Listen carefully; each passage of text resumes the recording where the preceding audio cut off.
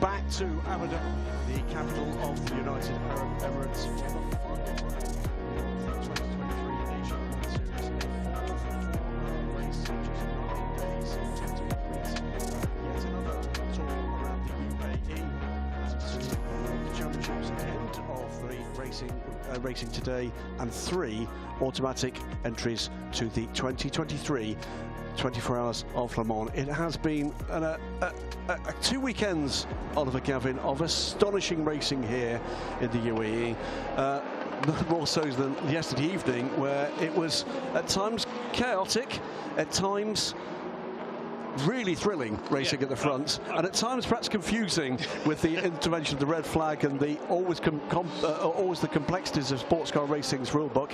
I'm Graham Goodwin. He is, of course, sports car racing legend, the instantly recognisable Oliver Gavin, particularly to his family.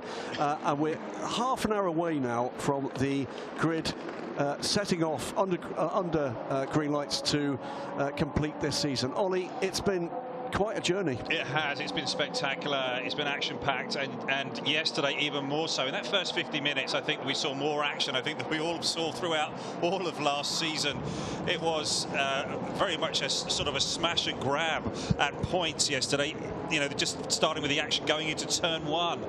And then it continued through turn 4, and then turn 6, turn 7, and that was just on lap 1. So, you know, if we have anything like that today, I'm not sure how many cars we might have running at the end, but golly, it has been, no doubt, the Asian Le Mans Series has taken a huge step forward in its performance level, in the driver lineups, in the team preparation, and just a general all-around presence on track has been, well, nothing more than spectacular. It's the 3rd year here in the United Arab Emirates, a format almost forced upon the series by the COVID pandemic, but it's proved massively popular. And one of the big pluses for the format has been these quick-fire double headers, where we and the teams and the drivers can discover and develop a skill base around 2 spectacular circuits. Dubai Autodrome last weekend. This weekend, it's the Yas Marina circuit. There we are with the calendar, and we're shortly going to go for a ride around the Yas Marina circuit, commentated on by, of course, Oliver Gavin, and this time, I think, aboard the 34 Valkenhorst car, Valkenhorst car, the BMW that leads the championship, coming into this by a hefty 18 points, but still with 3 other cars in the potential championship position. So let's do that right now. Let's take a ride aboard the number 34 BMW and discover the fabulous Yas Marina circuit. On board the Valkenhorst BMW M4 GT3, going for a lap with Thomas Morell here. As we're coming down the front straight here at Yas Marina, 16 turns, 5.55 kilometers through turn 1. Really important to get good exit off of here, carry the speed through turn 2 and up and over the hill and into turn 3, about 185 kilometers an hour as we exit here. Got to be careful of track limits as we come off of there and into turn 4. Then we're looking at the run down to turn 5, spotting the braking point, high grip tarmac here at turn 5, just being passed by P3 cars who come through the corner. Very important to get a good exit here, but this also highlights how we need to exist. All the drivers need to exist on the racetrack together, multi-class racing, P3, GT, P2. We're coming down and into the braking point for turn 6, about 265 kilometers an hour at this point, braking down to about 65 kilometers an hour at the apex of turn 6. Turn 7, very important to get good exit off of there, off camber, tricky to accelerate off of there, still using that toe from the P3 car to get as much performance as possible. And we're coming down into turn 9, another tricky corner. There's high grip on this new surface. GT taking a slightly wider line than, say, P3R, and I think that is going to cause maybe some issues later on in the race. So right at this point, when those 2 classes come together, trying to squabble over that same piece of tarmac. And we're coming through here into turn 12, braking point, very tricky. We're coming up to the W Hotel. Then it's 13 and 14, both off camber. The BMW maybe is not as competitive in this part of the racetrack as other parts. So that's super important to get good exits and coming through into the final couple of corners here. A lot of curb on the exit here, which can make the braking tricky for the final corner here at Yas Marina. So go off that final corner, and that's another lap here at the Yas Marina circuit in Abu Dhabi. Great stuff from Ollie and the Vulcaners team. Here is the 5.281 kilometre Yas Marina circuit. Really only three very different sectors to this circuit. Flat out in that sector 2, just with that sort of Mickey Mouse type chicane in the middle that caused all sorts of problems.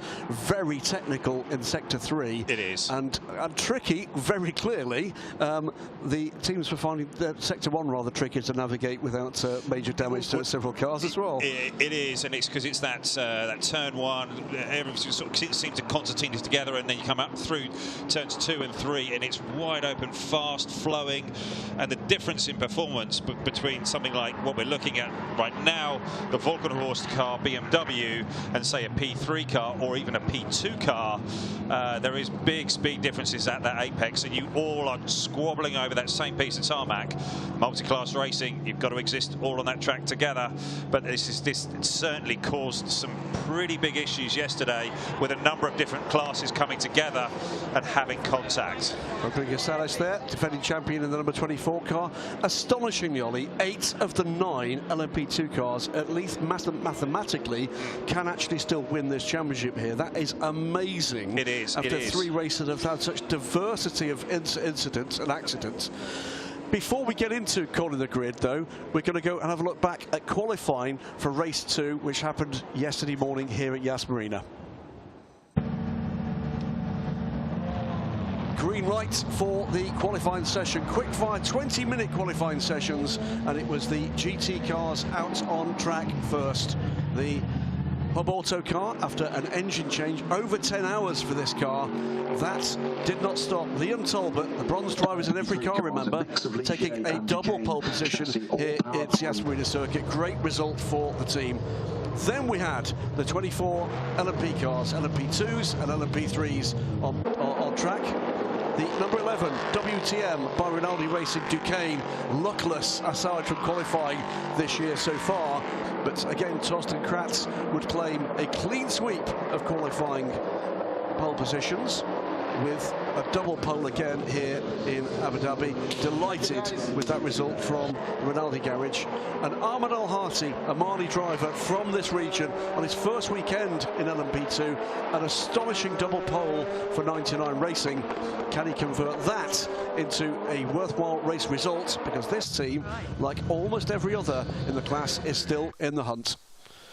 That is the qualifying result from the 4 hours of Abu Dhabi, the second 4 hours of Abu Dhabi. It is the 99 Racing car and the Nielsen Racing 24 car on the front row from DKR Engineering and Algar Pro Racing.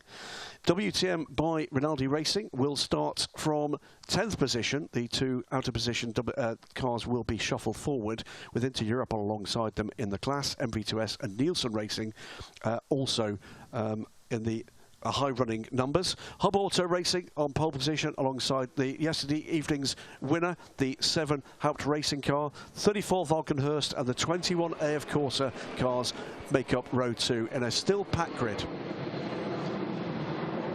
Yeah, on the flight path out of Abu Dhabi Airport, as you can hear here, we do see some low flying. It's not going to be a fly past, it's just air traffic. Yes, it is. Generally. So, oh, C-17 I think we've got over there at the moment, if I recognise that. There you go. It is indeed. And a very busy international airport with the spectacularly new terminal opening later this year. That is Yas Marina that gives this circuit its name, and that is the grid. We've lost another 3 cars, I'm afraid, since yesterday. But before that, 29 degrees at the moment on track, 25 degrees in the air. Unlikely to get much warmer than that, Ollie, at this stage. No, it's to get deeper into the evening. This race starts at 4 p.m. local time. We are running that 1 hour later for today for today's 4 hours of Abu Dhabi, which is going to present a little bit more of a challenge for the teams. More running under the lights, more running with a cooler racetrack. So I think that is something that these teams and cars. We were speaking to a couple of those teams yesterday and earlier on today with a couple of the things that they're looking to do, possibly with some pretty serious setup changes, possibly on these P2 cars, that how quickly they can change the front and the rear clip on these cars, and even a significant aerodynamical balance change. So is that something they're going to look to throw into the mix if as you say, there's 8 or so of these P2 cars that are in the hunt for the championship? Is one of those teams really going to roll the dice and go for something extreme? Well, leading the championship, we get a look here at the Gatsby car, 6th in GT. We'll come to the championship leaders. This, as we've said before, is 10 years of Gatsby performance. Their first season in the Asian Le Mans Series. They've had a bit of a topsy-turvy time of it, but have enjoyed their time. Yes, they have. Yesterday, during the red flag, they were pushed off the grid, and they ended up coming wherever all the cars were lined up and back into the pit lane, and they seemed to just have some issues and problems. And then they had an issue with the car, I think, later, maybe even a spin. But still in the championship hunt. They are the third of 3 that are in the hunt for the GT class. Let's go down to the grid. We've got Haley Edmonds down there with an important man, the man at the helm of LMBM who organised the Asian Le Mans Series. Haley talking to Fred Leclerc. Hello everyone, I'm down here in the grid, joined of course by Frédéric Leclerc, CEO of Le Mans Endurance Management. So Frédéric, what a fantastic season this fanned out to be finally, with a record grid here at Asian Le Mans Series. Yeah, you're right. I mean I think we broke the record, 48 cars at the start of the championship, which is, huge. We are very happy with this. The format is great. The competitors, I guess, they really love the event, and today is the last race, and so no, I do not want to bet, but it's going to be, amazing. Well, I think so. If any of the last 3 races to go by, it's going to be fantastic here in Abu Dhabi. Just a word maybe on how, of course, the endurance racing has evolved after these few years, and as you know, we've seen today with this fantastic grid. Yeah, something is happening. Clearly it's booming. The arrival of all the car manufacturers in the hypercar category. That attract. All the competitors. They all want to race in a sport car endurance racing, which is super good for sport. Of course, the World Championship will be a great event. We expect not less than 6 car manufacturers for this year. But today is the day of the privateers also, and the gentleman drivers. And I think that we need to underline that. We really need to do more and more for the gentleman drivers. It's a part of our DNA. This is very important. Absolutely, and that was a kind of a key feature of this Asian Le Mans Series, the role that the bronze drivers had here. But also, of course, what's really fantastic about this are the 3 invitations to race at this year's 24 Hours of Le Mans Centenary Edition. I think that's going to be a big edition this year, right? Yeah, you're absolutely right. The possibility to get some Le Mans invitation here, this is something great. That's why also, we have such big fight on the track. And yes, of course, that also this is an opportunity for me to remind to all the fans that the LMP2 category is very important for us, and this category will have a great future in the, let's say, SEO pyramid of endurance racing. Fantastic. Thank you very much, Frédéric. Thank you very much. Thank you. That's great news for the whole racing community. LMP2 with a rosy future, new cars to come in a couple of years' time. But Ollie, the quality of racing in that class here, the 3 races we've seen so far, has been a massive step forward for the Asian Le Mans Series. Oh, it's been huge, and it's been such a big takeaway, I think, from the first 3 races we've had. You're seeing teams coming through that really weren't that sort of fancied at the start, but also some real standout driving talent. You've got the likes of Nolan Seagull, Kiffin Simpson, you've got Malte Jakobsen, who just lit the race up yesterday with a stellar performance. That 37 Cool Racing car just was almost unstoppable. It was this march to the front that he had. But there was a number of other teams that have been very strong here. I had a chat actually with Stewie from Algarve Pro just before coming down here to the studio. And we saw Kiffin You're on the Simpson. same level as him, aren't you? Yeah, well, he's actually just a little bit above me, but you know, he's sort of talking down to me somewhat. But they had a number of issues, but that 25 car was running brilliantly. But Kiffin Simpson, when he finally got in the car, they had a gearbox issue, and that car had to pull away from his one of those stops in second gear. As that car was pulling away in second gear, it got a very good launch, too good a launch, and so that was resulting in that shorter pit stop. There you go, and that is Kiffin Simpson. Had that misfortune at the very end of the race, which has turned this championship on its head. The spin that he had was due to that second gear. It actually fell out of second gear as the car was spinning. Oh, wow. That's how he lost control. The barrel inside the gearbox was moving, and it just dropped out of second gear. So it wasn't down to his skill or his losing control of the car. It was actually a failure which came from earlier. This is the Volkenhorst BMW M4 GT3. Dominant leaders at the moment, but as we know, Ollie, in these races and in every endurance race, it's 4 hours that can throw anything at this. Talking to these guys earlier on in the weekend, they knew their job coming in here, what they needed to do and how they needed to approach their racing. And so I think yesterday they just executed, and then today I think they've just got to finish, I think it's 6th or better. Yep, so we wait and see what happens with the number 34 car, and then we wait and see whether they or any of the other teams that can win it. I think it's is it 4 cars? It is 3 cars in GT, 4 cars in LMP3 and 8 cars in LMP2 in the hunt. What are their choices going to be for the Le Mans 24 Hours, the eventual championship winner? This is our race winner from yesterday evening, an Armani flagged team from Haupt Racing Team, the Almanar Racing Squad, and what a result for them yesterday. It was flattered somewhat by the way in which the race was reordered by that red flag, but they were faultless. They were fast, faultless, executed well, did all the things that you need to do in a sports car race, an endurance race, to win it. It's 4 hours. It's a tough strategy to work out with the team, and certainly with that red flag period, a lot of stuff got compressed, whether that's drive time, whether that's pit stop legs, whether that was all kinds of other bits and pieces that the team really had to work through. So tough one to call. This is our pole sitter in GT, though, after a stellar double pole position performance from Liam Talbot. I know you were impressed by this after the team came back from the adversity of having a 10-hour-plus engine change in that car. Yeah, it was. It's spectacular for the team to get that back on track, and then Liam to get the car out in qualifying and execute a stellar qualifying performance under serious pressure. He needed to deliver on that final lap in qualifying, and he really did. Local VIPs with our travelling VIP. This is Pierre Fillon, the president of the Automobile Club de l'Ouest. I saw him out running this morning. Yeah, he does. Yes. Yeah. Quite the runner. Yeah. Was he lapping you? Yeah. Well, no, not quite. I've got longer legs. Fair enough. Yeah. Yeah. Okay. We'll brush over that. But Pierre enjoying the sunshine. Great to see, by the way, a vastly increased level of interest in these races. Both circuits this year. Pretty packed grid as well. Loads of families here. Was delighted, by the way, as the Cool Racing guys pole position. Star of the show yesterday. There is Milton Jacobsen.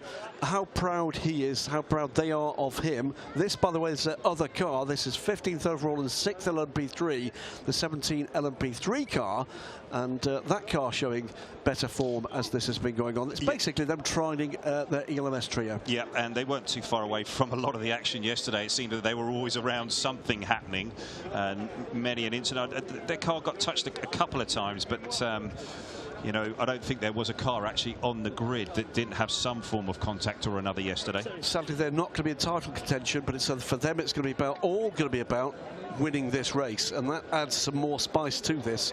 If you're out the championship, there's nothing about conservatism left here. It's about getting the pedal to the metal. Yeah. There, in the multicoloured helmet, is the unmistakable form of Miro Konopka, our longest surviving, if you like, Asian Le Mans Series entrant, back to 2015 for Miro in every class we've got here down through those years. This is the 5th place car in LMP3. They've had a topsy-turvy championship as well. The 55 Rinaldi racing car.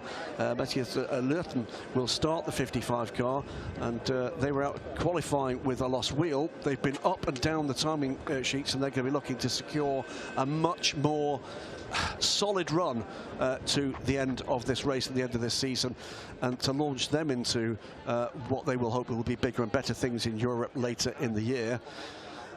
It does my heart good to see this got a grid here in Europe. This was our race winner yesterday evening. What can you say about these guys? Oh, these guys worked super hard through all of the testing, all of the practice, trying to get a better race car. It certainly proved it yesterday. They had a stellar strategy. Yes, they did get a little bit of luck there with the red flag, but they absolutely delivered. And Tony Wells, some 2 seconds a lap he's found here from last year to this year. So all of that hard work is paying off, and the boys and girls down there at Nielsen have really done a stellar job this weekend. Great stuff. This is the Inter-Europol squad. One so of 4. Christian Bogle's going to be starting the car. That is a bit of a change-up. Yep. Because Charlie Cruz was talking to me earlier, and he was saying he thought he was going to start the race. Oh, that's a bit disappointing for him. 3rd on the grid, MV2S. They've been another standout performance here, and they lead the points battle. 10 points to the good. One of 3 teams, 4 teams rather, that can still technically win this championship. 58 points for them, ahead of Graf Racing's number 8 on 48. So they are in the pound seats, if you like, and they've been very solid contenders all the way through. They've just basically got to deliver today. Yeah. A podium position should get them home. Yeah, definitely. So I think we're in the 73 car. That is 2nd in LMP3. John Corbett will start the race for this Very squad. strong showing in qualifying. Didn't Excellent. they just? Yeah, really good. And they've, I think we expected to see a little bit more from them through the race yesterday. And yeah, it didn't quite pan out for them in the end, did it? Because they were running at the front. Alexander Bekantsov qualified for them yesterday. He's a locally based and experienced racer in Radicals. That is a familiar face, an unfamiliar garb. That is Mo Smith, known to me as ELMS Santa, and the co-winner of the LMP3 European Le Mans Series Championship with Malte Jakobsen and Mikey Benham. If you're watching, Mikey, welcome to the broadcast. I'm sure you're cheering on the young man that helped you to that glory. This, though, is yet again a pole-sitting car in LMP3, but they can't catch the look, can they? No, Torsten Kratz has just been spectacular in this car. They were far and away head and shoulders above everybody else in the class, but got completely undone with the red flag yesterday, and their drive time was just not their friend. It was the problem there is the revised drive time didn't concur with where they needed to be for fuel. They needed fuel and a driver change within 2 laps, and their race came to pieces. 43, a race winner already the past fortnight. Now these guys, I think, are not necessarily a dark horse for the race today, but I think that their package is strong. I think Charlie's full of confidence, and Nolan Seagull, one of the stars of this championship. So I think that they will be, charging to the front and challenging this car, the 37 Cool Racing, once Malte Jakobsen gets on board. But Alexander Kwani did a solid job yesterday, really solid job. Yeah, here we see the 25 car, unfortunate towards the end of the race with that problem for Kiffin Simpson. Astonishingly, by the way, the 43 you can see behind, the 25 you can see here, a moment from the gentleman alongside, and then alongside the 37, all on 39 points, 12 points off the lead from this car, which is our championship leader. 2 second places and a 3rd. Just goes to show, doesn't it? You don't have to win the races, you have to be fault-free. Yeah, just think back to that interview that Sally did during the race yesterday. Yeah, wasn't hopeful, was he? No, not very happy, really quite frustrated with the way some things have gone, but they're still leading the championship, and they are in the box seat here to win. There you go, 4th in the, rather 5th in the standings is the defending championship car, the 24 Nielsen racing car, Rodrigo Sales. This car had quite a lot of damage by the end of the race yesterday. It had a really damaged nose from the contact at turn 1, and then I think it got some damage on the left side pod. There was a further contact which I think might have been involved in that incident that affected terminally rather the number 60 Formula Racing car. Yeah. This is Ahmed El Hati. We've mentioned Oman once, we'll mention it twice, and there'll be cheers, I'm sure, in Muscat as we do so. A proud Omani flag bearer, Ahmed El Hati, and quite right, he should be proud with pole position. double pole position here at Yas Marina as the safety car, the Corvette ZL1. They get aboard that. We'll call the starting grid. It's a Camaro. It's Camaro, ZL1. Okay. It is 99 Racing and Nielsen Racing Row 1, Row 2 DKR Engineering and Algar Pro Racing in LMP2, as it will be all the way down to position 9. Row 3, it is also on 39 points as are Algar Pro, 37 from Cool Racing and 43 from the Inter-Europol competition. Both race winners in the Age of Le Mans Series this year. Then the 44 ARC Bratislava car, the 11 WTM by Rinaldi Racing Duquesne is 8th. Behind that, both of the United Autosports car. Paul Di Resta will start again in the number 22 car. Yasser Shaheen climbs aboard the number 23, the orange and black, sponsored by the Ben Motorsport Park. Down into the LMP3 pack, into Europol 73, and the 29 MV2S Racing Ligiers sit 11th and 12th on row 6.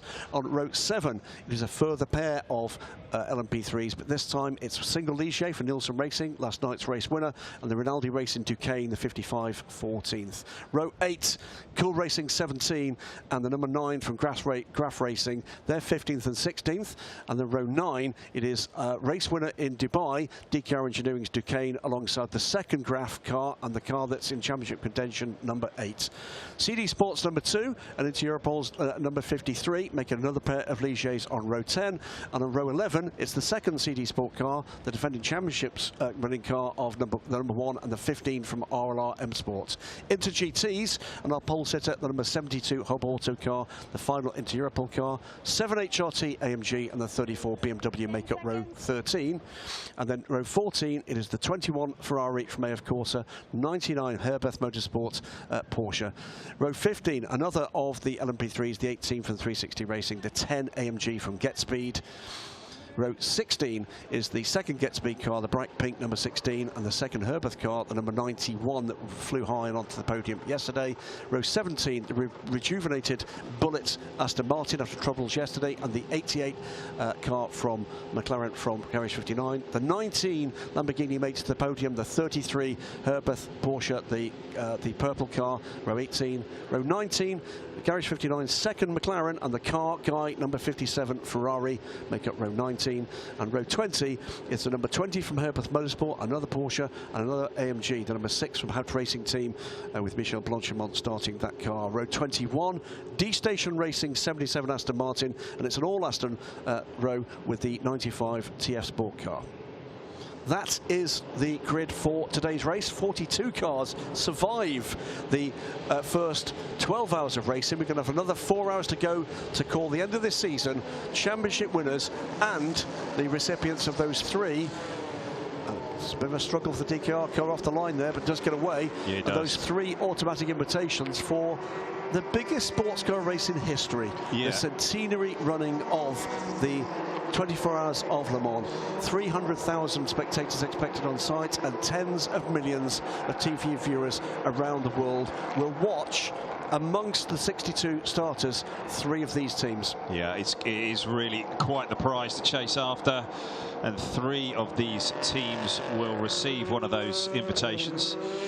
I think that in GT you can really needle it down to a couple of teams. In P3 it's about 3, but in P2 it's been spectacularly competitive, and you can't take your eye off it. And there's some 8 teams and cars there that that could make the grade. Well, let's talk get about that invitation. Yeah, talk about the 3 cars that didn't make it from yesterday. If you watched yesterday's race, you'll have seen lots of action, let's call it that way. The number 60 Formula Racing car is not with us. That's not a surprise. That was the big accident by Johnny Lawson that brought out the red flag. The 67 Orange Racing McLaren didn't make the start yesterday and won't make the start here either after mechanical problems in qualifying. The 74 Kessel Racing Ferrari also out with a technical issue, but it will be still 42 cars to take the start here, finishing under the lights at this spectacular circuit. Ollie. Yeah, absolutely. These guys now, all of these drivers will be working hard, trying to get in the zone, focusing on what's coming up. A lot of that accelerating and braking, trying to get the heat into the brakes, into the tyres, get the pressures up for that first corner. And we saw yesterday Charlie Cruz starting super fast coming down into turn 1. We also saw some contact further back and a little spin there for Rodrigo Sales. We saw some action with the GT cars and the P3 cars all getting mixed up together. So everybody just wants to get their head down and have a clean start. But with this many cars on the grid and 3 classes, you know, they all build their lap time in lots of different ways. And like someone like Paul di Resta was just saying to me at breakfast this morning about how that is a real challenge and how everybody generates their lap time. It's really quite tough to build that ultimate lap and deal with the traffic while you're out there. So watch for very close contention from the start of this race. Watch where Paul di Resta goes from the start. He's there in the blue, white and red car at the back of the LMP2 pack. Watch for Christian Bogle, another silver ranked driver starting this race, and amongst all of the other bronze ranked drivers that will take the starts in LMP2, it's going to be about survival and then settling down to see who can get the points. It's going to be for DKR about staying in contention here and looking after a championship leading position. It's all up for grabs, and it's going to be starting, Ollie Gavin, in just a few moments time. It is. And at this point you're just thinking the safety car is going so slowly. You just wanted to pick up some speed. You want to get racing, you want to get going, but we will be doing that very, very shortly. Nerves are jangling in every single pit garage. Nerves are jangling, of no doubt, as well in every single cockpit. But we're just a few moments away from getting underway with the final 4-hour race for this season. The second doubleheader is about to begin. The second of the doubleheader is about to begin here at Yas Marina Circuit, under the control now of Ahmed Al-Hati as the Camaro makes to pit lane. The white number 98 car from 99 Racing. He's going to choose when the pedal goes down once those lights go out. Watch the red lights, watch the red lights, watch the red lights, and then watch the white car and the cars behind as they compress and then spread out for turn 1. It's a big moment for the number 11 car. Up the inside goes the number 3 car, stays in position there. 2 or 3 cars running wide, including Paul di Resta. There's a problem for Torsten Kratz, though. Yeah, and I see that one of the United cars got some damage. The 25 was going wide there, but I think the 11 WTM car has got a problem immediately. Such bad luck. Christian Bogle side by side with Paul di Resta. Di Resta gets that position. This time, the vast majority of the field, though, get down to at least to the hairpin without major damage, aside from the issue for the, well, in performance terms, dominant Torsten Kratz, but it's all gone wrong straight away. We didn't see, it looks like he must have had contact there. Unbelievable luck. They're streaming down into turn 6 here, hard on the brakes. Already 4th, Paul di Resta. Exactly. And Christian Bogle just behind him. They'll be looking to get everything up to temp here, but it's Ahmed Al-Hati that's stretching away. Rodrigo Sales a little bit sluggish, a little bit slow with his first lap, and Paul di Resta is just using all that experience and know-how. I'd say he's going to switch back and do the cutback here underneath. He's going to get both of them on at the same time, same corner. He's got it done, I think. I think he has. The head in the hands moment there would have been whether Rodrigo Sales had seen that the car was coming. He did. Breathed a little bit. Absolutely. Paul di Resta, before the end of this lap, is going to be up to at least 2nd place, and I think it will be 2nd place. Stellar run through the LMP2 field from Paul di Resta on cold tyres. Let's not forget, no tyre warmers in any ACO series this year. Yeah, so this is the strategy that United have gone with for this weekend. Start Paul di Resta in the 22 car, and it seems to be paying off, paying dividends. Strong result yesterday, which was adjusted at the end of the race after they looked back and they got dropped down the order to 5th place, didn't they, the 22 car? They did. Paul di Resta now looking for a way by the Omani driver. Pole position sitter, of course, for this number 98, 99 Racing. Why is a team called 99 Racing number 98, you might ask? Because Herbert Motorsport already got 99 on the inside and does that easily now. Ahmed Al-Hati just had a little bit of a lock-up. The car just checked across the road. That was all that Paul di Resta needed, just up the inside, got it done, and he's off and into the lead. Now, I expect him now to make good progress. You can see the number 11 car ahead of them on this straight, trying to make his way back to pit lane slowly with that puncture. The 22 just smoking a little bit there on the brakes. Not sure that maybe that's a bit of an overfill on the fluids, or is it just the plank touching and just wearing a little bit, but we'll have to keep an eye on that, see if any more of that develops. Yeah, I think that was the 11 car pulling off the circuit before the pack arrived here, so hopefully he can get it back, but that's that's race ruined, isn't it? It is, it is. GT battle right here with mixed up with the P3 cars. There's the Hub Auto car and then the HRT car all running together. Oh, there's the 11 car, slow. Oh, such rough luck. The two Mercedes AMGs really going at it early in the race here. The 7 car off and away, but the 6 and the 72 really going around the outside. Oh! Big spin from big spin for the Enduro car. 73, I believe that was. Mercifully avoided by the approaching horde of GT cars. So it goes to show, doesn't it? 16 into 1 can go. Yeah, yeah. Bullet Racing 66 is holding his own, just trying to sort of fend off those charging Mercedes. Jakob Riegler is in that car after terrible luck yesterday. Martin Berry with no chance. Yeah, nowhere to go. In fact, the car in front of him was the car that spun after a puncture suffered in much the same way as Torsten Kratz by the look of things. Yeah. And that was unavoidable from the Aston Martin driver. But this time they're going to clear a run at it. There's a bit of debris there. There is. There's carbon fibre flying everywhere. And I think that's actually from the 11 car. They haven't managed to get rid of it. 29 car here in P3.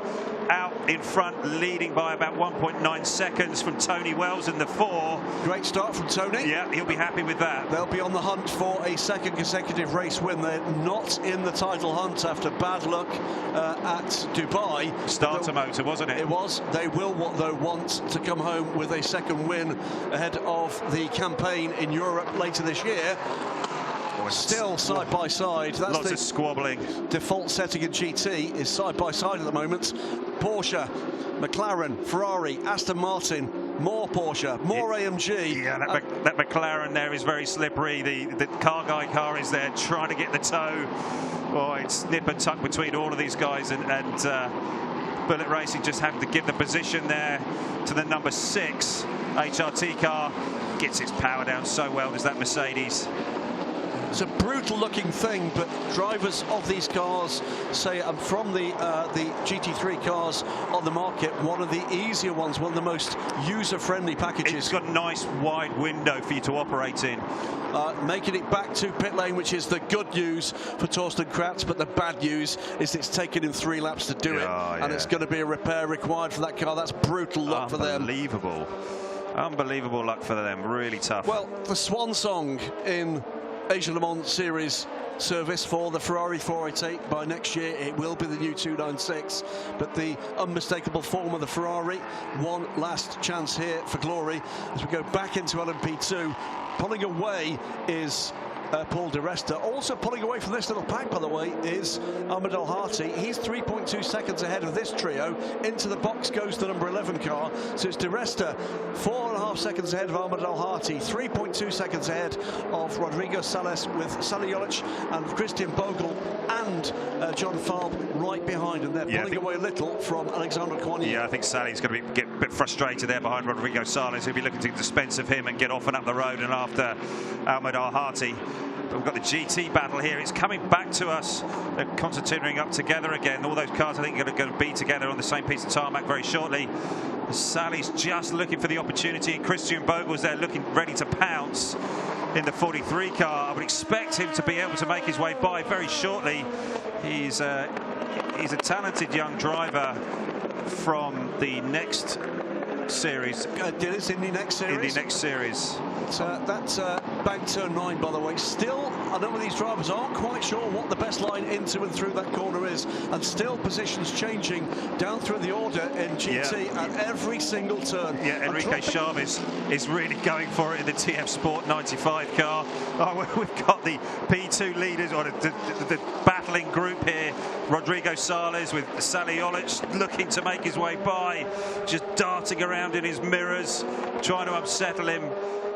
Rodrigo's been pretty settled here, though, but I think that Sally might have the pace over him, and if he could just get it up and the inside and by him, I'm sure he's going to be able to make it away from him.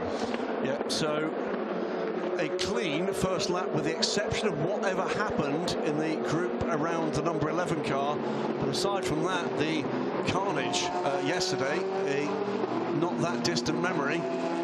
And now we can get down to great racing, and it has been so far, and in particular with that chasing group in LMP2 and the entire field in GT. But look at things. Sally just locked up up front there, just ran a little bit wide, and is this going to give Christian Bogle the chance? A little bit of a wiggle there from the 3 as he's just a bit too eager on the throttle. And Christian Bogle, is he going to get the chance now to line Sally up, possibly to up? Is he going to go up the inside or around the outside? Or he's just going to follow him?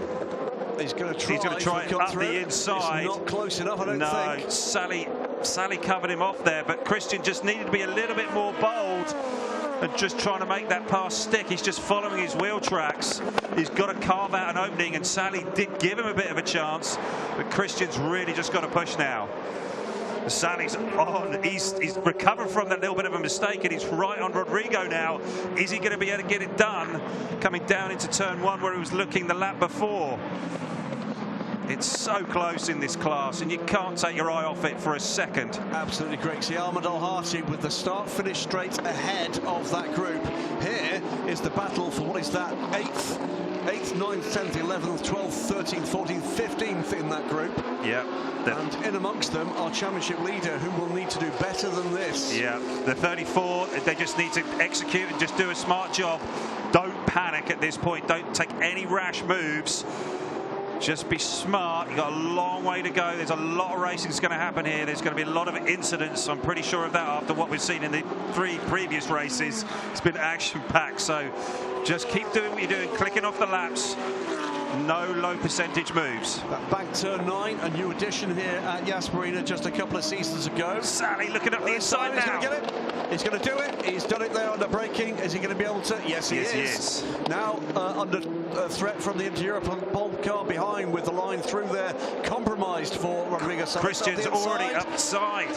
He's using that side draft now. Is he going to be able to make that stick? Watch the 25 as well. He's in this fight too. Turn 9 coming up. Who's going to go where? Beautifully done by Christian Bogle there. Yeah, nicely done. The issue. Yeah, and there's John Faub looking to make the move as well. But the 43 is already straight onto the back of Sally Olic. And are those two going to be able to make their way and get away from Rodrigo Sales as we switch back to the GT battle here? 2nd, 3rd, 4th, 5th and 6th. Here, all 7th, in fact, together. Yeah, the patented Graham Goodwin fortune-telling service will predict that we're going to see potentially a problem for the 23 United car. Their team manager being called to race control. Up the inside goes Stefano Constantini. Way too deep in there. Yeah, he did. He just left his brake. He just had a little bit too, and he's going to leave himself open to Enrique Chavez. He is indeed. He's going to lose that position, I think. Yeah, because that Aston has got a decent amount of ponies. It does indeed. My guess is, Ollie, that the 23 and the 11 might well have been in somewhat close contention. Yeah, I can't see how though. Maybe it was at the start. The 23 started behind him. Oh, okay. Oh, such cruel luck. So 21 tried, failed, lost in that exchange. Yeah. And now he's got his mirrors full of AMG and Aston Martin action. Great looking livery on that Bullet racing car. It's fantastic. The 6 had a big wiggle there. Just had to gather it all up, just check up, and he's back under control. The 6 is, and Bullet Racing is still right on him. Fastest lap of the race goes to Paul di Resta on lap 6, 1:42.139. 10 seconds to good now, with Ahmed Al-Hati also pulling away from that battling group, now led by Sally Olic, who is still not closing that gap. John Faub here is looking for a way past Rodrigo Sales. Rodrigo doesn't look as comfortable or as confident today as maybe he did yesterday. And John's looking to put a move on him as they come down to the W Hotel here, turn 12. Just seeing that Paul di Resta fastest lap. That's a quick lap time. I believe that's quicker than we saw yesterday. Yeah, and it's warm here, not blazingly hot, but very warm here. You have a goodly proportion of the GT grid started here with 18 cars. They're all still rolling, which is better than yesterday. Yes, indeed. I will say, by the way, that number 11 car is still in the garage. Yeah, it looked like it got some pretty big damage to that left rear. It was instant when it let go that tyre, and it can wrap around, flap around, and do all kinds of damage to the rear of the car. Now, having cleared the Nielsen racing car, DKR and Intereuropol have basically disappeared up the road, and all of a sudden Saliolic is now beginning to just nibble away at the 7+ second lead of Ahmed Al Hati over the third place DKR Engineering car. DKR Engineering car, if the race finished now, which it's not going to, would take the championship, and we'll call that clearly throughout this race, but certainly far closer to the end of this 4 hours. Tony Wells here in second. He's trying to get his head down and get after the MV2S car. I think that gap is just opening up a little bit more. We're back in the GT battle here. The number 6 HRT car all over the back of Stefano Constantini in the 21. The Bullet Racing car's not far behind, being caught by the 33. This is the battle. Yeah, there's a battle for significant positions. We get the shot down the start-finish rate. You'll see it is yesterday's race winner. There it is. The black Mercedes-Benz leads this. The 95 Aston Martin is in second. The 72, the pole-sitting Hub Auto car third. Then the 21 Ferrari, 6 AMG, 66 Bullet Racing, 33 Porsche from Herbeth Motorsport, and then the rest of them turn up like a tsunami of carbon fibre.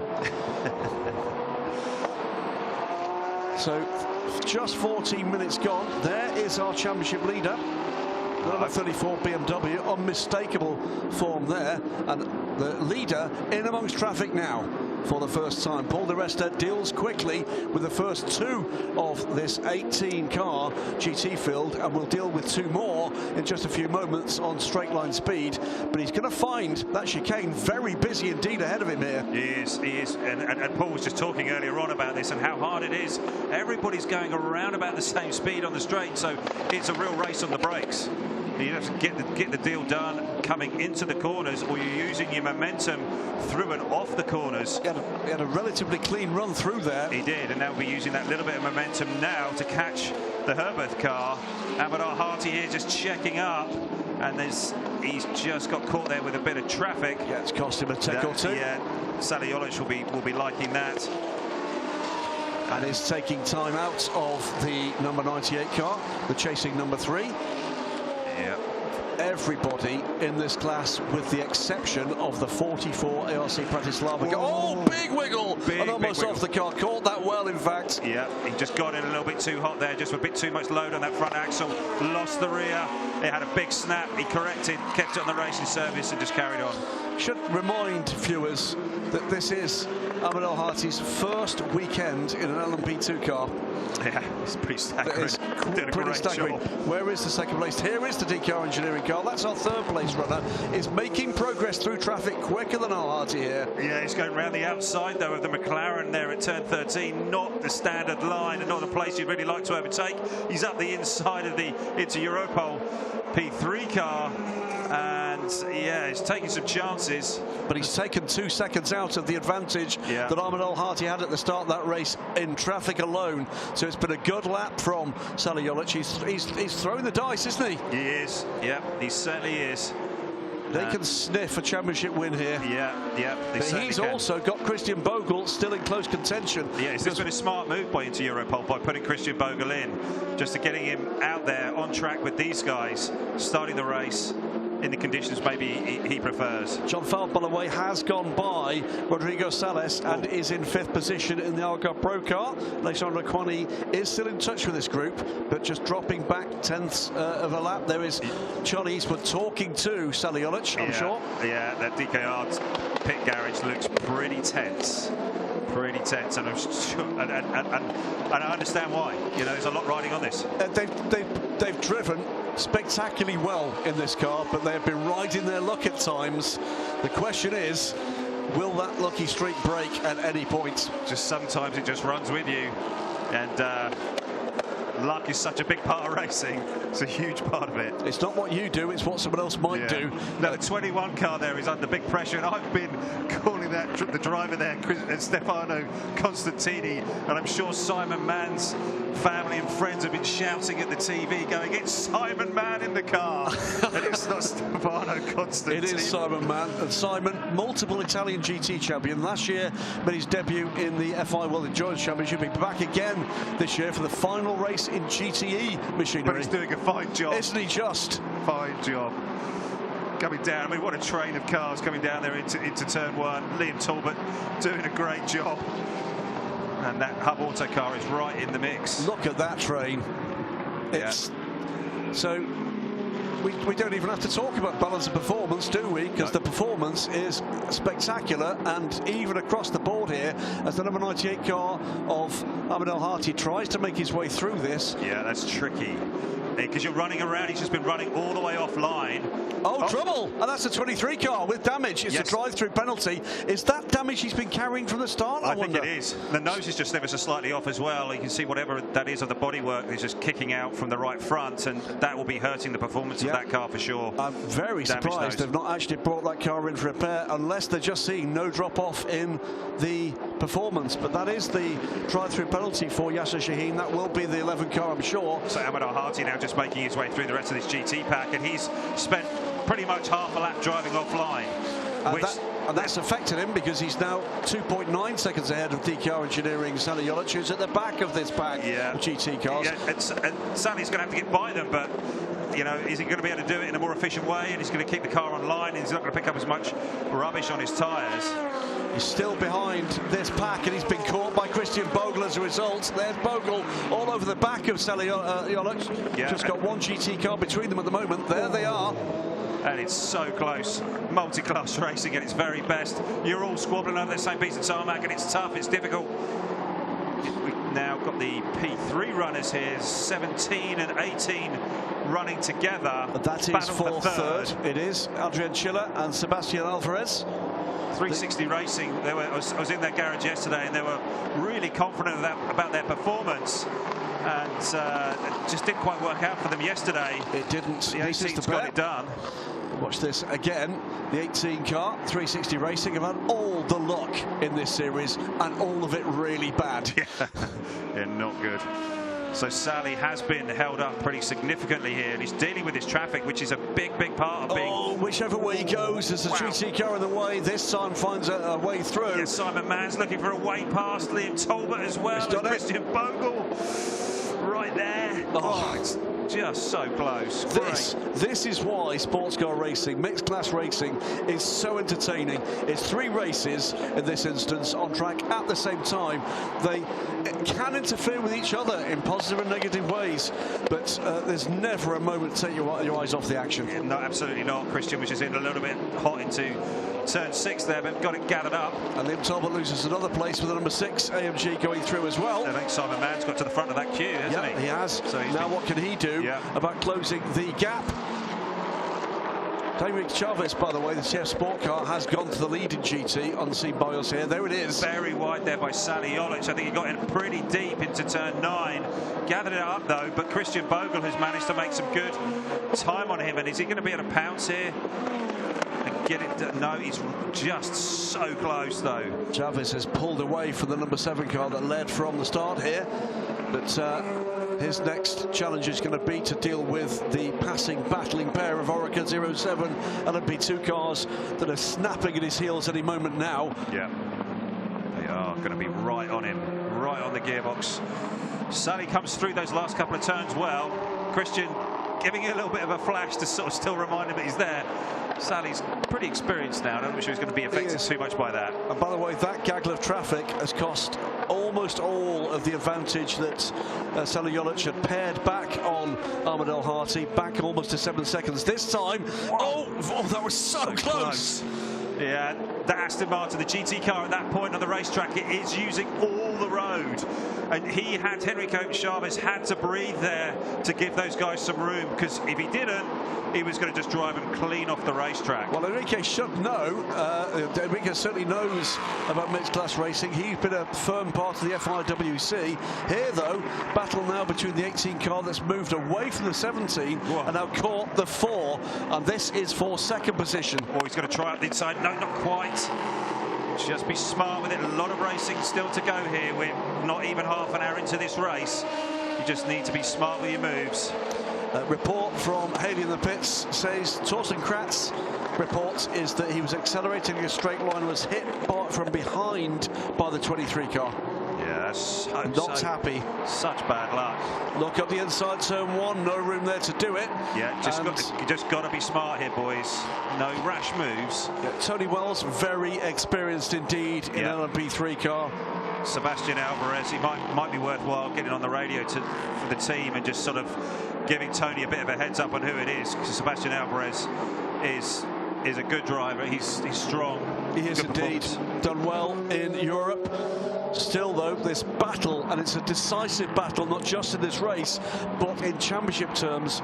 7 seconds back from second position, this battle for third place between championship leaders DCAR Engineering, race winners in Dubai. The Europol team, he has got it done. 360 Racing is through. I think Tony might well have let that happen, yeah, you know. Yeah, maybe he had a little bit of a call there from Stewie down at Nielsen, just to sort of say, look, be smart. We're not really racing this guy right now.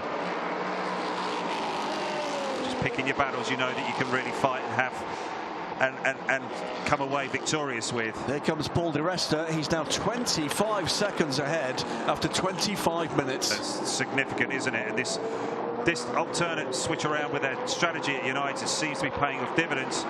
We'll have to see how it plays out with the rest of the race. What's happened is, what they needed it to happen was it needs to stay green for this to pay off for them. Yeah. It didn't yesterday. No. Remember, they've still got their bronze driver to go, and all the while we're watching this, as we've got a drive-through penalty for car 16. That's the pink get-speed car for abusing track limits. Bet that's not the last. No. But all the while, multiple cars in these battles, side by side, between the car guy, the Ferrari, and the Bullet Racing Porsche, with the Garage 59 McLaren, the white and blue car, in close contention there. And the D-Station car is just right there on the gearbox. Indeed. All the way from the back of the grid, D-Station. Yeah, he's with Tomonobu Fuji, one of the silver rank drivers aboard that car. Rob Bell, by the way, is in the Garage 59 car. Move for position. Liam Talbot loses another place just for the moment there to the number 33 car. That car in the hands of Alfa Renard, another team, the 33, that have started as silver rank driver. And this is another part of this jigsaw puzzle of a race, with teams opting to start their silver or gold rank drivers against the less experienced, often less quick bronze drivers. Yep. This will come back later in the race to some of these teams. Yeah, absolutely. So the teams just need to be building that into their strategy, not panicking, not sort of trying getting their driver to sort of perform above its outside its performance. Trouble, with 23. Trouble for the 23 now. That is Yasser Shaheen. He already was carrying damage. Turn 9 off. It's an unusual spot for a P2 car to spin. Yes. It's not a huge break point there for them. I mean, it's a bit. There's an opportunity for Alexander Kwani. He's gone out the inside. Yep. He's got it done. That was Rodrigo Salas choosing the wrong way by the GT leader. Yeah. In traffic. Yeah, Rodrigo's just hasn't looked as comfortable today as he was yesterday. And Alexander's caught him and passed him and now put the move on him. So this is yesterday's race winner here, the 37 Cool Racing car. Last year's championship winning car, the 24 car. And the 15 goes wide there. The RLR Sport car, it's just somewhat bluffed out of his own braking points and lets the GT leader by. This is the moment. Is it touch? It is a touch. And that looked to me to be Yasser just squeezing the Herbert car too much. Yeah. There was nowhere for the Porsche to go. No. Inexperience. In he comes now with damage. Yeah. That's not the damage from the spin. It's damage he had earlier. As the Christian Bogle's got by. He has. Saliolich, and that was a move there on the Graf car. Really quite a low percentage move there, but he got it done. The Graf car really had to give him some space, ran wide, but Christian Bogle's got that done, and Saliolich has now one space and one spot further back. And let's see how Christian Bogle can now get off and away now that he's got by Saliolich. Yep, so in a ocean of possibilities for this championship, there's one certainty, which is all 8 of the cars in contention will want to win this race, and 7 of them absolutely want to win the race and hope the DKR car finishes further down than they would wish. Yeah. Aston and Aston action, and the 66 cars fallen back in this group. Yeah, it has. It has. It started strong, but it's just sort of fallen away a little bit. Fuji is making good progress in that 77 car, and that car has been fast really all weekend. Yeah, So GT led still by TF Sport and Enrique Chavez. Haupt Racing's Martin Conrad second. Simon Mann still holding a very strong third. Frank Bird in the second Haupt car, the sixth car, the yellow and blue machine. He is fourth. Alfred Renoir, another of the silver drivers in the Herbeth number 33, the purple car. Mikkel Jensen is aboard the car, so the platinum driver there. Liam Talbot, unsurprisingly. Sebastian Alvarez goes to the lead in P3. Back to the front in that class again. Not the first or even the second time he's done it in this championship, but this time 360 Racing will be hoping that their luck holds. Yes, they didn't have it really yesterday at all, did they? So they were saying that they were going to employ this strategy with Sebastian, seeing what he could do to get the car to the front, and he's done it. Bad news for Garage 59, the 88 car in the hands of Alex West will be coming in for a drive-through penalty. So too will the car that's running ahead of him on track, Alex Manikin in the 91 Herbeth Racing car. That car too, track limits. Yeah, they're all running around so closely together and all getting dragged here, there and everywhere, and they're just using a little bit too much racetrack and even more. Frank Bird here with Simon Mann in this battle here for third position in this utterly hectic GT class. Breathless, absolutely breathless. This is why we love GT racing, isn't it? It's massive variety of machines, real depth in this field as well. And such great teams and real driver talent here. You know, whether we're looking through all the different rankings, you can see some real talent in every rank. Battle for third position here in LMP3. Everywhere we look, there's another battle. Yeah, Adrian Chiller catching Tony Wells, but I don't think Tony and Nielsen are going to be too worried about this. Nope. They're going to be like running their own race, looking at their own strategy, and just trying to sort of tick off the laps. He'll have his own lap time he's running to. Exactly. He'll have his own fuel figure he's running to, and he'll be happier. He'll be happier if he was second or first.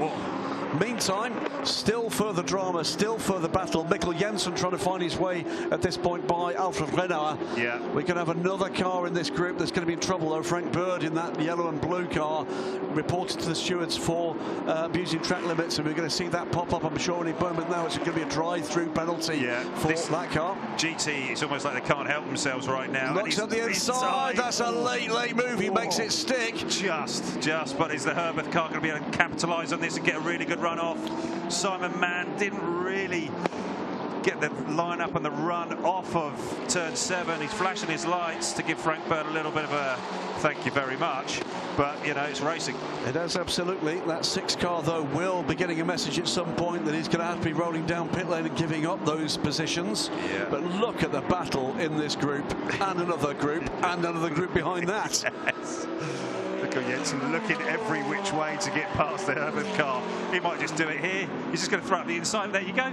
He's just done it. Mikkel Jensen. Oh, bit of a shoulder barge there. That was a bit cheeky. That was, and that was cheeky. Yes. Like, just have a bit of that. Out you go. If you're being extremely charitable, you might call this a bit of a elbow. Yeah. Just a sneaky opening of the wheel there. Mikkel Jensen, regular in this car guy squad, Peugeot hypercar driver, is his major day job. Waiting now as we get into 32 minutes, and already there is the drive-through penalty for the number 6 car. So unfortunately his run within this group is going to be interrupted. Rob Bell, by the way, joining in the fun behind there. Yeah. It's let's see. We're going to see the 57 car coming down and lining up the 21. Yep, behind there, just joining this group is Bell the elder. Rob, younger brother Matt will join in. Would you say he's the better looking one of the two? It's arguable. He's the less hirsute of the two. Okay. Rob Bell, and Matt marginally more so. Shorter, I think, and no longer can be described after last weekend as the less gastrically challenged. Matt's definitely certainly more in the land of the living this week. He is indeed, and as he proved yesterday evening with what a great run to the win in LMP3. Mikkel Jensen has got this, let's call it an inside line out of that chicane. Yes, he has. Just stealing a little bit more tarmac there. Yeah. And I think the way he's going to run the car through turn 9, I think we're going to see a challenge here on the 21 car up the inside. Just switch it to another shot. Sally Jolic has not let that go, you know. No. And they are catching Ahmed Al Hati. It's 5 seconds now, so this pair may be now working together a little bit more rather than battling between themselves. Yeah, Sally just using that experience, and Christian is, you know, just new to this. He's trying to find his way in P2 racing, and he has slowly increased his performance as he's got more and more comfortable with the P2 and the environment that he's racing in, that closed cockpit, and something that's obviously very different to him. In case you're wondering, the United Autosports crew on pit lane, of course, we saw that a little earlier. They'll be hoping against hope that there'll be some kind of full course caution that will allow them to burn their driver stop under caution, but so far no chance of that. No. And here comes the 22 now. So this is going to be a full service under green. Now, no driver change. No driver change. So they're switching that strategy, and they're waiting to see if there's an opportunity to put Jim Maguire in under caution. I'm sure of that. Notice no tear off. No tear off. No. Unlucky, Paul. A little early yet, though. Yeah, it is. And so Ahmed Al Hati goes to the lead, and he's working his way through turn 1, and the 22 car still on pit lane, still taking fuel. Fired up and away he goes. And not one of the 3 required 100-second stops. In comes the 43 car from 4th as he comes in, because in going down pit lane he's been overtaken again, of course, by the number 3 car. Goes through to 2nd. They're just fuel only for that car. No tyres. They're not even cleaning the screen. It's a very different sort of race today, isn't it? Yeah. And we were expecting this yesterday. Yes, we were. Yeah. Just been given the signal, watching that refueling. Number 6 has taken that drive-through penalty. We're going to get another one, by the way. I think the 15 is going to be on the naughty step. That's the RLRM Sport car for track limits, but watch for that to be called. Yeah. The Lambo, the Lippert Lamborghini, had a really good run yesterday. Finished 3rd, nice podium for them. Saw Marco Mapelli. This is the 6 getting past them there at turn 6 and 7. Spoke to Marco Mapelli earlier on, and he was pretty happy. Yeah, he was looking forward to the day's race and getting stuck in and enjoying it. You know, he's enjoyed his time here. Paul Di Resta with Alexandra Kwani. This is the battle for 4th, but the difference here is the United car has already pitted. Yeah. Paul looks to the outside. That's covered. He's now going to look to the inside, and I suspect Alexandra Kwani has got a breathe deeply in moment coming, and here it comes. There goes Paul. Paul's just got it done there on the entry into turn 9. That's a classic move that Paul keeps pulling there. There's got to be a nice amount of grip there, and Paul manages to get that front axle loaded without unhooking the rear, and he just carries that extra speed in and then gets the car slowed up at the apex. Not many of them can do that, except for, you know, these emerging stars that are coming into P2, but the bronze ranked drivers, that's something they can't really pull off at this moment. Second place, Deco Engineering from the lead of the championship there on pit road for their first stop. Now, this is going to be, I'm sure, a non-time stop. Why would you do anything otherwise under green flag running? And it's going to be the start of a number. Here they come. 25 is on pit road. 24 is on pit road. Yeah, John Fowle just bringing the 25 car in. There's Stewart at the front there. Long chat with him earlier on just before the start of the race. Kicking himself a little bit for a couple of little things that went wrong within the team yesterday that had big knock-on effects to how this car performed later in the race. Taking a little energy gel there. Yep. I've seen that for a while. Driver there getting a little bit of sustenance and energy at the stop. They've got a drinks tube that they're able to take water on, but getting a little energy gel there just will help John Fowle for his next 40 minutes. Yep. It's hard work inside these P2 cars. They're physical. Now, over the time you've been part of this racing scene, these odd parts of technology, the nutritional side of things, the drink system side of things, that actually come on so far in terms of the tech you can throw at it now. Well, the teams have slowly figured out that actually one of the things that influences the performance of the race car is actually the driver. And if you keep him comfortable and happy and refueled, he performs well for the whole stint. It's amazing. Staggering. They were late to that party, were they? Quite a few teams were, and some teams still are. I'm quite passionate about it, you might tell. I got the impression that you might have things to say. Down pit lane come another two, including number 98 car. Don't get me started. No, we just did. We won't go back there. The 98 car in from the lead in the hands of Ahmed Al-Hati, also in his RC Bratislava. That almost completes the run of the LMP2 runners. Just Alexandre Kwani to pit as Paul Di Resta continues. And he's just gone back to the lead. To deal with the field in somewhat medieval fashion. It is not difficult to see what the body language of Paul Di Resta here is here. In comes Kwani. That means all of our LMP2 runners will now have had at least one pit stop. Yeah, and Kwani will now go for those two stints in the car. So Di Resta back to the lead of this race. Out comes the number 98. Out comes the number 44. And Ahmed Al-Hati stays at the wheel.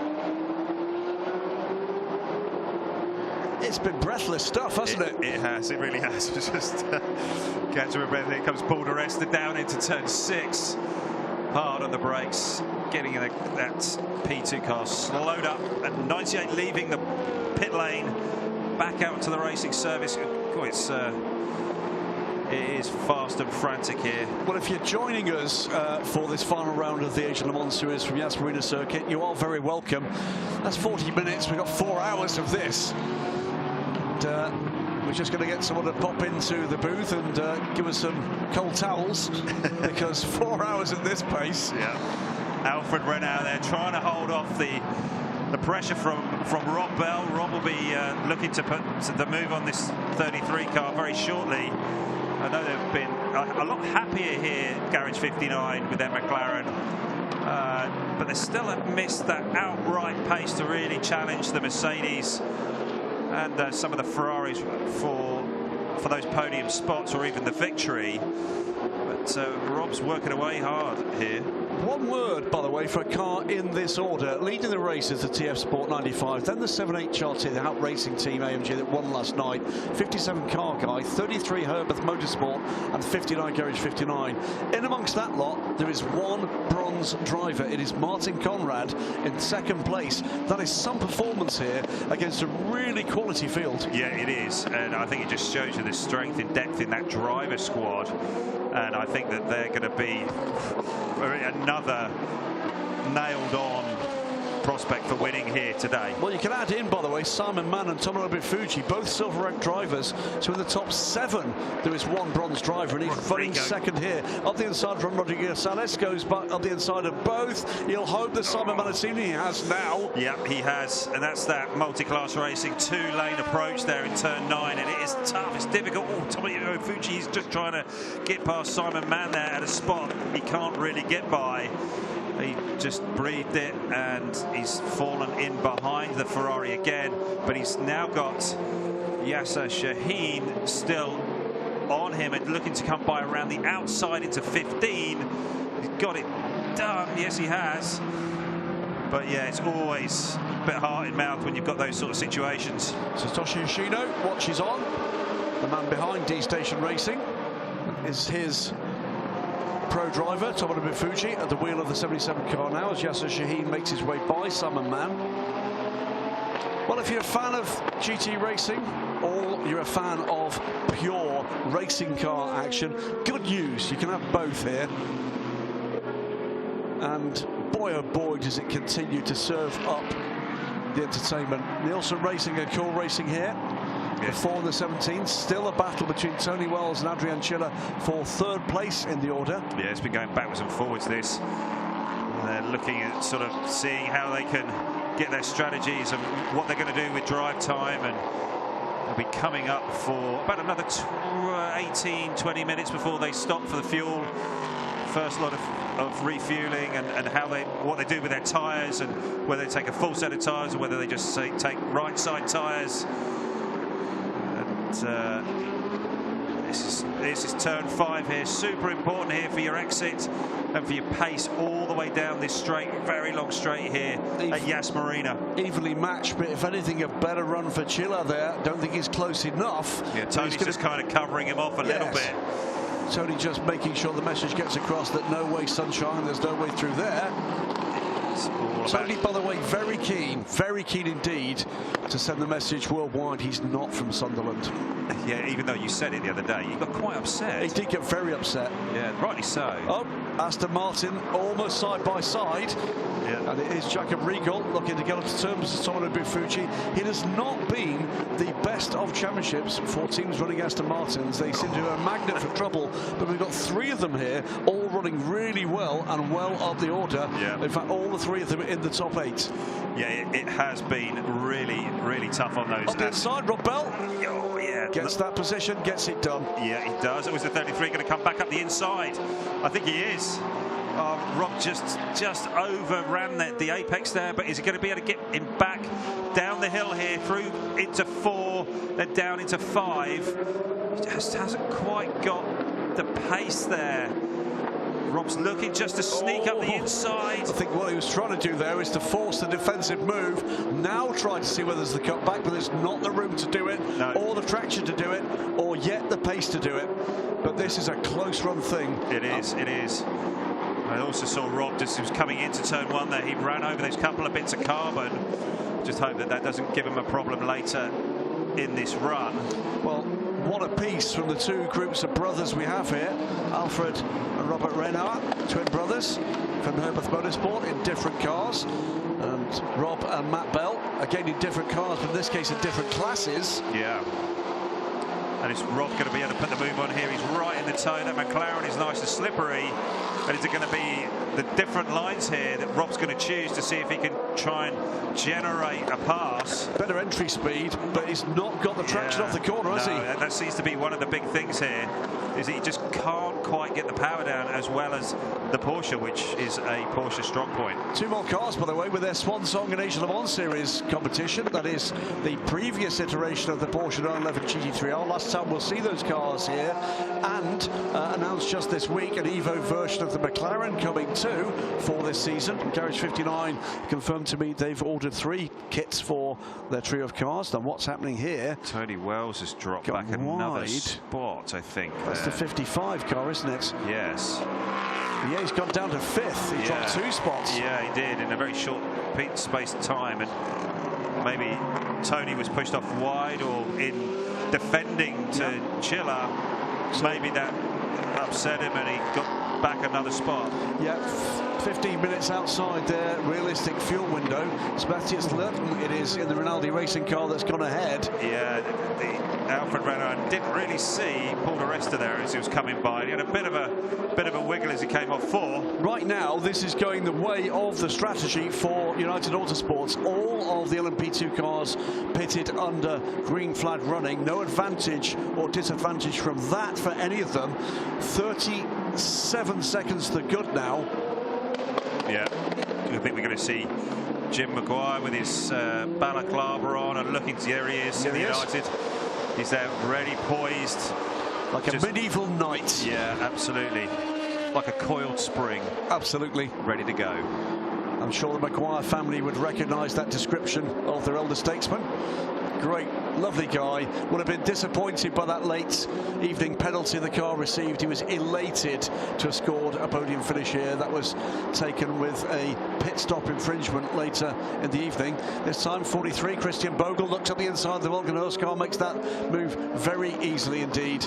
Plenty of room to do that. Where's Christian the 34? Bogle. 34 is 13th. 13th in GT. Yeah, it's just not coming together quite yet, is it, for them? There's been a small adjustment in BAP for that car. They've lost some kilos, but they've also lost some boost. So interesting. At times you will hear from GT manufacturers and drivers that just the tiniest of adjustment just affects the drivability or the balance of those cars. Yeah, just tips it outside of a window, or brings it into a window, and all of a sudden the car comes alive, or completely falls asleep. Could be bad news coming the way of Mikkel Jensen, you know. Second place in GT. He's been reported to the stewards for abusing track limits. That will be a drive-through. Yeah. So that's going to burn some of the advantage they've gained here. Yeah. And they too, just over 10 minutes outside their fuel window. So what does that mean? It means we're going to be seeing LMP3 cars and GT cars on pit road in about 10 minutes. Yeah. Yes. But unfortunately for the car guy squad, they're going to have to do it twice. They are. Alexander Kwani here is looking to put John Falb under pressure. Yeah, close that gap. Yeah, he has, as they come through here underneath the W Hotel. It's tricky here, off camber, just getting that power down. It's caught a couple of guys out here yesterday. There's confirmation of the car guy penalty. Sorry, Ollie. Yeah, that's John Falb just took a very strange line for 15 there. John is struggling. Yeah, he John is. is dropping back here. 22 seconds back from Sonny Jolic. Yeah, and so it's that whole thing of getting going again after a pit stop. And if you can't get the tyre switched on, and you know, the sun's going down a little bit, is that a bit of a problem there for the 25 car? We'll see. There's a bollard that's been taken out of, I think it's been turn 6, turn 7. It's there on the racetrack. I'm not sure if we have a full course yellow or a safety car. The marshals will get out and pick that up. Absolutely. Kwani clears the traffic this time. Took him a little while to do it. He's still not cleared them. No, he's not. And the 88 car. We'll have time to turn in now and get the ponies down. Let the Gibson 4.2 litre V8 engine sing. But it just shows you this multi-class racing and dealing with that traffic. It's super important to pick those points and really get through it cleanly and efficiently. If you don't, those gaps just start opening up again. So anxious faces at Cool Racing. This is the LMP3 squad watching their man. There you can see to the left-hand side of the picture, Mikkel Jensen making that drive-through. He won't be pleased about that, no, but he's frustrated with that. Them's the rules. Remember, the pit lane here, unique in that the pit exit is through a tunnel and joins on the opposite side of the track at the exit of turn 1. Utterly unique. Yeah, it is. It really is. Great circuit though here. Simon Mann still behind the wheel of the 21. Just a little bit loose on the entry there, but he seems like he's relatively comfortable in that car. And this is really the 21 has been the Ferrari that's constantly run at the front when it stayed out of trouble. Still this battle between Alfa Romeo and Rob Bell. Notice, by the way, that Tomono Bifuji has passed Simon Mann now. That's a change for position. Yeah. And that is a change for 5th. Yeah. This is the battle ahead of them. Yeah, Rob will be desperate to get past him, and if he can get past them, I'm sure he can just get off and up the road. So evenly matched here in terms of driver and car performance. It is, but I just get the feeling that Rob's just losing the front of the car. A bit of aero wash coming off the back of that Porsche. He just can't get the car across the centre of the corner as well. He gives up lap time across the centre. It's like he's doing that here. He just can't seem to get the car through the middle of the corner and then to get him onto the power nice and early. He's just dropped back. He can't quite hang with that 33 car at the point that he needs to. Garage 59. Garage, I noticed that looked like Roll Goethe at the back there. Benji Goethe, his son, rolled 3 wide here. And that was the 34 car on the 19. Yeah, I'm sure there was a few eyes away from the screen there, head in hands moment there for the 34 car. Don't want any contact at all. That will be, I'm sure, the instruction given to Chandler Hall. Keep it clean. Yeah, he's been given the duties to start races here both times. Indeed. So the Life at Lamborghini 19 car. Fabulous sound of that normally aspirated V10, the wailing V10. Familiar to anybody that listens to and watches GT3 racing. Same engine, 5.2 litre V10 used in both the Lamborghini we have here and the Audi R8 that we don't have this year. Had a couple of them last season. Gabriele Rindoni looking for a way by the BMW. New here last year, and next year I'm sure we'll have examples of the next evolution of the Lamborghini. It's debuted at Daytona in the 24-hour race in January.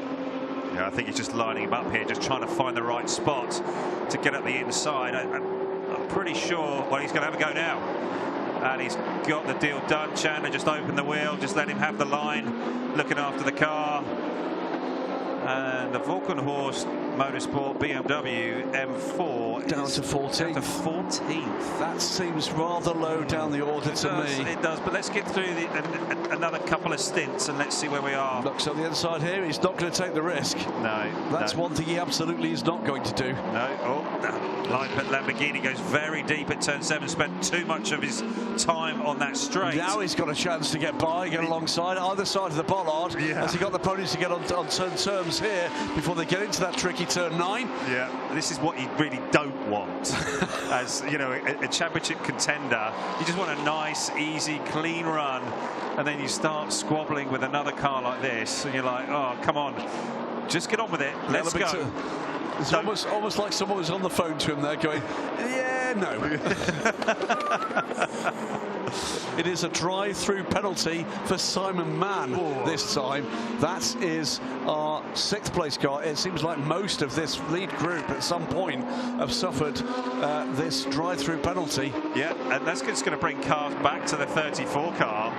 Well, so, it's a mark of where that is in terms not just the overall order, but the gap that several of those cars have taken those drive-through penalties and are still ahead of the BMW.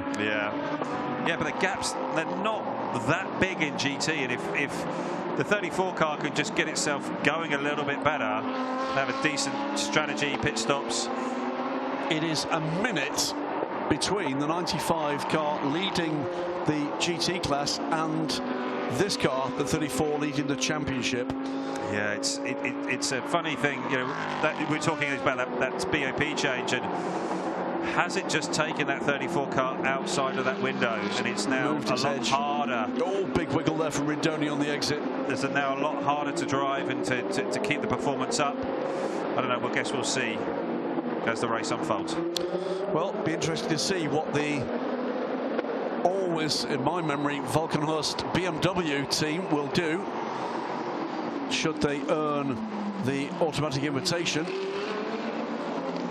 Before we continue that speculation, we're going to pop down to speak to Hayley in the pits. She has got from the number 3 D-Car Engineering squad, Ayancha Given, one of the standout talents so far of the Asian Le Mans Series. Down to you, Hayley. I'm down here in the DKR Engineering garage, joined by Ayanjan Guven. We're almost 1 hour into the race. What are your impressions so far? Yeah, so far all looks good. Sali have a great pace. There are some cars in front of, starting with their pros. So yeah, we will see the realistic result, I think, end of the second stint. But yeah, so far everything looks fine. Car looks clean. So yeah, still 3 hours to go. So it's a long way. But yeah, until now everything looks fine. Saleh said yesterday he was struggling with the pace of the actual car. Is that something you've encountered? Yeah, since Dubai we are never the fastest car on the track, but just we're putting right steps and not trying to not make mistakes. And yeah, until now we never win a race, but we score points. Hopefully today we repeat what we did until now. Hopefully no mistakes, and we should finish in top 3. You're currently leading on the overall rankings. You need to get a podium to win this season's Asian Le Mans Series. How does that affect your approach to this race, the final round? Yeah, to be honest, we have the same approach. And since there is a lot of team really close in the points, for sure we need to finish top 3, otherwise someone else win it. So yeah, we just try to maximize what we have with the package we have, and hopefully we go podium, and yeah, it will be a good day then. And just a word on the fact that it's the first time taking part in the Asian Le Mans Series for you. What do you think of it? Yeah, also first time LMP2, first time Asian Le Mans. So yeah, to be honest, it's really nice having that much 3 class in a kind of small tracks with 48 car. It's so much fun under traffic. It's also really challenging because all the cars have different characteristics. So yeah, but I enjoy it a lot. It's a lot of stress also for me because just silently give me car always in top 3, and then I need to drive with really good guys. But yeah, I'm trying my best. I try to learn, and yeah, we will see. Thank you very much. Thank you. I know you've been mightily impressed by Unshin Given, but before we get into that, all on the pit lane is the LMP3 leading car. Simon Mann, by the way, that drive-through penalty cancelled, but there will be a drive-through penalty for the number 99 Herberth Motorsport car, currently running in 11th place with Ralph Byrne at the wheel. Given has been one of the standouts. Oh, he has. He's done a fantastic job. I mean, he was spectacular in Dubai, and he's done a great job here as well. And that's really been one of the keys for them to have such a strong run in the championship, is that their drivers have been smart, they've really executed, and they've managed to keep their car in contention throughout each race. And they've not really made any major errors. No, it's been, and it's never looked like the quickest car. No. It's never looked like it. And it's one of the oldest cars. Chassis 5, we've said it before, chassis number 5 of 100 plus Oreca 07s. I can tell you right now, the one we're looking at there, the 22 car, 42 seconds ahead, that will not be chassis 6. No. That will not be chassis 6. There have been regular, how can we put this, refreshers to the squad that United Autosports have fielded everywhere you can race Oreca 07s and LMP2 cars, whether or not that be in North America, on the world stage, on the European stage, and they've won just about everywhere with these cars, but it will certainly not be a 2017 chassis.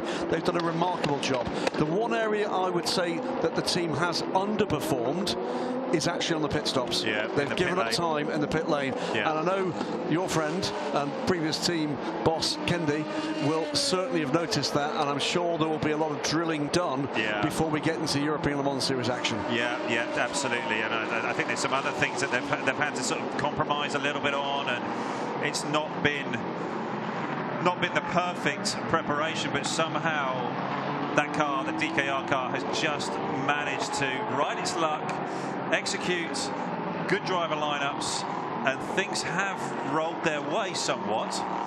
But, you know, sometimes you've got to take that luck. They certainly didn't have that luck last year in the Asian Le Mans Series. They most certainly did not. Yeah, Still this battle underway. There's yet another battle between yet another pair of cars, and it's Ferrari versus Aston Martin. This is Simon Mann with that penalty now cancelled, but still not able to relax, with Jakob Riegel closing in behind him as we've got started to get into LMP3 pit stops. Bennett Racing will be happy with this run. I mean, after 3 races where it's just been crazy bad luck, finally getting a good run. So this is the 73 car, I think, waiting for time. Now, slightly different here, of course, to the P3 cars and the GT cars. All 3 classes must have these fixed 100-second penalties, and it's got to be at least 100 pit stops. My apologies. The difference between the other 2 classes and LMP2 is, effectively, unless we've got a long interruption, if we've got long green flag running, they only need 3 pit stops. So all 3 of their regular pit stops with a full green race will be at that length, whereas the LMP2 teams can choose their moments. Yep, they can. Enrique Chavez here, this trio, looking to get by the 91 car and put a lap on them, I believe. I think that's what he's looking to do here. Well, those 3 cars are all on different laps. It is putting a lap on both cars. It's putting another lap on the Garage 59 car that has been delayed. Wow. Yeah, the 91 definitely breathed there, gave Enrique some room. Well, that car is another one that's had a penalty, remember. In fact, both these cars behind have. Alex Manikin, that car was on the podium yesterday, and it looks to me it's trouble here for race winner 5. So number 5 won the second race at... Is this a starter motor issue we've seen before? It's CO2, cooling it down. Just trying to cool it down so it can start gauge. Again. And down the pit lane comes the leader, MV2S, and also second place, number 17, and the Bullet Racing car. Now that looks to me to be about the first of our regular pit stoppers in GT. So we're now in their window as well. Yeah. Might be a bit thirsty. Aston Martin. It's going to be busy on pit road from this point on. Yeah. So just doing the driver change here. One driver out. Another one in. And is Rob Bell going to get that move done on Alfred Ronaldo? He's back one inside, outside. And he's going to be able to cut back and get that decent run off. He has, but again, the Porsche just able to just pull out the tiniest advantages. That unless Alfred makes a mistake, and he's not made very many so far. No. This time looking to the inside, he'll have that covered. He's not got the ponies to go around the outside without a mistake. No, it's Rob going to be able to get back up the inside here? Not quite. No, he doesn't. It's so frustrating, I'm sure, for the McLaren driver. They're closing, by the way, on Martin Conrad for second place here.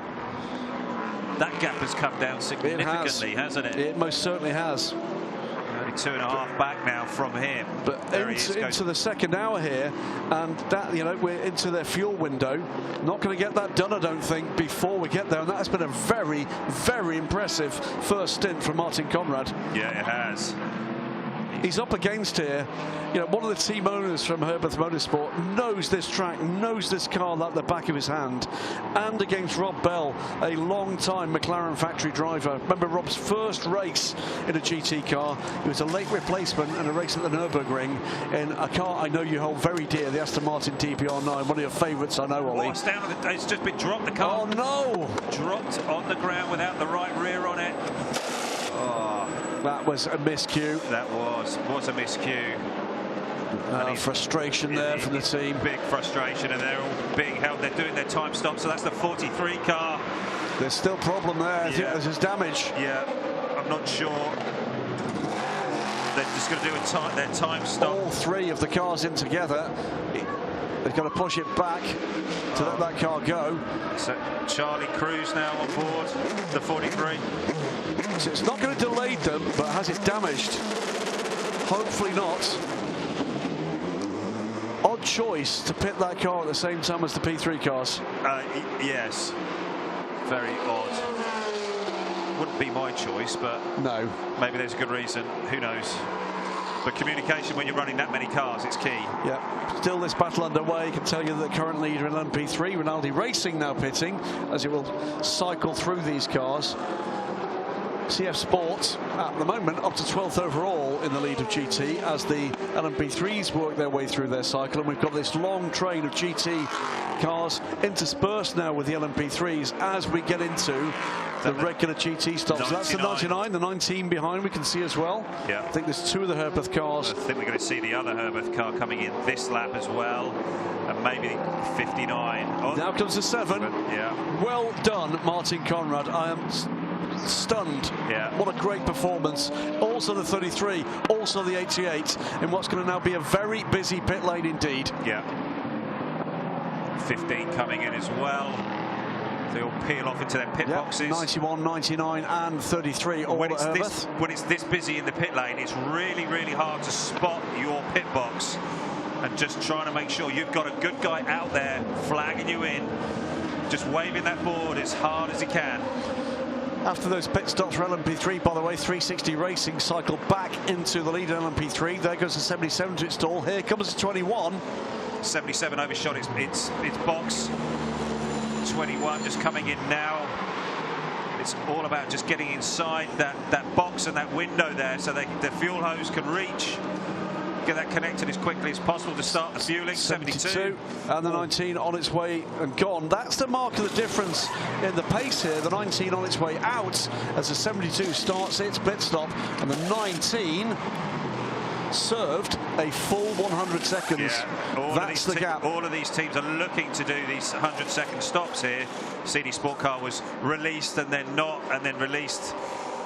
It's not gone to plan for Hub Auto today. Not really, but let's see how it comes back to them. Ollie Milroy will be jumping in next, I'm sure. TF Sport Car, I think for John Hartshorn now in that car.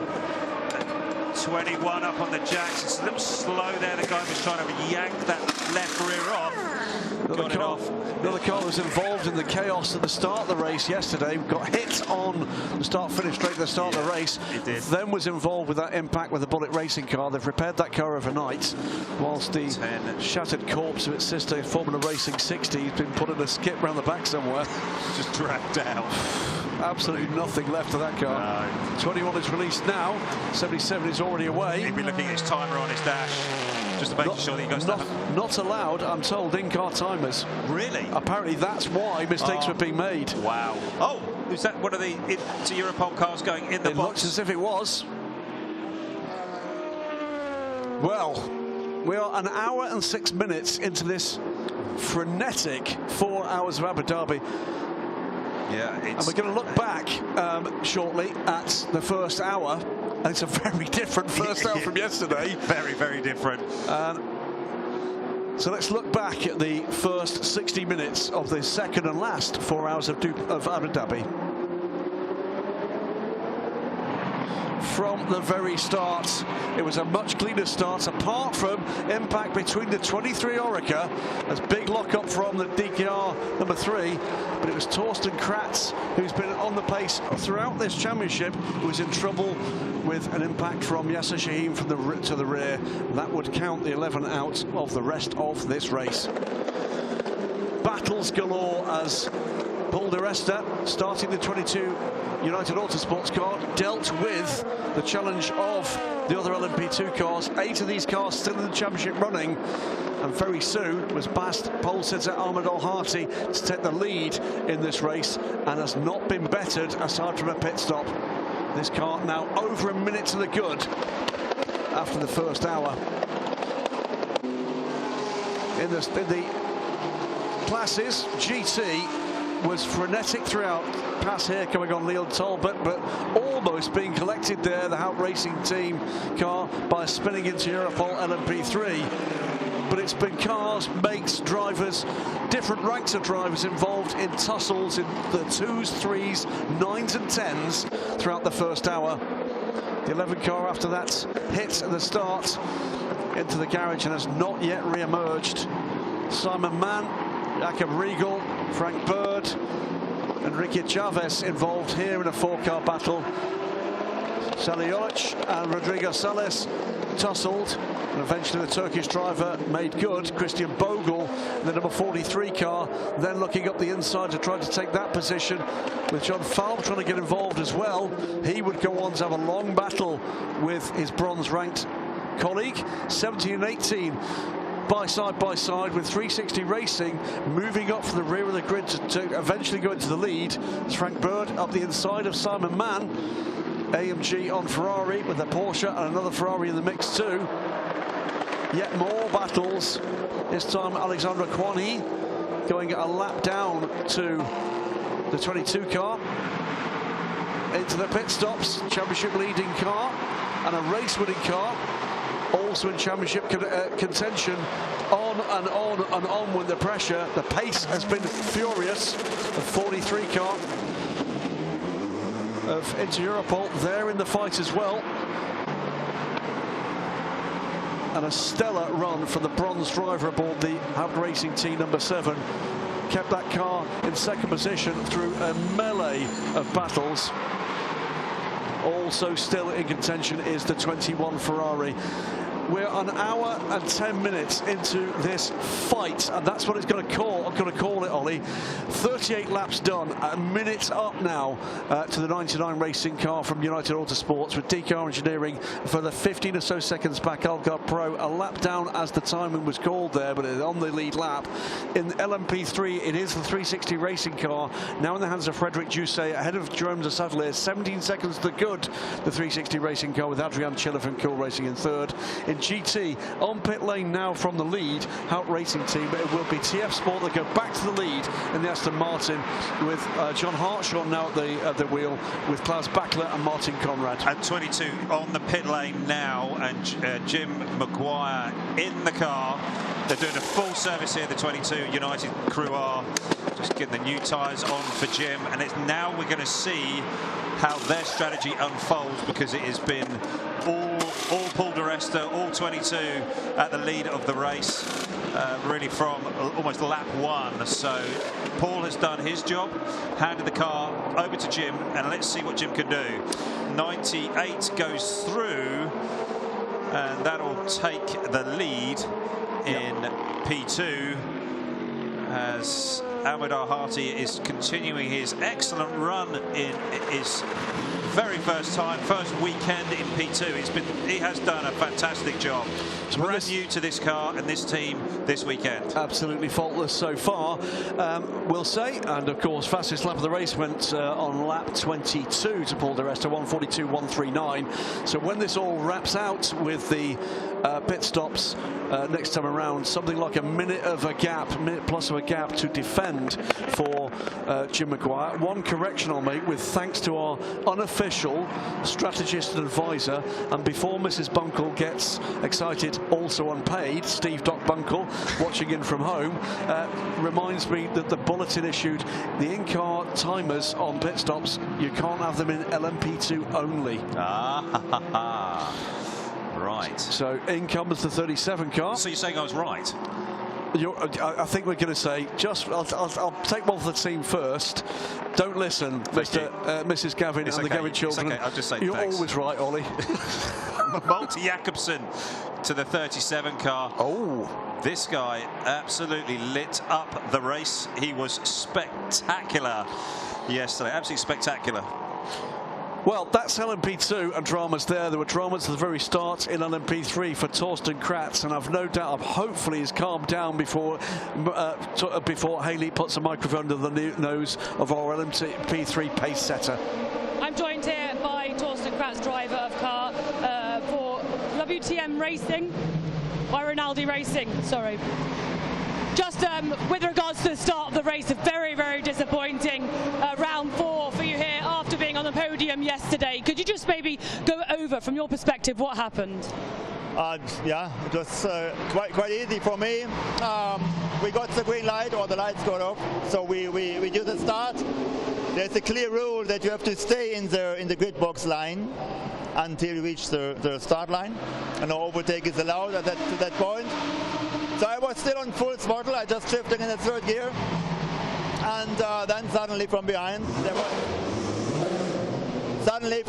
was a contact, and I saw in my mirror that it was a United Autosport LMP2 which started behind me, and I don't know what Yasser did think about, but he just crashed into me. There was space enough to the middle.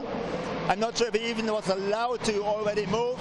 I don't know, but even if there's enough space to the left, I did not change my line. I was just straight, just on full throttle. Of course, I have less power than he has in his LMP2 car. He knows this, and yeah, it's quite disappointing. So I can't do anything. It was just going straight, and then he crashed into me, and it's really disappointing for the whole team, because yeah, we know that our package was ready to win, and now to see that it's a more or less green race without any safety car, without any Volcosello, is exactly what we have missed yesterday to drive some gap, and it's very disappointing. So yeah. After a tough 2 rounds in Dubai, you had a lot of technical issues. You finished on the podium yesterday. You might have been caught out by the safety car, but it's, a great result for you guys. Overall, what are you taking away from this experience in Asian Le Mans Series, going in to ELMS, where you'll be driving an LMP3? Yeah, first of all, we learned a lot from last year Asia Le Mans, and we had a better package this year, definitely. We made big steps forward with the setup. The team made a great work. Already in Dubai, they worked on a perfect setup for us drivers. It was so easy and fun to drive this car. So we are quite confident to take this into the ELMS. And then let's see, hopefully we have a bit more luck then. Thank you very much, Torsten. Thank you. Well, Torsten Kratz, I mean, you have to feel extremely sorry for him. Such a fantastic car and team performance this year in the Asian Le Mans Series. Just seeing the 57 car going past the 21 there. That's for 6th place in GT, getting immediately onto the rear of the 77. Well, you could hear it, couldn't you? Yeah. I think he did well there, by the way, not to allow that clear irritation to descend into worse, and he would have been, frankly, probably quite correct to have done so. He's completely right. I think that's inexperience probably from Yasser Shaheen in the LMP2 car. It maybe would have been a little bit of overload for Yasser at the start there, and just caught out. It's the bronze drivers starting the race. To the outside, no room there with the wicked quick in a straight line Aston Martin. 77 and 57. This is Satoshi Yoshino from Frederick Schandorf, so good stuff from Yoshino-san here. Seems to growing confidence in this Aston Martin. Yeah, and like I said, all along, the 77 has had an excellent run throughout the Asia Le Mans series, but they've just had really very, very little luck. I think they were on for a podium yesterday, but then there was a little bit of a spin coming through underneath the W Hotel, and beautiful move there, by the way, from Schandorf around the outside. Took the line. Late braking and great traction for the Ferrari. They've got an LMP3. It's the Tony Nielsen Wells. race. Yeah, it's Tony Wells. Up the inside. That's in the mix here. Everybody's going to have to watch their lines, braking points, exit points. Here, they've done that beautifully, but all the 21 car now all over the rear of the 77. Who's on board of it's Stefano Constantini. You can get it right this time. Sorry, that was one thing you got wrong. I'll just make a note here. Constantini. Add that to the list. There we go. He's had a good series. Constantini, he's been strong. He was very quick in Dubai. He was good yesterday, but he just had terrible luck there at the start, but getting touched and hit all these boys at 77 and 21, just squabbling over the same piece of tarmac here. With all of those pit stops taken, by the way, for the GT squads, it is the Herbert Motorsport, the purple Herbert Motorsport Porsche class battler that now leads from John Hartshorn, who's ceded that lead on pace to Klaus Backler after the pit stops. Martin Conrad has stayed aboard the number 7, still sits third, with Nick Halstead now aboard the Garage 59, McLaren number 59. Frederick Schandorf there up to 5th with the D-Station Racing car, Satoshi Yoshino. Onto pit road for our current leader, Ahmed Al-Hati, brings the car in from the lead. Well done, sir. Nicely done. Driver change there for the number 98, 99 Racing squad. Tyres will be going on that car. Full service for them. Jim McGuire, by the way, aboard the chasing number 22. Should be enough here for them to retake the lead if this is a timed pit stop, which it should be with a driver change. 21 and 77 still going at it, coming down into turn 6.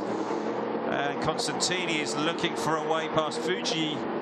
No, that's Hoshino now. Oh, Hoshino, sorry. Yeah. Is he going to have a lunge up the inside here? I don't think he is. No. Dreadful start from both of the AF Corsa run Ferraris yesterday for a variety of reasons. This time the one remaining car, the 21 car, in the mix here. The 77 is once again, if they can just keep it clean, I think these guys are going to be marching up the order. Yeah, it's Yoshino-san doing what he needs to do, consistent, error-free. Be Tom Gamble in that car to finish, won't it? I'm pretty sure. Charlie Fagg in that car. Charlie Fagg, yeah.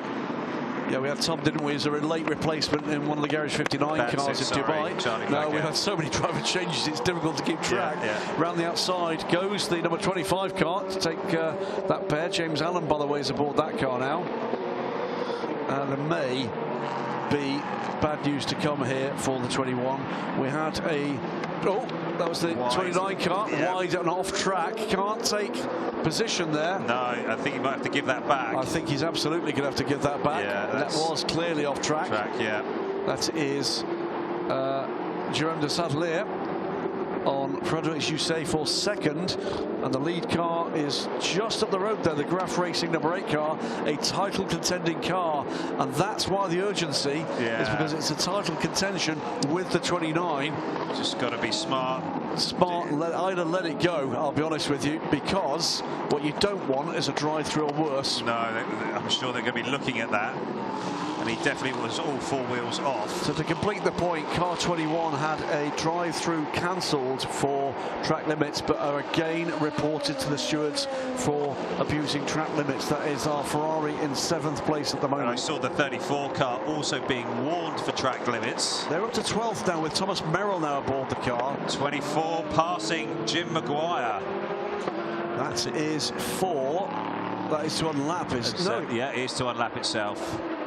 Yes, you're right. Yep. So that's Ben Hanley now at the wheel, and this is the flip-flop here, isn't it? Between the Platinum driver starting the United car, and it is now the gold-ranked driver aboard the Nielsen car with their bronze time now sorted.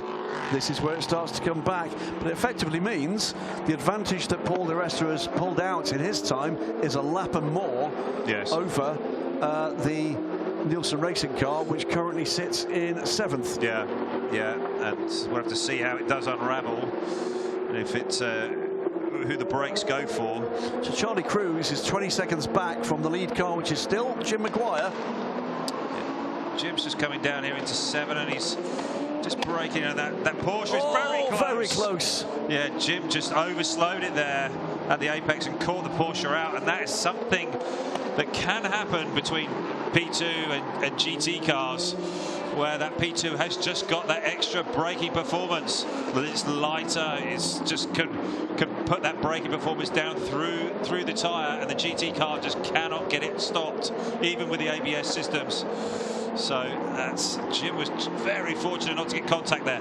Red car just going underneath the bridge, followed by the black. That is the battle for second place. John Hartshorn under pressure here from Martin Conrad. So Herbert Motorsport leads. Second is TF Sport, the Aston Martin, the 95 car, the red car in that group. And Martin stayed on board. According to timing and scoring, he did. Wow. That's the bronze driver. Wow. The pink AMG behind is not in this fight. That is a lap down. But this is the battle for second place. John Hartshorn and Martin Conrad. So James Allen. James Allen coming through here. He is in 4th place overall. Just going a long way round. That's a long way round on John Hartshorn there. Just worked out for James there. John just using that extra bit of curve there. But Martin Conrad is going to be on him very, very soon. Is he going to be able to make the move? No. No chance to get by there. Here comes the DKR car. He'll be aware of that behind as he's trying to make his way through. Another interesting moment. Battle for position in a GT class as a high-flying LMP2 and the title leading car makes its way through traffic. These are anxious moments.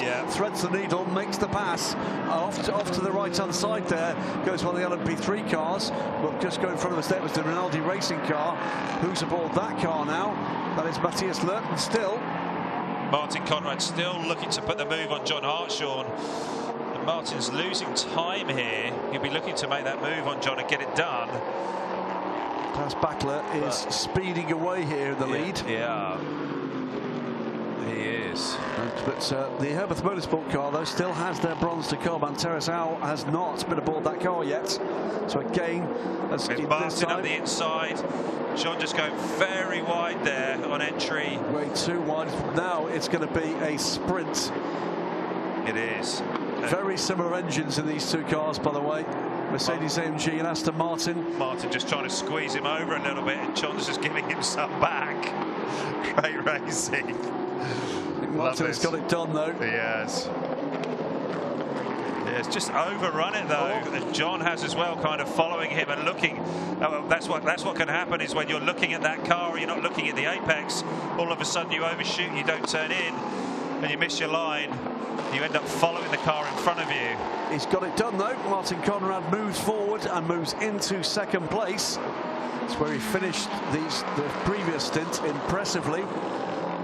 He's now in a position where he's battling with another bronze driver, and he's won that battle with the lapped pink Get Speed car. And here comes Tony Wells up behind John Hartshorn trying to get by, but now we're back to the Get Speed number 10 and the 72 Hub Auto. Is that now got Ollie Milroy on board? That's 8th is Scholzer and Liam Talbot still. Liam Talbot, wow.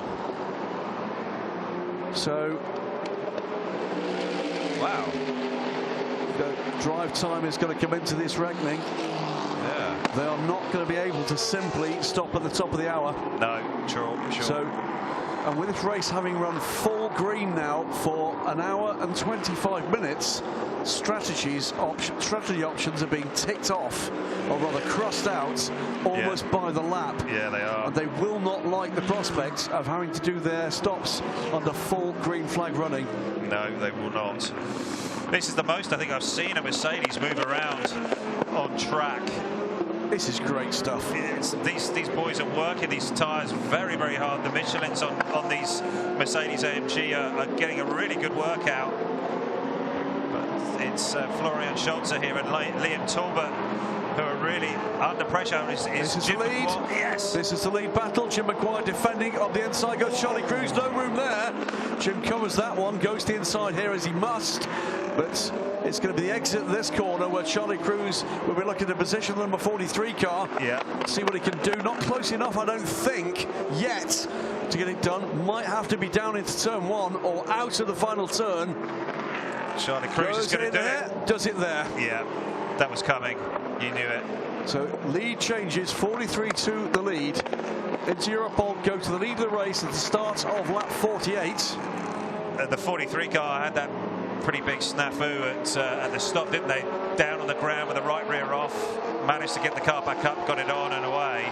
10 seconds ahead of the third place 99 racing car at the moment.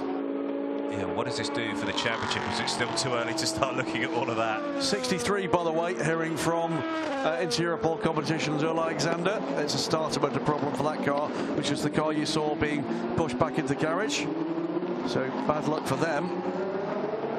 It's not quitting this race, is it? No. 2.5 hours. If you're going to put the kettle on, see if you've got a family friend that can do it for you. Yeah. Or do that thing where you kind of try to sit down and stretch, but don't take your eyes off this. Turn the TV up so at least hear us. Yes, these two boys in the Mercedes AMGs are just drifting these cars under the W Hotel here. They've really got these things dancing around. Great to see. Lights fading, the sun going down. And the light's starting to get very special. We're an hour later. Is that Morris? Yeah, Morris Chen there in the background, just behind Ollie Milroy. And Jules Gounod, they'll be enjoying this. Yeah, they will. They'll enjoy it more if the order changes here between the two Mercedes AMGs. It's yet another different pair of cars battling it out. This is for 8th position.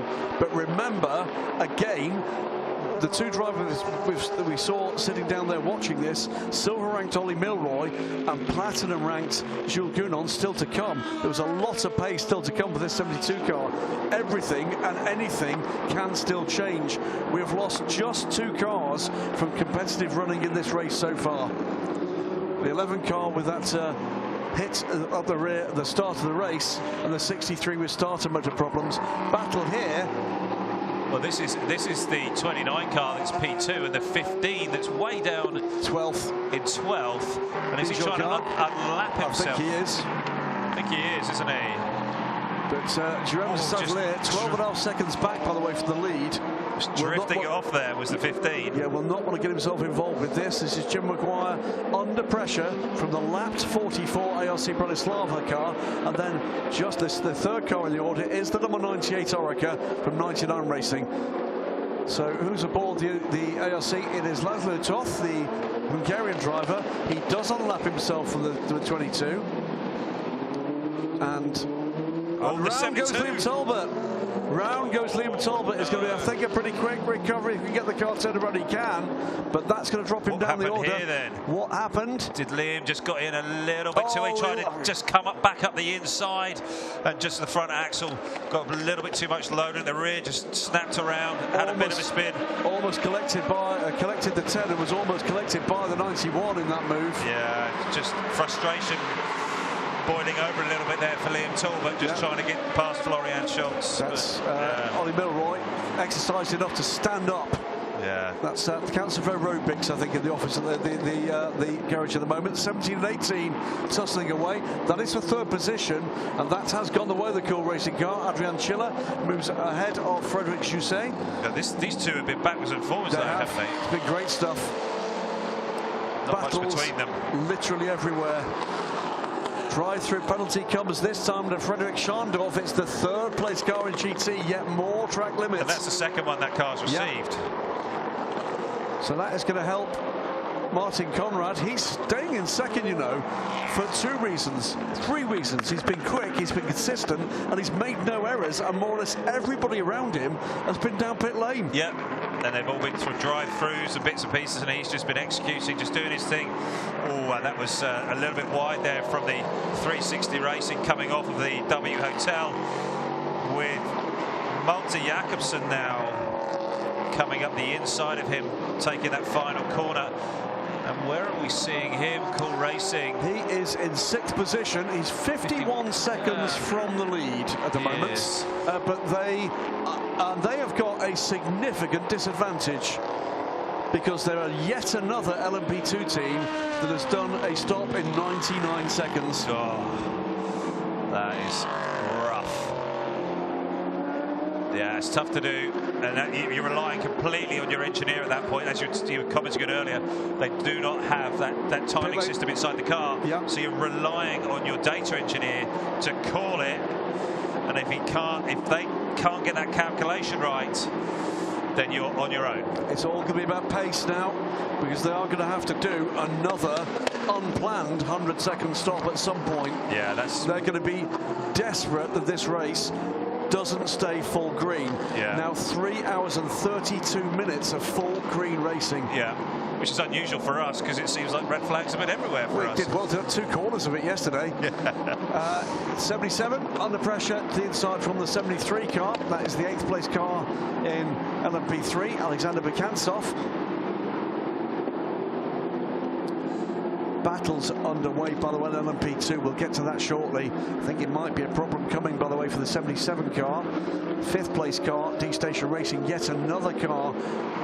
It is going to be immediately a drive-through penalty for them as well. Well, you know what? Out racing, clean as a whistle so far. Big trouble, big trouble. Which of the Graf cars is that? That's damage to the left rear. 9, is that the 9 car? It's hard to see. The 8 car is the car. It's the 9 car. It's side by side with the 55. Into turn 9 is this? Lost it by himself. He did, and then as he made contact, he has significant contact with the 55. That's the 2 of them completely unsighted, and this could bring out. This could bring out a full course yellow. At least. Yeah. Remember, that's in line of fire as well. It is. Prepare full course yellow at and a spin for the 77. Full course yellow is coming. 17:35. That is going to be in just over a minute, and there's 2 incidents. What's happened here with this? This is the first. 10 for full course yellow.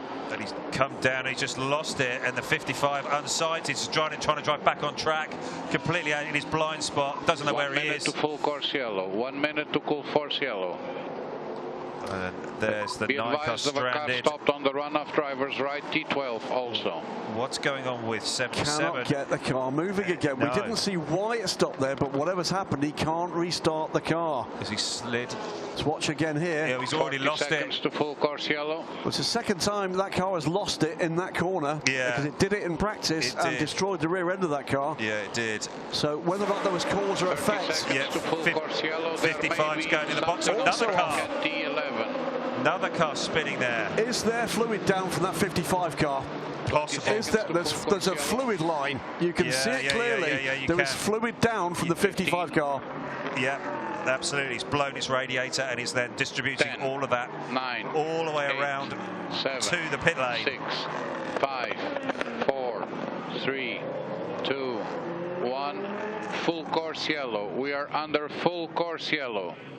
55 went in the box. Be advised ahead of them. Yeah, so there's the 55. And it is fluid. It's fluid. Picking debris at several points on track. We will be picking debris at several points on track. That will have been spotted by Eduardo Freitas, and the there it is. Zero doubt we're going to see slippery surface flags out. Yeah, everybody's going to be told about that. Looking to see those flags. Yeah. They are indeed.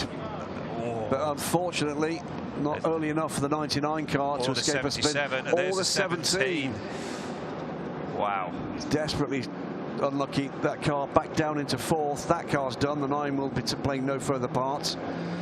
That was the car going up the inside, losing grip. 55 could see that coming, moved away from the car, but it was collected as the car recovered the spin. It was out of his vision. Yeah. And all of a sudden, we're into a full course.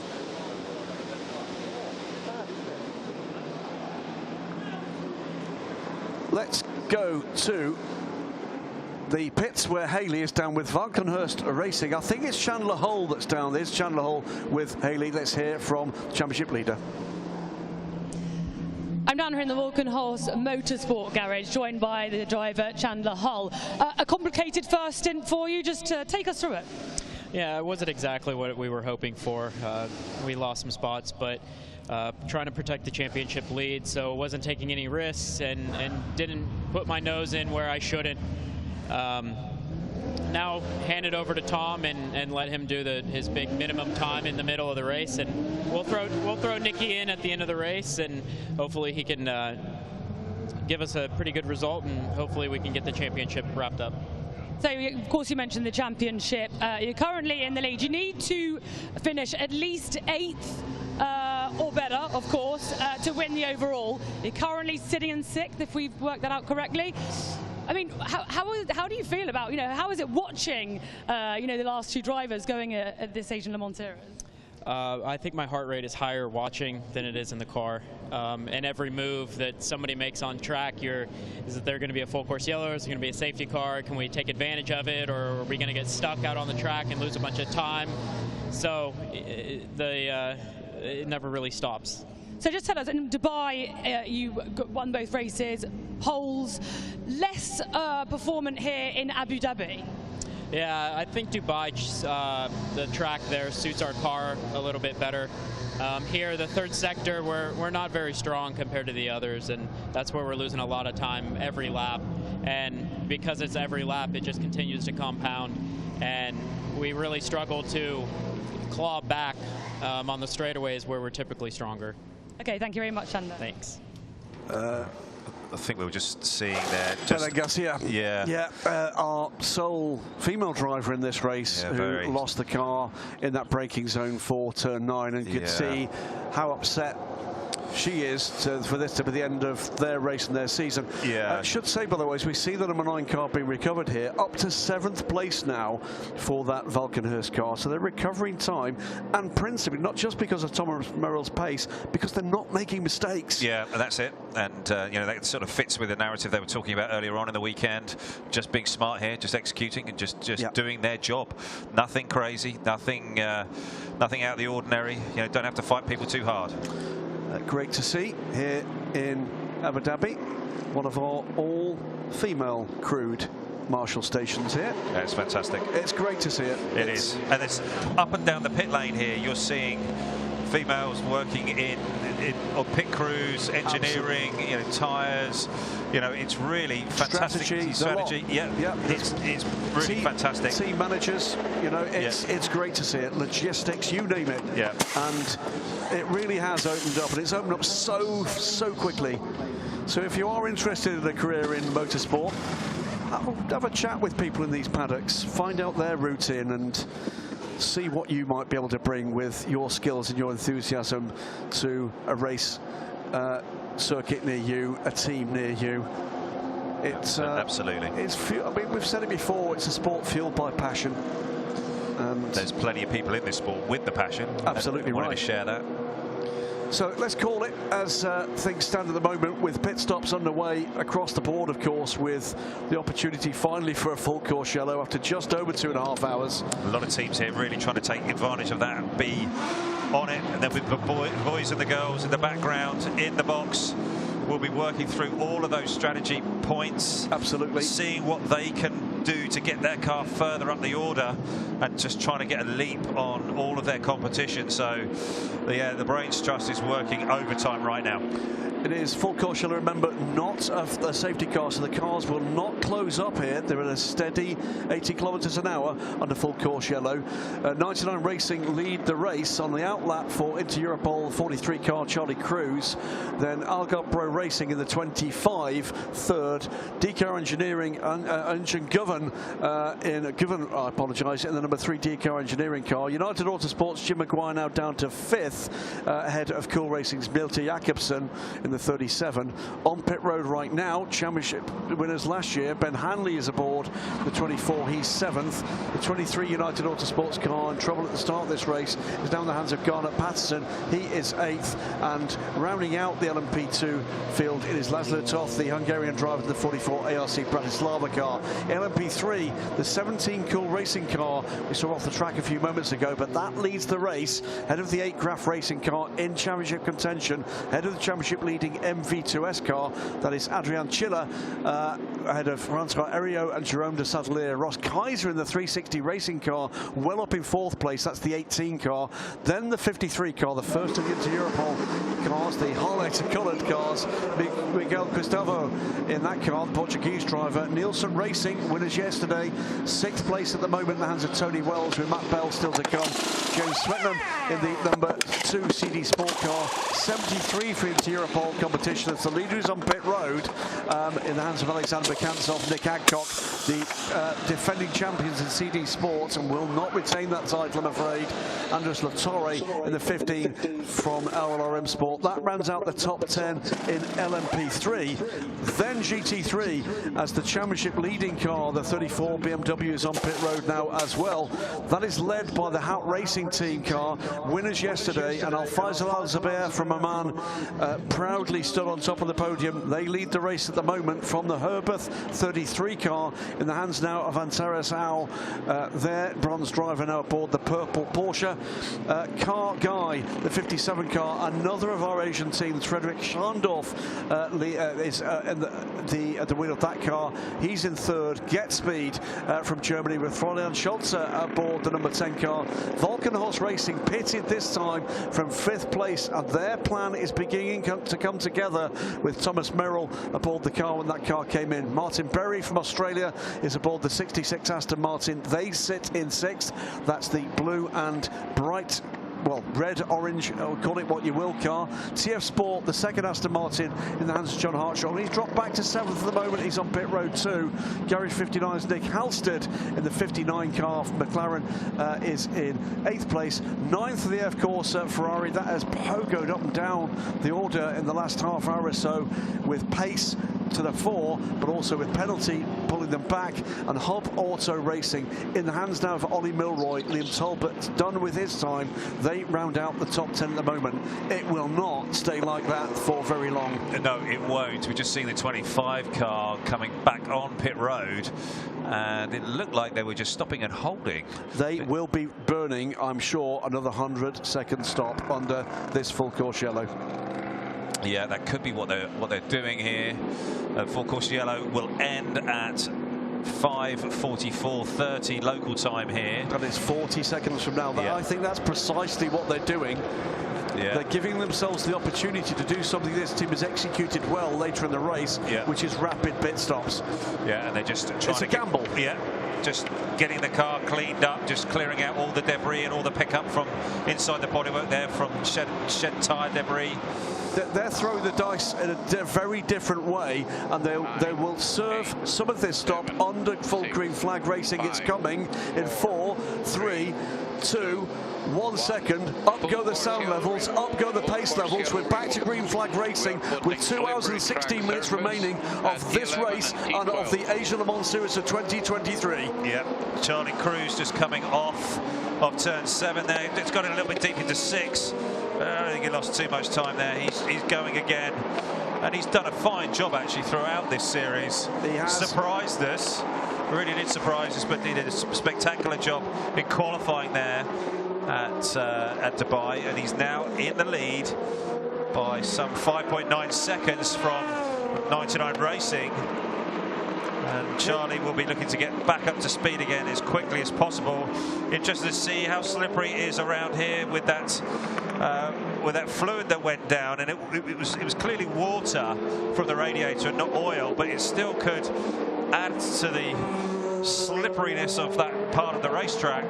Well, talk about that, Ollie. I mean, you've worked with cars that operate on aerodynamic as well as mechanical grip for the whole of your career. Slippery surface, it doesn't look much to someone who drives a road car. Tell us about what it's like on slick tyres when anything is down there. Oil's one thing, water another thing. Tell us. Oh, it's really, really tough. Charlie Cruz going to the inside there. The 33 goes wide. 57 comes through, but that really caught the 33 out.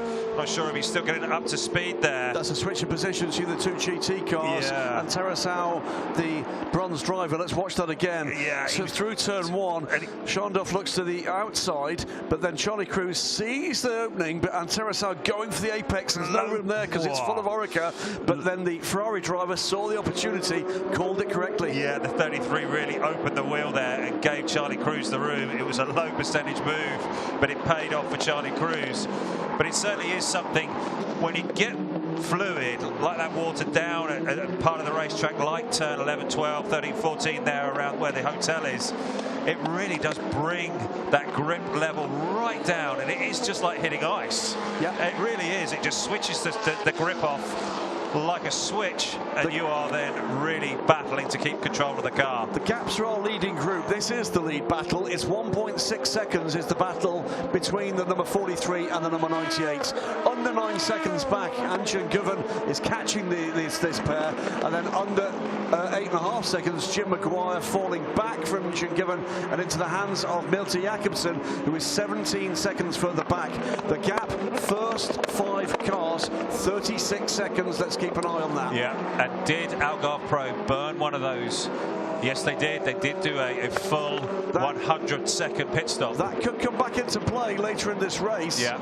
And particularly if the other teams are forced to pit for 100 seconds under full green conditions. Yeah, it would. It certainly would pay dividends to them. Always thinking, Stewie, always thinking. Absolutely. 100 laps, by the way, for the winner yesterday under with that long red flag. We're already at 55 laps, so more than half distance, and still with 13 minutes to go to the halfway point. Yeah, not sure Charlie Cruz was that much helped by his teammates in the 73 car, P3 car, as he came through turn 4 there, a little bit bulked and blocked, and it's allowed the 99 Racing to just close up that little bit more. Charlie's got past the Aston, but the number 98 car is going to get past the Aston on the brakes into 6, and he's almost right on him. And Charlie will be hard to pass. He'll certainly make it tougher than most to get by. He's a feisty competitor. He's a bronze ranked driver from last year, silver for the coming season. Was keen to take the opportunity here in LMP2. Might be his only opportunity in LMP2. Yeah, got in a little deep there. It did rather. That's going to give the 98 car an opportunity to come back to him here as they get into this area where grip might be at a bit of a premium. On the inside goes the white Orica, to the outside goes the yellow and green car. Yeah, There's not going to be help from behind here. The chasing car is still 9 seconds back. So we're just seeing, this is the 34 and the 22 having a bit of an incident here. It is! Whoa!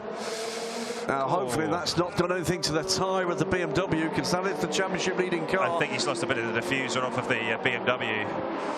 That was one of those ones where you just sort of holding your breath, and there'd have been eyes covered down at the 34 car pit garage, the Volkenhurst BMW, but hopefully it's all okay.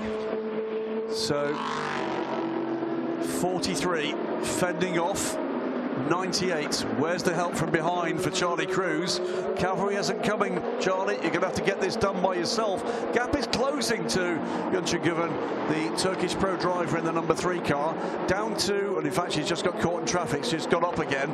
So this is going to be a battle between these two. Yeah, it's if Charlie starts to back up. Bit of a lock up there from Charlie coming into the chicane. Yeah, but that was just at the beginning of the brake zone, and he managed to get it under control, which is well done. Usually when you start locking at that point in the braking point, you're taking it all the way into the corner apex. Charlie's driving well. He's had an excellent run. 99 Racing here are looking at the timing screens and trying to figure out what they need to be doing all the way through to the end of the race. 2 hours and 10 minutes to go. While we're watching this, Milton Jakobsen moves up now to 4th place, goes by Jim Maguire, who had a slow lap after that contact with the BMW. Yeah, I think that he's lost a dive plane off the nose of that 22 car. Yeah. As well as the 34 losing a bit of its diffuser. Gap to the leader, by the way, first to 4th now, we'll call, 34 seconds. So the gap between this pair and Jakobsen in 4th has come down by 2 seconds. Yeah. Multi will be piling the pressure on to load it up. Some young ladies looking on inside the 99 Racing garage. So is this the opportunity that they've been looking for? Is Charlie? That's the GT leader. There it goes to the apex. 98 car gets the move done. Charlie Cruz just slots in behind. Be smart. He'll just sit in the toe here and try and put the pressure back onto 99 Racing to come down into turn 6. Just covering him off. Charlie's just looking at the options here, getting to the apex well, and it's all about the power down off of here and how you can accelerate back up through the box and carrying all of that speed down into turn 9. The game we're here will be stick in the fight, stay in the fight. Yeah, there's Nolan Siegel's still to come for the 43 car. A lot of talent. Neil Johnny's still to come for the 98 car. You're right, talent to come all the way up and down this field. So Ross Kaiser in the number 18 car is trying to chase down Miguel Cristavo, and this has been a bit of a battle for these two. So much better race this time for 360 Racing. Yeah. They put in the wars. They have. They've had 2 or 3 runs from the back to the front of the field before contact has taken them out the running. This time, their plans coming together.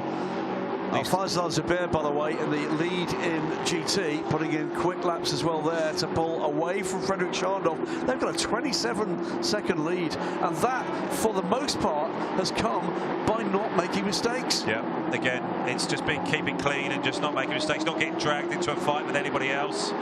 It's super important. But it's hard to do when you're out there in the heat of battle.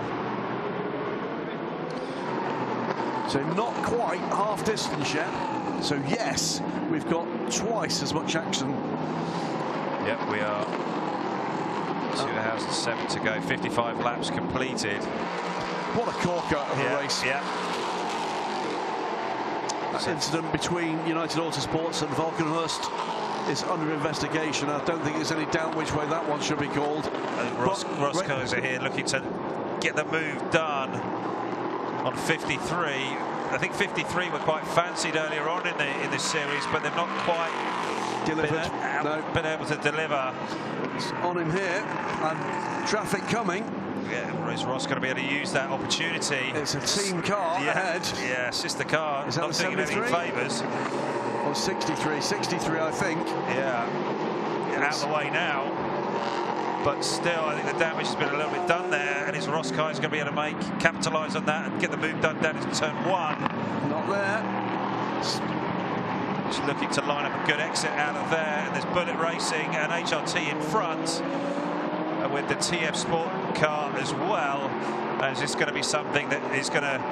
You're trying to manufacture the pass here. You're trying to work with the traffic, place your car in the spot so that as you're coming off of turn 5, coming down into 6, that you can get the deal done. Or can he do it now, coming down into turn 5, using the Bullet car as the pick? Is he going to go either side? No, he's not. He's just going to sit there in the wheel tracks and focus on his exit off of turn 5. The Bullet Racing car has pretty much stayed out of the way, but 360 Racing still not really on terms with the Inter Europol car, so he's just sat off him now, and the interior pole car was getting a nice toe off the HRT Mercedes. Heads up stuff from all drivers involved at that point. Let's hope that carries on through the chicane, which has been a trouble spot throughout the two races so far. Yeah, a little bit too much curb there for Ross Kaiser on the left at turn 6. We've got decent drive off of 7. He's now got... Race leader is behind this group now. Just about to go by the Bullet Racing car. Yeah, and what's going to happen here with the different lines? 53 decides to go tight, and 99 Racing goes through on the inside and gets the deal done so cleanly. It shows you the difference between P2, P3 and GT just in one corner. Different levels of performance and cornering. So 4.4 seconds to the good now, the 99 Racing Orica, but being caught by the 4th place car. That gap, remembers, 38 seconds. It's now 30 seconds. Yeah, and Ross Kaiser is all over the back of 53, just wanted to get this done. He knows that if he gets by, he's going to be able to get up the road. Is he going to be able to use John Hartshorn here as the pick to try to get by? A little bit sensitive there on the brakes, was 53. Close here, close here. Is it going to be a move? He's going to look up the inside. No, he's not. And they're just all bottled up here with John. And is he going to be able to get the slingshot through and off? Ross Kaiser at the inside, which turns out to be the outside. But I think he's going to get it done if he goes around the outside of John. It's a long way around the Aston Martin, though. That's a big car to go around the outside of, but it's easy to get it done here. It's beautiful stuff. He can pull it off. Ross and he's done Kaiser, that. nice move. Great stuff. The experienced LMP3 racer, hugely successful radical racer. Here comes the 43 car, second place, but nicely done, Ross Kaiser. 360 Racing go through and into 4th position. He's got 13-second gap now to close, get on terms of the MV2S car. Charlie got in a bit deep there just to get past Ross Kaiser. I think he's feeling that pressure now for Ernst Given. And Given's managed to get nicely off of 7. And he's then going to be putting the pressure on Charlie Cruz for P2. This is so important, this run from Given for the championship.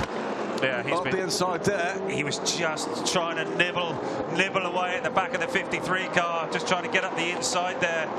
And more confident the more time he's had in this car. Yeah. He's got a car underneath him now, he understands more. He's got grip that he understands more. He's looking for lines that he would have been looking for 2 days ago. No. And it could be that this is the run that secures this team not just a good race result here, but the Asian Le Mans Series Championship. Yeah, absolutely, and he's going to get the move done here on Ross Kaiser at the inside in 16. And he's there, right there, Charlie Cruz there, only a couple of seconds up the road. Lost a little bit of time there in traffic, but I think give it a lap, couple of laps, and he's going to be right on him.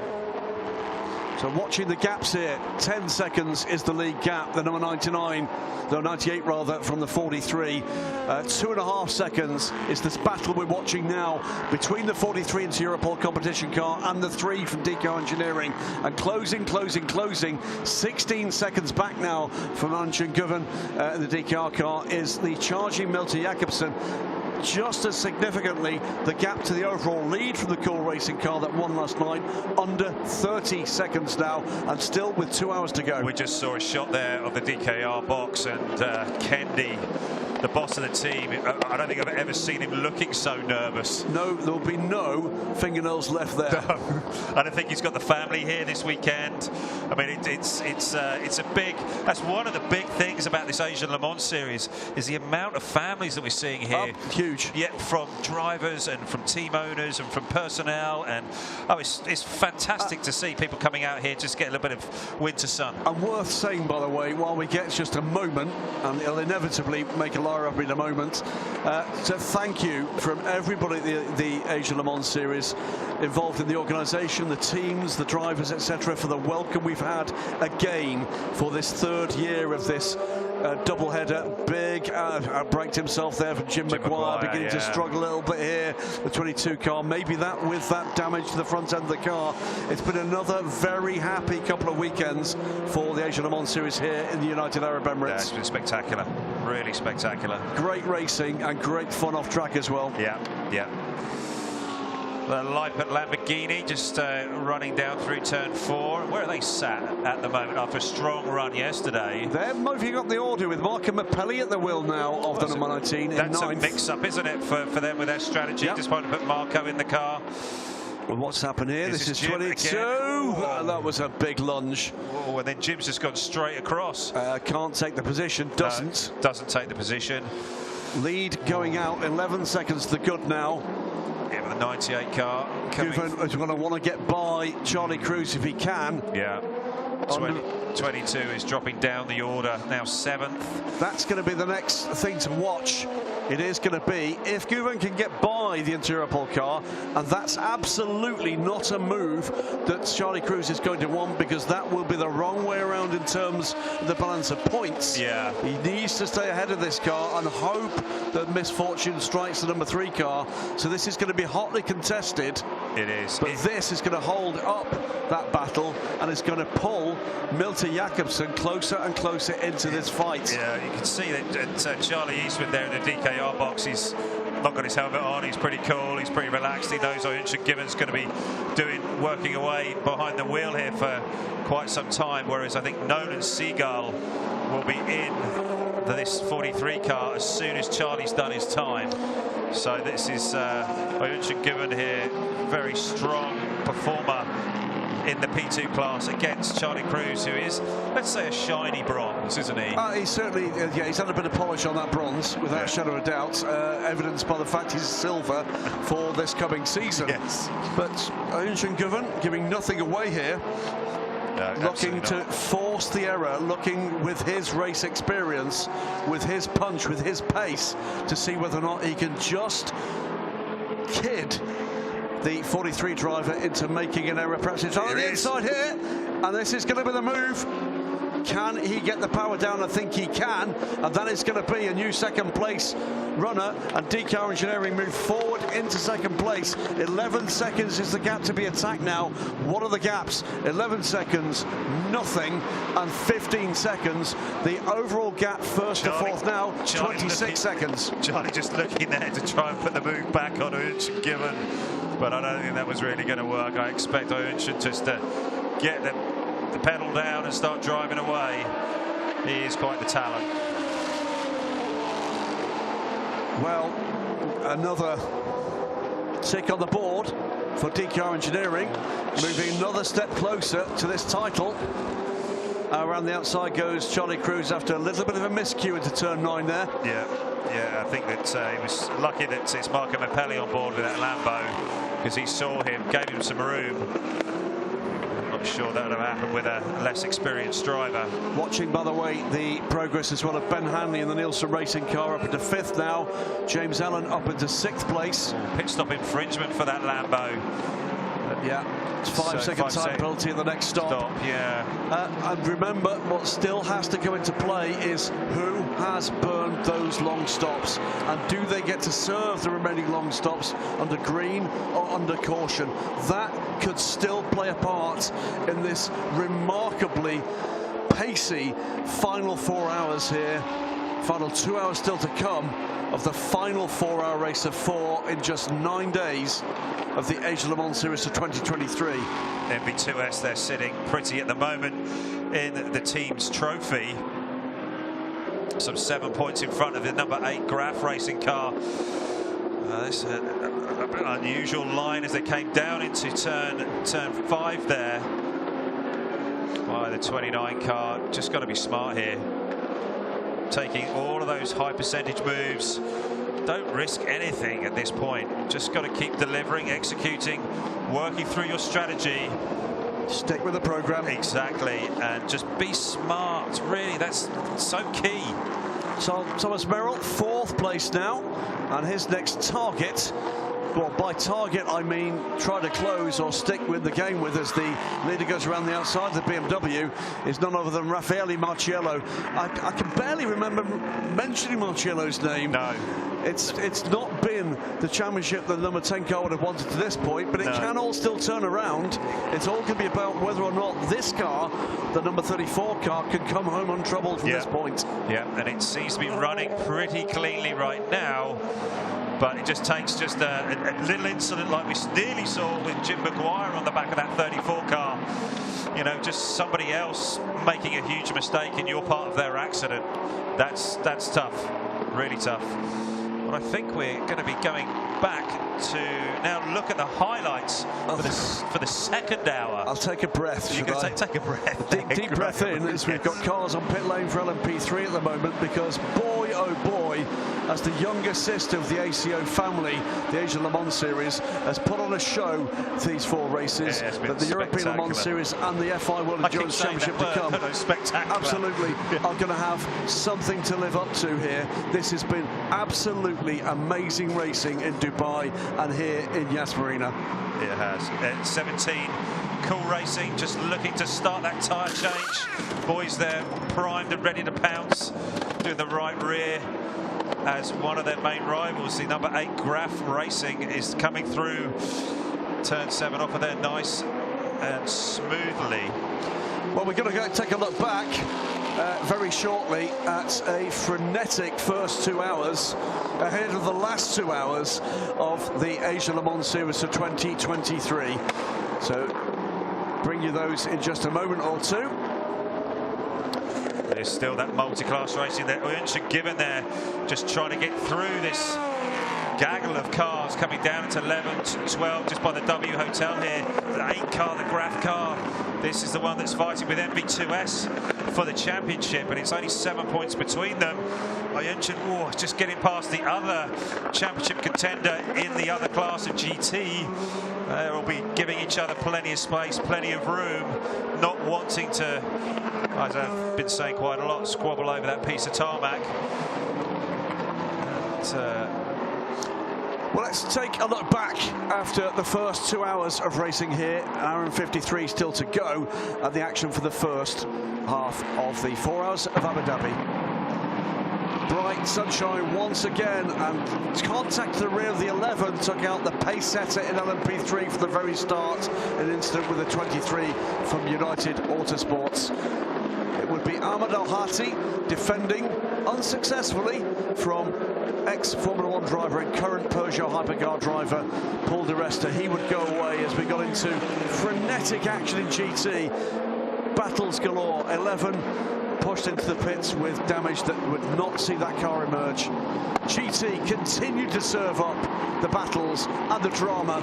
Aston Martin, Ferrari, AMG involved in that little group, and then battling in amongst the lead group would be Sally Yolick on Yolick, I apologise, on Rodrigo Sales, and then Christian Bogle involved in a battle with the American as John Falb looked to get involved too. LMP3 got in on the action, and this was the 18 360 racing car doing its now trademark back to the front of the field run.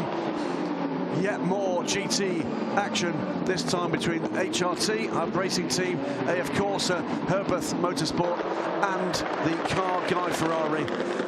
Di Resta carving through traffic, this time passing Alexandre Coigny and into the pit stops. The 43 car threading the needle between 2 of the LMP3 cars. MV2S making it to the lead of the race and reversing the positions with the 360 racing car. Still GT not quitting. Martin Conrad putting in a stellar run at the sharp end of the race in the number 7 car that won last night. Bronze on bronze action, passing John Hartshorn for the lead of the race in GT. 22 car by now in the hands of Jim Maguire, and that was Charlie Cruz taking the lead of the race in the 43 into Europol car, as there was a confusion between Belen Garcia and the 55 car, the 55 Rinaldi car. The Spanish lady driver out on the spot, and it was fluid down from that incident that cost time and a spin for both the 17 and the 77, and also the 99 car went around on the water drop from the burst radiator on the Rinaldi car. Great battles here up the inside for Charlie Cruz just before he had to cede the lead to the 99 racing car. Battles in every class, it has not quit. John Hartshorn with both mirrors full of LMP3 cars. Which way do you go? In this instance, it would be Ross Kaiser around the outside of the Aston Martin to take the position over the Inter-Europol car. And Ian Guven going by Charlie Cruz and will take up the fight for the lead.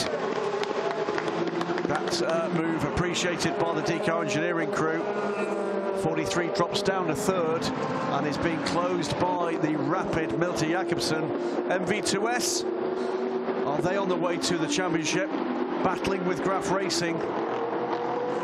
But the championship leaders in GT looking to be on their way potentially to the title as the sun goes down in Abu Dhabi. Back to live, Ollie. Yeah, absolutely. There is the overall classification. Take us through it. So 98 in the lead, with the number 3 DKR in second there in P2, followed up by the Inter-Europol competition. Number 43 car 19.7 seconds back.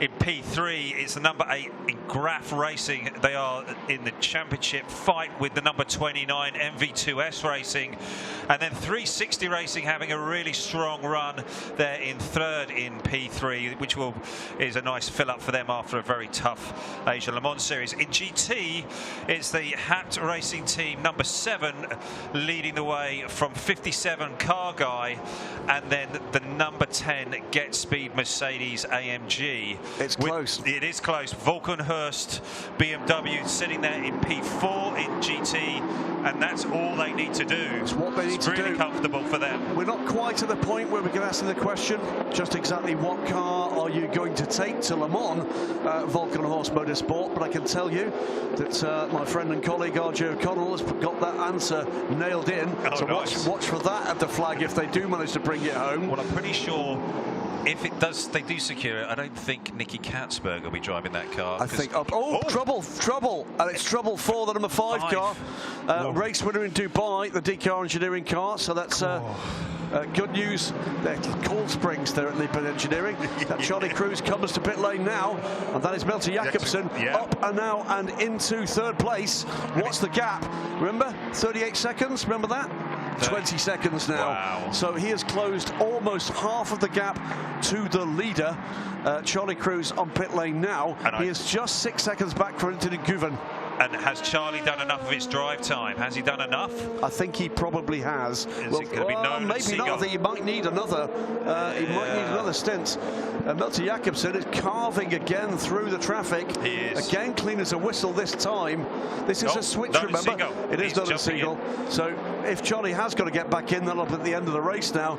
Remember, for Cool Racing, this is a change to their strategy from Dubai, because they felt they were out of championship contention, which, by the way, they're not. Nico Lapierre opting to give the opportunity to test Milton Jacobsen to the ultimate, and he paid back on that with a win yesterday. 43 did not do a time stop. That was not a time stop. Right. Because he released once Nolan Siegel was secure in the seat. It wasn't on the watch. He was on how quick the driver change was done. Yet more drive-through penalties just served for the 16 Get Speed car. Another one to come for the other Get Speed car. Yeah, and that is the third place car. This is handing this race, you know, to Hapt Racing. I think they're the only leading car that has not had a drive-through penalty. 4 on the 1. Is that Matt Bell in this car now? It must be Matt. Yeah, it's Matt. Yeah, it looked a very Matt Bell. It did look a rather Matt Bell move. I'll take that. Nice and aggressive. So on pit lane, the 4th place car from Inter-Europol, making his way into contention. Battling out Nick Adcock here and Matt Bell. They've been speaking to these guys quite a lot over this last weekend. And just keep it clean, boys. Keep it clean. Yeah, I'm sure they will. He's got the pace. He's got all the subtlety of a bloke from Newcastle. But did beautifully to take that win yesterday. Yeah, there was a stunning performance from the boys and girls there. United Autosport Nielsen. ready here for Jim McGuire. That'll be the end of his drive time. He will come in from 7th position, off the lead lap at the moment. Malte Jakobsen, purple in sector 1, under 20 seconds back from the lead, under 5 seconds back from second. This is on. Yeah, it is, and it seems as the sun has gone down, we're just seeing it going down over the horizon, that this track is starting to really light up at its pace. And Malte Jakobsen's just going purple there. The 99 racing car is also doing one of its fastest laps. It seems that these P2 cars are really coming alive right at the end of their fuel window, and their fuel tanks now almost down to the very last drops. 2021 champions Nielsen Racing matching up here against 2022 champions in the Asian Le Mans Series and LMP3 from CD Sports. Yeah. This is a battle for 5th, yeah, and there's about 20 other battles here that are just as exciting as this one. Yeah, Nick Adcock's no pushover here, and Matt's still trying to make that move up the inside, and he's just looking to make that, trying to manufacture that pass. Matt is, if he's going to use the car guy 57 car to make the move, or is he going to get just a little bit more lap time lost? He's just looking to make, he's just got to keep his cool. It's the other CD Sport car ahead of the car guy on the hands of Frederick Scharndorf. It's two very capable drivers in LMP3 cars against a capable driver in LMP in GT. Nick Adcock looks up the inside, will try to get the clear air to the outside of the Ferrari into and through turn 1, but there's better grip here to the inside, but that's already filled, or is it, by Matt Bell. He's going to get alongside, he's going to do this move right here. It is indeed, it's a move on the inside. The 4 goes away, and Nick Adcock cedes that position. Looked for the right line through on that traffic. Suckett made his choice early, yeah, and Matt Bell outguessed him there. Yeah, he did. Nice racing by all of them there. Kept it clean, no touching. Nicely executed, Matt. It is to get on and away. It is yet another drive-through penalty in GT, this time for the 33 car. Almost side-by-side contact there with the number 6 car. Yeah. And Matt Bell is going to pass that car and is trying to get onto terms with the second TD Sport car. What's this? That was a touch from the back from the 77 on the 15 into the chicane. I think they're both going to survive that, and that was the 23 going straight on as well. Yeah, it was. Matt just gets done past the number 2 up the inside of the 6, but it's really congested. It is busy. P3, P2, GT all together. If you're trackside here at Yas Marina, I hope you're enjoying this one, because we are. If you're watching around the world on TV or on the live stream, you're surely going to be enjoying this one. There's still an hour and 43 minutes of this barely believable madness to come. Yeah, Malte Jakobsen eating away at that gap to the number 3 car, and he's now got it down to 3 seconds. So the gap he's belting into at the moment is indeed that second place gap. He is still closing on the leader, not quite as quickly as he was. So is he at the moment in fuel saving or tyre saving mode? He is still taking tenths even if he's doing that, but that is the gap between the DKR Engineering car number 3 and the Cool Racing car number 37, with the black Porsche number 99 between the two. Yeah. This is the battle for second position. Cool Racing did have that last stop. Unfortunately, it was it 1:39? The last they did, one? Yeah. But it's 99 seconds. It is going to hurt them. Yeah. They at some point will still need to burn another stop, but they've just served one in 1:41. They're taking them off. And in LMP2, of course, remember that the stops come more frequently. They do. So they have opportunities to do that without burning the full 100 seconds. Right. Got you. So there is other opportunities for him to get that done. There are. Fastest lap of its race from the number 3 car last time around, 1:43.432 from Guven. It's a mark of the difference in pace that it's not the fastest lap for the Cool Racing car, and it's half a second quicker anyway. Yeah. That Cool Racing car, I believe, is what, chassis 10? No, it's the DKR. Wheel. Now, which car's that come off? Was that the 33? No, he's going too quick. Someone's down pit lane. It's one of the Inter-Europol cars. Yes, it is. It is the 53 car in the hands of White Brickacek. We're going to see it here. It goes very, very wide, and he's lost that left rear. Oh, it's a fine time to leave him, that loose wheel. Yeah, it is. Oh, that would have hurt him as he slapped over that curve there. Three wheels on my wagon. But it has kept the legality panel on the rear of that car. He's done very well to bring that in. Yeah, he has. He's got stuff. And the boys, there it is. They're trying to push it further in because I think it was still in the AF Corsa box there. Now it goes on the jacks. Now they can bring the wheel out. Want to be ready for that, of course. No, absolutely not. They're just going to be checking out to see whether or not there is damage that needs to be fixed before that, or was it simply just finger trouble at the last stop? It's being gunned on well and truly there. And will be sent. How he gets going. That's bitter luck for them. It is. It's tough. They were running. Where were they? Oh, they're now down in P8. Yeah, they were running about 6th, 7th. Guven closing again, by the way, on the leader here. Nice move around the outside of the 91 car there, but he knows he's got trouble coming, and that trouble is shaped like a tall young Dane. Here he comes, 37, one of a small galaxy of stars. 91 bails out of that one. Lets the LMP2 car go. And this battle, 1.1 seconds now for second place. The gap to the lead. Pit lane, number 3. DKR blink first. Cool Racing continue for another lap. So Jakobsen goes through and into second place. Has Malta been fuel saving while he's been catching Ayunchen Guven? If he has, this is going to be another very impressive run. 23 on pit lane as well, as is the 44 ARC Bratislava car. They're sitting 8th and 9th at the foot of the standing as LMP2. Behind, by the way, Graf Racing and MV2S who are battling for this title. And Charlie Eastwood getting on board. He would have been sitting there waiting for his opportunity. We'd seen him in the pit box. Turkish time done. It's time for the Irishman. Indeed, they're just taking their time here. This is one of their time stops. Making sure that they get him nice and comfortable. Don't rush it. Just make sure they get all the belts correct and right. Should still come out from this one, I think, in contention with the chasing group, who's still got to stop, of course. It is another drive-through penalty, and it's a second drive-through penalty for car 21 from AF Corsa. That car, 7th. These are all cars in leading positions. Yeah. Also there, we can see the 24 car.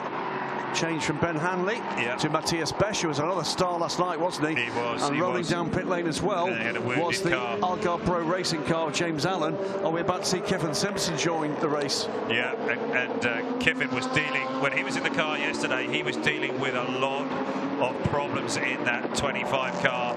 Big gearbox issues. They lost first gear. He then also had problems with 4th and 6th. And then as he came through this corner, with about 10 minutes to go, he lost the rear of the car, and then the car just fell straight into neutral.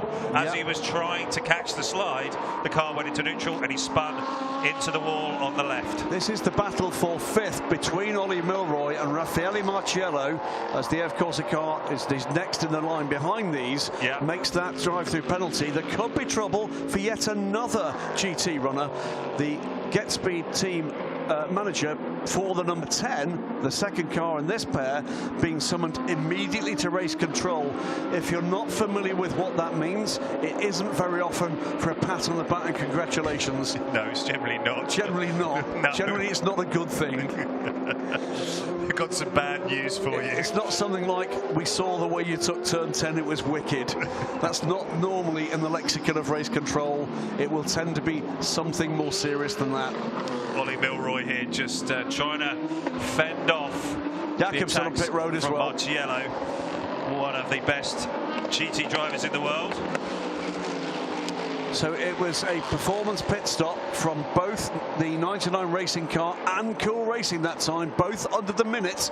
There's a further second nibbled away by Cool Racing. The gap is under 14 seconds for the lead. Remind you, before the start of the last stint, that gap was 38 seconds. Yeah, it's impressive, isn't it? He's taken 25 seconds out of the lead in one stint. Yeah. Nolan Siegel, by the way, at the moment, up into 3rd place. I think he may owe us a pit stop. Yeah, I think he might. The cycling through. Or perhaps not, actually. That might be. We'll keep an eye on that one. Yeah, absolutely. So the 72 and the 10 still battling away here, coming down. Ollie Milroy still in front of Raffaele Marciello. The number 5 DKR car looking to stick his nose in there. That was the car that had the big spin in the penultimate turn. Came in, engine cover off, but is back to full health. The car that won race 2 in LMP3. That car at the moment is a little way down the order. Yeah, the spin wouldn't have helped it. Yeah, Valentino Catalano. They have a problem with the pit stop with the starter motor. And so they're some way down the order. Gets between the two AMGs, and we wait to see whether or not there is something coming from car guy on pit lane. Then we should see Kimura-san, Takeshi Kimura, the car guy, behind the car guy team. Should be at the wheel at some point, and soon. Yeah. And I would guess right now. This could be it for him. That car, by the way, came in from 7th place. We'll drop down the order on pit road. So Hub Auto just moved up a spot into 4th, and Get Speed are now 5th. And Valkenhurst having been as low as, what, 14th? Oh, big trouble! And it's Malte Jakobsen coming together with the 24 car. It is the Cool Racing car and the 24 in trouble at turn 1. This is, as they're coming in, what happened here? There's a huge confusion. Oh, it's just both spun. They've both spun. Was that Malte Jakobsen spinning in sympathy? I don't know. Or to avoid the spin? Yeah, so who's on board the 24? 24 is Ben Hanley. What happened there? Maybe Haley's going to be able to find out a little bit for us there. Now that could be a race-defining moment. Charlie Eastwood, by the way, is 49 seconds back here. But remember, there are still long pit stops to burn. Now, what has that done to the tyres that are aboard the 37 car? He rejoins, by the way, in 3rd place because Nolan Siegel has gone through into 2nd place. That has cost him 14 seconds. He's 9 seconds back now from Nolan Siegel. That was his outlap. He was about to start his first. He's lost some bodywork. I think he's lost some bodywork on the left front there. Oh, maybe it's no. Now, well, 2 or 3 options there. Did he spin in sympathy? Did he spin in avoidance? Is the fluid down? Yeah, or is there some damage there on that left front? Oh, big wiggle there from the 23 car. It is. It's hard to see. Ollie Jarvis, by the way, aboard the 23 in 8th. I think he might have some damage there on the left front. Yeah, he's missing some bodywork there on the left front, just the wheel arch. Something missing there, I believe, unless it's just a trick of the cameras. I'm not quite seeing it. I think looking to get a nose ready. Team are not scrambling yet, but I'm sure we'll be having a look for the pit wall. Yeah, it's on the wrong side if it's the left, though. It's the left. I think that he's missing some bodywork from the left front. He's not back up to speed here. It's 1:46. He's dropped time this time. That will be, I'm sure, some flat-spotted Michelins as well. Yeah. Served him well to that point. I'm sure he is missing some bodywork there. It's just maybe some contact. Doesn't look as secure as it should, but don't think there was contact, you know. Yeah. I think the group of cars coming through the final turn. I'm not sure. Let's see if we can get any extra vision on that. But it was a group coming through that turn, and then there was a spin from Ben Hanley, wasn't it? Yeah, yeah. Matthias Besch, sorry. This is the group that came through ahead. And it was a spin, and immediately a spin from Malte Jakobsen. I think he spun an avoidance. Yeah, maybe, possibly. I don't know. It just looked like there were two. It was the way that they pirouetted together. I would say that they were close to being together or making some contact. There was either tyre debris or something came off the Nielsen car. Yeah. Team management car 2, by the way, from CD Sport. There's another one being called to race control. So we had an incident between the 2 and the 10 that requires further explanation. Getting back to racing, though, with just over 90 minutes to go of this race and this quick-fire season. The 29 had that spin earlier on, hadn't he? And Ross Kaiser is just making good headway here, catching Jerome de Sadelier. 29's not at a spin. Didn't he have a spin earlier on coming through the final, the second to 15, turn 15? No, that was the 5. I'm sorry. That was the 5. That was the 5, I'm sorry. No, it's been hectic.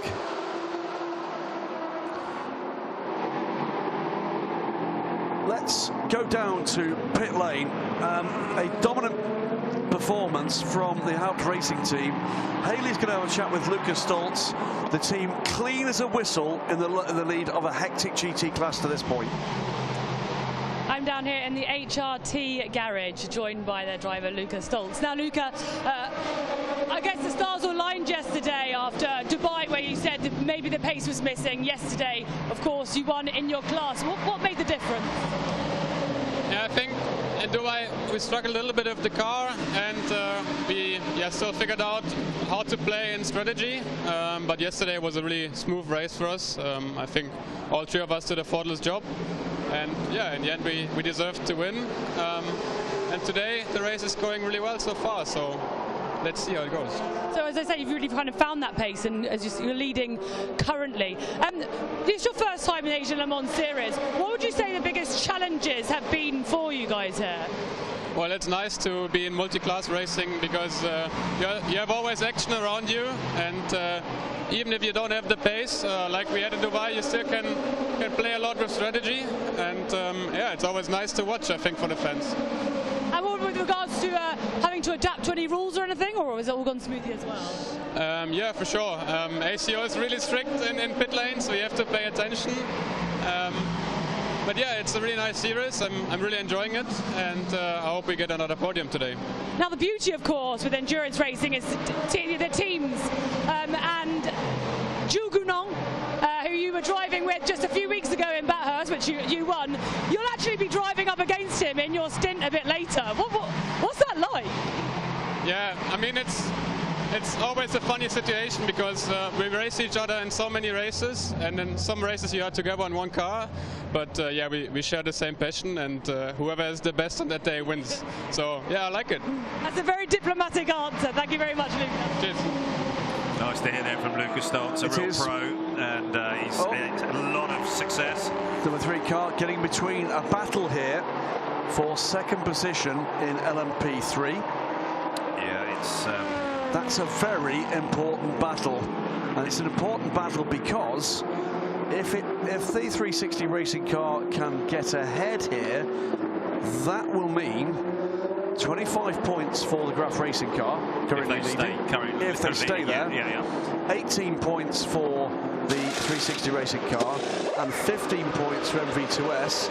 So a 10-point gap, and the championship gap is 10 points. So you're then getting into countback. Wow. I'll let you do the maths on that. And while Graham is looking at getting doing that, getting his abacus out and trying to figure out what's going on with the championship points. Car 98 continues to lead in P2. 13.2 seconds back is car 43. Nolan Seagull still trying to press away and cut that lead down, and Multi Jakobsen now is 12 seconds back from Nolan Seagull, which that gap is just eked up a little bit, but I think he's kind of got it somewhat under control now. He had 2 or 3 laps where he was off the ultimate pace in the 146s. I'm sure that must be flat spots on the tyres. That should get a little better as time goes on, should it not, Ollie? Yeah, if he'd managed. Yeah, it should. And his pace is coming back down again. It is, but I think he's actually got some damage to the bodywork. I'm pretty sure that piece that connects just between the nose and the backside of the wheel arch, I think is missing on the left side of the 37 car. Haven't got a completely clear view of it, but I'm pretty sure that's missing. So the order, as we look at it, 98 leads, 80 laps in the book, plus 11 seconds, 11.8, 12 seconds to Nolan Seagull in the number 43 car for Inter-Europol competition. 37, Cool Racing and Hans Multi Jakobsen, 13 seconds or so back after that spin avoidance, we think, was spinning Matthias Besch at the penultimate turn a few laps ago. Then it's the championship leading number 3 D-car engineering car, the Nemo liveried car, if you like. These two still going at it. Absolutely so Ollie brilliant. Milroy there with Rafa Raffaele Marciello right on his gearbox. Full kudos here to Ollie Milroy. That's Raffaele Marciello behind, who is by any measure a world-class driver. Absolutely. In anything, and in particular in a Mercedes-AMG GT3, which he probably has more time in than any other man on the planet. Yeah, he does. He hasn't looked quite that comfortable in that 10 get speed car this whole period here on the Asian Le Mans series. I was expecting just that little bit more zip, that little bit more attack in his driving, and it seems like he's just a little bit tentative, or just not quite on the balls of his feet, I would say. Well, one thing I'd say is with Raffaele Marciello, for the most part, he'll be used to running in a full pro car. In a full pro car, the level of compromise built into the setup of that car is less. Yeah, here you've got a bronze, a silver, and a gold. Florian Scholzer is nobody's fool, but there will need to be accommodation made in the setup of that car for the gentleman driver, of the non-professional driver, and that might just have taken the edge off the performance of the car. Indeed. This, though, just rising up like a salmon, is the Volcanur's car, down as low as 14th. Thomas Merrill has taken that car back up the order to second, both with pace and as car after car after car in this championship run has fallen by the wayside with another 21-second run down pit lane. Nicky Katzberg looking on there, just doing the last bit of calculations and wondering, okay, when am I going to be getting in? And they have just run such a smart race. They've been very clear with what their strategy was right from the start of this weekend, and what they wanted to do, how they wanted to go about it. No panic, no rash moves, no sitting there going, wondering what's going to happen next. They have got a very clear strategy and plan, and they have executed. Like you've said, Graham, there's been lots of other cars and lots of other drivers who have just said, after you. You take this place, because I'm just going to keep driving off the track, getting track limit warnings and all kinds of other penalties. Absolutely. And they've just marched their way to the front. Now, we've teased the audience for the Asian Le Mans series for almost, well, 2 seasons as to why Nicky the Cat Katzberg is called Nicky the Cat. I can now reveal, as we count down towards his stint to what looks like he may well bring home the title here, it's because he likes to go out in the dark hunting. That's what it is. Nicky the Cat Katzberg, poised to go. Get me out of here. Up the inside, and safe as houses there for the number 3 car. Charlie Eastwood. Yeah. This is, for Charlie, it's going to be about not ceding any further positions. He's running in 4th place now, working the gaps if he can to the cars ahead, but more than anything, bringing this car home with enough points to secure this title. That'll be a mighty result for DCAR Engineering. Multiple title winners in LMP3, and a title win looming for them in their first full season ever in LMP2. That's completely remarkable. Let's go down to the garage for the lead car overall, new to LMP2 this weekend, a double pole sitter here at Yas Marina. Haley is with Ahmed Al-Hatti. I'm down here in the 99 Racing Garage with their driver, Ahmed Al-Hatti. You jumped into the car this week. You got pole yesterday, and double pole. And I say your stints were pretty damn good for someone who's never driven an LMP2 before. Just what's your take on this Asian Le Mans series? Well, it's first time driving an LMP2 car, and it was an amazing opportunity to come to Yas, which is one of the closest circuits to Oman. Was obviously a real benefit to me because I know the circuit, but to have adapted to the LMP2 wouldn't have been possible without amazing support by the team. They've given me everything I can to improve every day, and yesterday was a huge learning curve for me personally, because driving an LMP2 car and racing is completely different, and I learned so much yesterday, and we worked on what happened yesterday, especially in the start. The first 2-3 laps is very crucial, and I was really happy to continue with that momentum. And it's such a difficult class to race in. We saw how competitive competitive it is from the top all the way down to the last car. And we've done a lot of GT racing in the past, and it's helped me a lot to understand the philosophy of this type of championship. Are we going to be seeing you driving an LMP2 car in the future? You know, I never know if that opportunity comes again. At least I would have said, you know, I've driven one car before, you know. But we will go back to our GTE program and hopefully get some good results there as well. Thank you very much. Pleasure. He's a delight, Ahmed Al-Hati, and amazing qualifying result from him. 360 Racing, while we were listening to Ahmed with his thoughts, have gone into second position. That, if the checkered flag was dropped now, would leave the Graf Racing car that leads this race and the MV2S car that is third place now in this race equal on points. Yeah, it's absolutely amazing though. It will go to count back. Yeah. And I'm not going to tell you. Yes, I have, and I'm not going to tell you what it is because I'm just that kind of guy. Oh, very kind of you. But yeah, come on, it would go Graf Racing's way. MV2S have to finish higher than third if Graf are going to win. Was that Frederic Jousset just getting ready there in the 360 Racing? That way. Garage. He's been in the car, so there is clearly driver time to burn because we have had all three drivers in that car. There's driver time still to burn in that car. Okay. Must be. Yeah. But it's been a great run for Ross Kaiser. Yeah, I'm sure he's absolutely loving it. However, this is about the lead. Oh. And Nolan Seagull, once again, is just delivering. I had a chat with this young lad earlier on today. I mean, he looks about 16, but I mean, he's mature, he's delivering, he's loving his racing, he's loving the Asian Le Mans Series, he's loving driving a P2 car, and it just seems like he just can't get enough of it right now.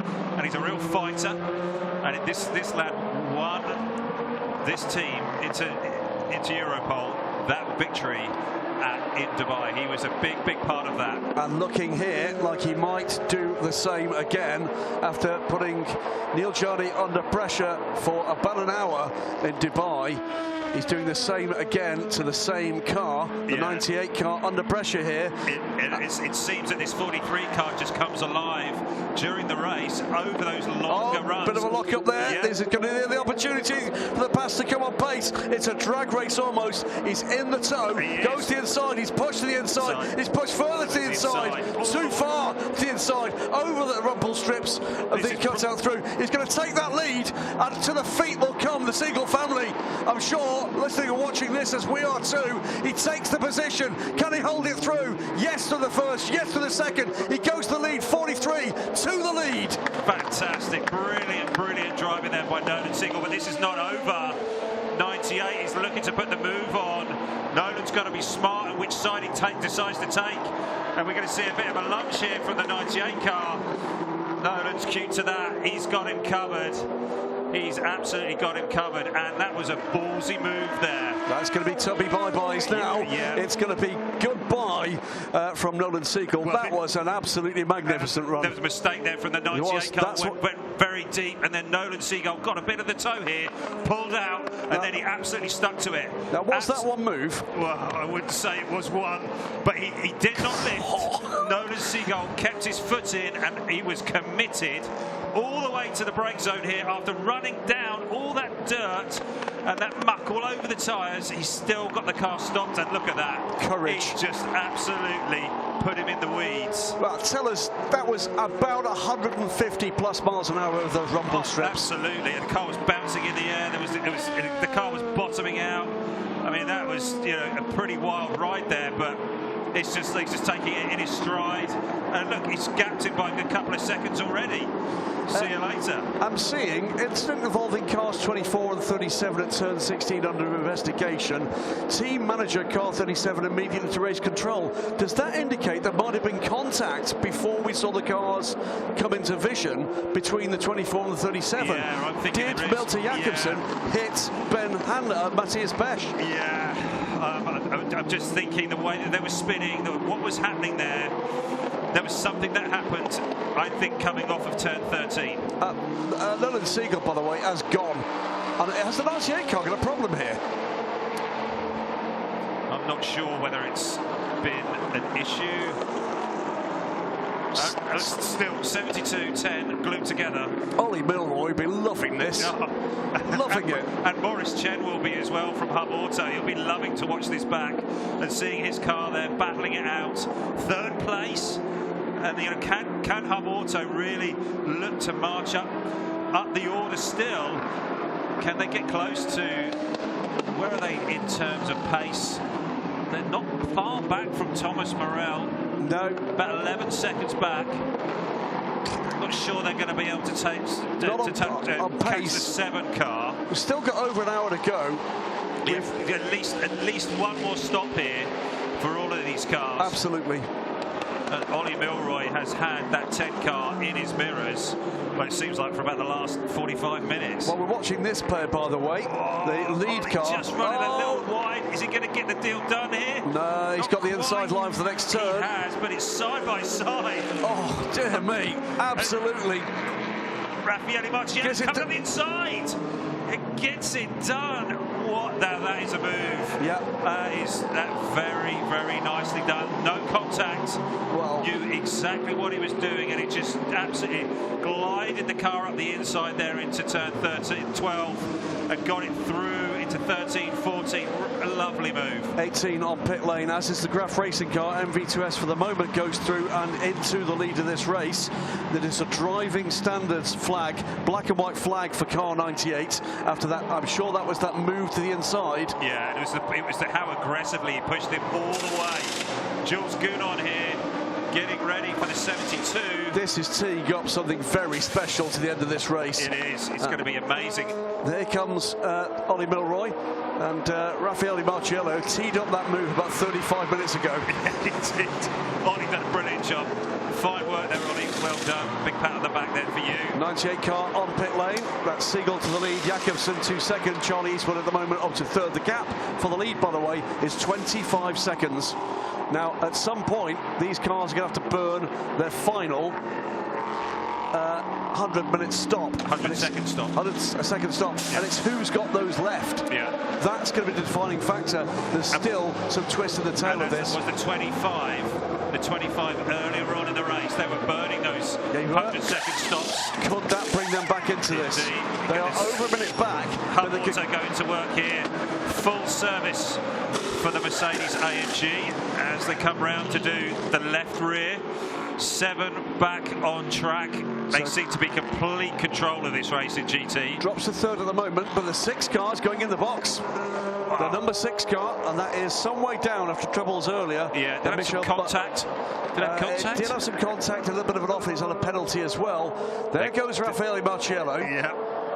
Oh, I'm looking forward to this with Jules Gounon. Here comes the bullet car. Yeah. Jules Gounon not moving yet, not moving yet. Not now. He will move.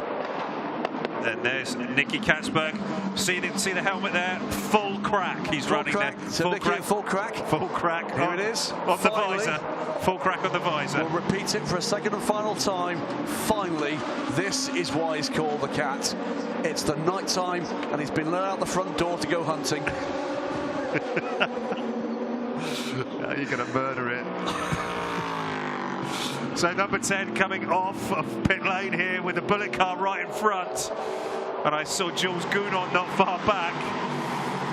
And this is going to be, they're not going to be able to get to the end with this stop here. So they're going to have to make another one. There's going to be a splash. This the fact this race has run so far under green flags it's thrown them, I think. Yeah. These teams will almost have guaranteed themselves a couple of caution periods, and they've not had them. Yeah. They've had to think again.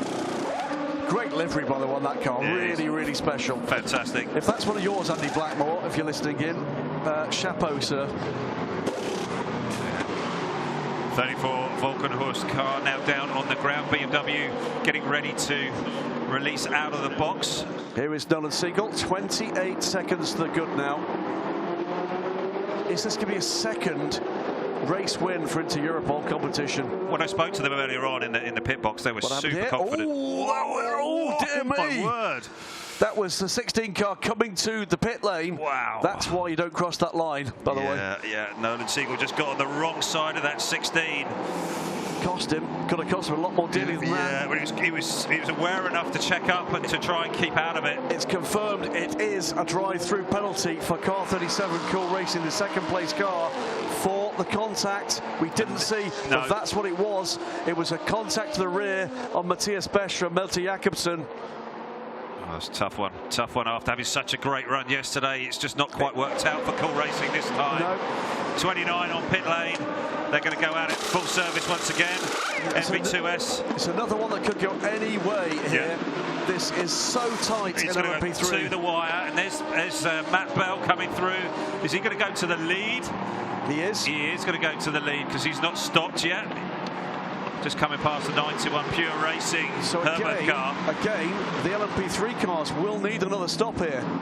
They will, yeah. They're not going to be able to get it done. How far can Matt Bell go on the fuel load he's got? Because it will affect the length of time for that final stop. There is so much full throttle here at Yas Marina that the fuel economy has just come down that tick, and it's made them all adjust their strategies and how they're going to make this work to the end of the race. And there's one will stop for every single class. Nolan Siegel to pit lane. This will be his penultimate stop.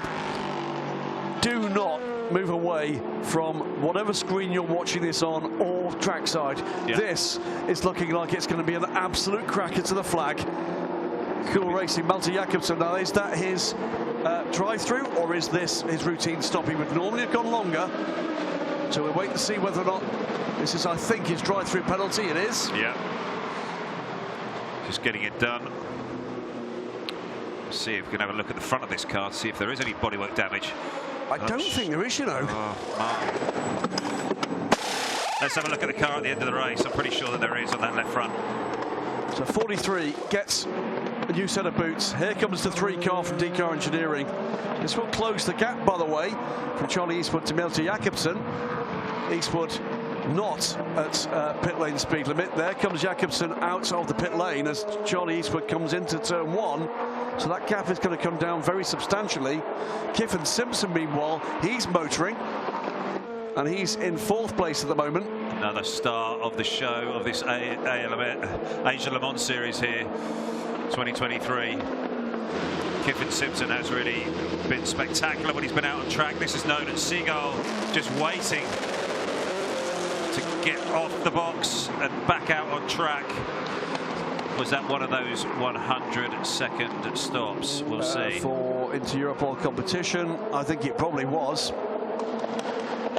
It was. 1 minute and 42. Yeah, just being a little bit cautious so there. That will be the last for them of those long stops. Yeah. There might still be one to come for Cool Racing. Well, they've got 38 minutes to get those done, haven't they? Because they have to get them done within 3.5 hours. And that caught out 2 teams last night, including the initial podium sitters, the 22 United Autosport team. So at the moment, right now, Cool Racing to the lead, but still owes, we think, what might be a long stop. Melter Jakobsen is going to finish this race, and he's going to have completed close to 3 hours in the car. That's a long time to be in any race car, but around here it is exceptionally long in a P2 car. And that is Benji Goethe in 3rd place. That car has come from nowhere, and that must be out of sequence on pit stops. Must be. He's had 4 stops, you know. Yeah. Have they played a blinder here? Benji Goethe. Let's see how this shakes out. I'm sure Nicky's not going to fight him if he starts pressurising him. He'll just be letting him go. Well, they must need one more stop, but if that's been done on pace, that's remarkable stuff from the Garage 59 team. I don't think that's a car I've mentioned in the last 3 hours. No, I'm not sure we've really seen much of them. Well, I spotted his dad in the garage. A proud father, Roel Goethe, quite right to be. He shared a GT4 car at the Dubai 24 Hours again with his 2 sons, run by the Dragon Racing Squad that's based at Dubai Autodrome. And hopefully we've got some news from them to come in the coming days as well that'll be of interest. But it seems to be quite even between Nicky and Benji Goethe here as they come down towards turn 6. And Nicky's just looking after the car, and thinking about what he needs to do, just to be cautious, careful, but calculated, and just being smart, really smart. Just talking with the team, just ticking their laps off. We've got about 7 minutes to find out whether Nielsen Racing have pulled off another blinder, because Matt Bell is still in the lead. We're not far out of their fuel window. 6.5 minutes out of that fuel window. It's about an hour for an LMP3 car. Yeah. If he can stay out for another 7 minutes, that's a single stop left. It is. A single full stop left. Everybody else will need another stop. Yeah, and has he managed to fuel save massively? And has it been their strategy all the way along to start fuel saving right from the start? Benji Goethe drifting that car through. Just beautiful control of this McLaren. I think that's one of the liveries of the season. It looks lovely. I think we saw somebody sat there in the seats ready to go. Is the car going to pit? No. They are going to continue, and Garage 59 boys have done maybe they played a blinder here and got this car all the way up into contention. Phil Hansen by the way now aboard the 22 United Autosports car. It's Milton Jakobsen owes us a stop soon, I feel. It leads the race for Cool Racing. Yeah, he did the drive through, didn't he? He did. I think he still needs the stop to get back onto the same strategy though. Charlie Eastwood now second, just 6 seconds back from the Cool Racing car and the number 3 DCAR Engineering car. Algarve Pro Racing's Kiffin Simpson is third and 8 seconds back from Eastwood, and catching both the cars ahead into Europol's 43 in the hands of Nolan Siegel. He's 42 seconds back. And then it's the 99 racing car, the number 98 car. Neil Jani at the wheel of that car, 22 seconds back, with Matthias Besch from Nielsen Racing in 24, 16 seconds back. Then the 2 United Autosports cars, about a minute back, 50 seconds back, Phil Hansen, and just 8 seconds ahead of Ollie Jarvis. Nico Pino props up the class at the moment, the Chilean driver in the 44 ARC Bratislava car. That's your LMP2 battle. All 9 cars still running competitively. Nicky Katzberg doing personal best in Sector 1 and Sector 2. New tyres. He just got Phil Hansen there. Has pulled away now from that McLaren. Yeah, he has, and I think that he's likely to set a personal best here and do his fastest lap of the race.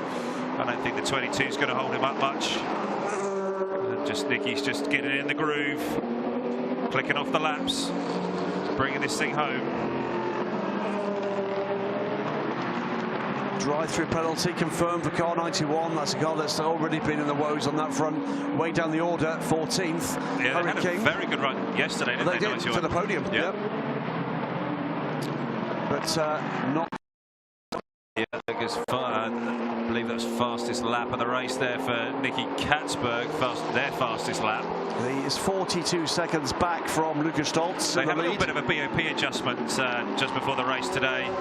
They got some boost taken away, but they also had some weight taken off the car as well. So it might make the car just that little bit better through that final sector where they have been struggling. But it won't be quite so flash coming down through that second sector. Yeah, cooler air, of course, at night here under the lights. Yeah. Spectacular venue. The cars look absolutely magnificent. They really pop, don't they? They do. Multi Jakobsen here. Are we going to be seeing a stop from him very shortly? As if we might. Yeah. Is he going to be taking to the pit lane this lap? No, he's not this time. Charlie Eastwood is not far back. Another brilliant run by DKR. I mean, they have just really, they're always stealth-like at times. Tick, tick, tick have gone the laps for DKR. Never looking ultimately like the quickest, but fault-free, and with absolutely progress that can and will be made, I've no doubt, ahead of the European season for the Luxembourgeois team. Are they looking to enter the European Le Mans Series season as champions in the Asian Le Mans Series? Yet another title. They've taken ELMS honours in LMP3. They've taken Michelin Le Mans Cup honours in Europe in LMP3. Could this be their first ever LMP2 title in 62 minutes and the lap, remember? Yes. Kiffin Simpson there, he's looking to chase He's down. catching. Yeah, Charlie Eastwood, and Kiffin has been extremely quick in this car, and it's just now about what's happening now with the pit stop strategy. How much or have they burnt all of their 100-second laps, pit stops? And do they have to? Can they just get away with just those short versions and the performance stops? It was a gutsy strategy, wasn't it, to do that a half under green, but it would have saved them probably 10 seconds, 15 seconds, if not more. And if that's what it is, they're on countback in the lead. Yeah, they are. And we're pretty sure that 37's got to do one, hasn't it? We think they probably do. Yeah. So if it is, David Leach, who is the technical director at Algarve Pro Racing and race engineer strategist supreme, would have played yet another blinder. That well-drilled crew of Sam and Stu Cox, team managed by Sam, comes to the pit lane now. Yeah. If this is a performance pit stop, they have played that blinder. And meantime, MV2S, third place. Well, they look set to be on the road to a title with an hour to go. We're going to go down to Haley in the pits, who's got team member Jerome de Savlier at the mic. Let's hear what they think of the prospects in the last hour.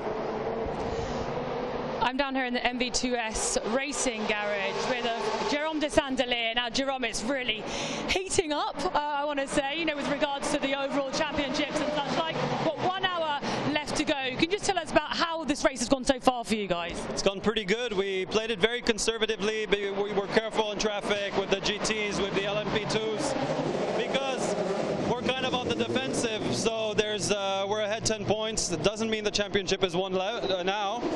So we're going to have to wait till really the last minutes to know if we make it across the line. I think most cars which are out now needs to do another splash. The 2 or 3 cars ahead will have to stop for a bit more fuel before the end. But it's certainly going to be an exciting one. Absolutely. I mean, as I said, there's 1 hour left to go. Are you guys just kind of keeping out of trouble, keeping it safe? No, I think right now Fabien, which is the fastest driver on our car, is pushing very, very hard. We need to maximize the chances to be right behind the Graf car, the number 8, which is behind us in the championship. And during the fuel, I might have to get back in for my 1 minute, as there's 1 minute mandatory driving time for me left, unfortunately. So we'll see what happens. Thank you very much. Thank you. Well, 2 bits of an update there. That was significant information from Jerome de Savlier. He needs to get back in the car. Yeah, that's tough. That is very tough. But also what we saw happening there, Ollie, was a switch for a significant position with the 25 car from Algarve Pro DK Engineering on pit lane. What did we just see happen? Yeah, we just saw that the number 3 DKR car was 10 seconds longer in the pit lane, on the pit lane, than the number 25 car. And this has been a bit of the story of DKR's series, that they haven't been that quick on the pit lane. They've had some fueling issues, and 25 just beat them out. And that was that's tough for DKR, but they're still in the position where the championship is right there for them. Absolutely, they're still in a championship winning position at this stage. We have to see how these things just play out. That was a move up the inside through the hotel corner. It pulled it off that time. Yeah, the 88 just breathed it a little bit and gave him the room. Up into second position at the moment, Nolan Siegel. He's just put in the fastest lap of that car's race, a 1:42.713. 50 seconds is the gap between him and Milte Jakobsen, still leading this race. 58 minutes left. Is it 1 stop or 2 for the 37 car? I think it's 2. I think it's 2. But emotions beginning to be visible in every garage here. Under an hour till the end of this race, till the end of this 4 hours of Abu Dhabi, till the end of the 2023 Asian Le Mans Series. There's a lot of checking, double checking. Are you sure you've got that right? What about this? What happens if this happens? It really is edge of the seat stuff for these teams, these drivers. But it's tricky because you can end up disappearing down some pretty deep rabbit holes, just trying to figure out what on earth can happen. You just got to play what's in front of you at times. That is the battle for 5th position in GT. 5th at the moment in the hands of Brendan Litch in the Leipzig Motorsport Lamborghini. And behind it is Jules Gounon in the Huberto car. As Jules been chipping away at that. Also, their team manager being called to race control. Not quite sure why. Whether or not something happened on pit lane. Ooh. But we'll wait to see whether or not that's further drama. I wonder. Further improvement in time from Nolan Siegel, including the fastest third sector of the race, a 1:42.441, just 0.3 off the overall fastest lap, which went to Paul de Resta. So he's closing in on Malte Jakobsen, putting that driver and more particularly the team under pressure for what they need to deliver in the pit stops. Yeah, it is huge. This is really coming down to the sharp end of the season here. Got to deliver. The pressure is on. Here comes Matt Bell. This will be the final stop for the Nielsen Racing crew. Now, this looks like this is going to be a 100-second stop. It does. There's not a lot of urgency there, is there? No, because he was just making sure he got the fuel probe on very deliberately. And Cool Racing, which of the cars is? It is Malte Jakobsen. You're going to see appear to the right of the screen here now. There you go. And he is making what will not be his final stop. No. Now, is this 100-second stop? Because if they're going to burn one, it has to be now. He is. And now Matt's just sat there. They've just got a car in the air. I think it is a 100-second stop for the 37, by the way. Yeah, and I think that they're just going to. I think they're just going to do right side. So now they're doing all four on the number 4, and it's got caught up. And he's dropped a wheel nut. So they have spare ones on their belts. It's just trying to untangle things. He's got the earthing wire there. It's got tangled around the back of the car. You can see it's on the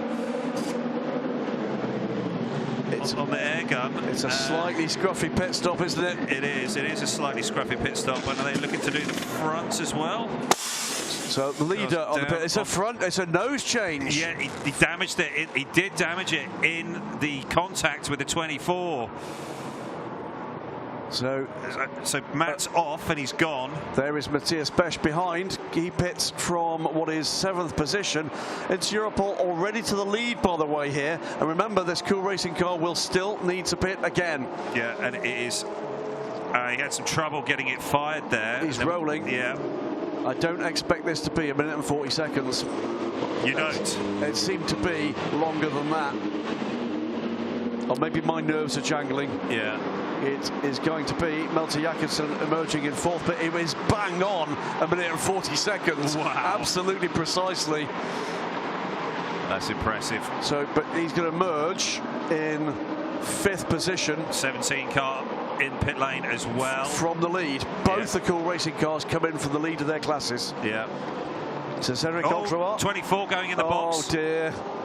What is that for? That is the end of any hope of their title returning for a second year. Oh dear. Now, is that damage from that earlier impact? It's possible. It is possible. They've been in the wars. 53 minutes to go. Something around the 40-minute mark we expect for the final pit stops for the LMP2 cars. So we know that in the last 20 minutes we are going to see another stop from the 37 car. Yeah, so the 17 in P3 is stopping now. When do we expect to see the 8 on pit lane? 29. It wasn't long ago that they were in the box, was it? It was not long ago when they were on pit lane, was it? Yeah. 29 moves up into 2nd place. So Graf Racing back into the lead. MV2S into 2nd place, which would be enough at this stage. Cool Racing on pit road from the lead.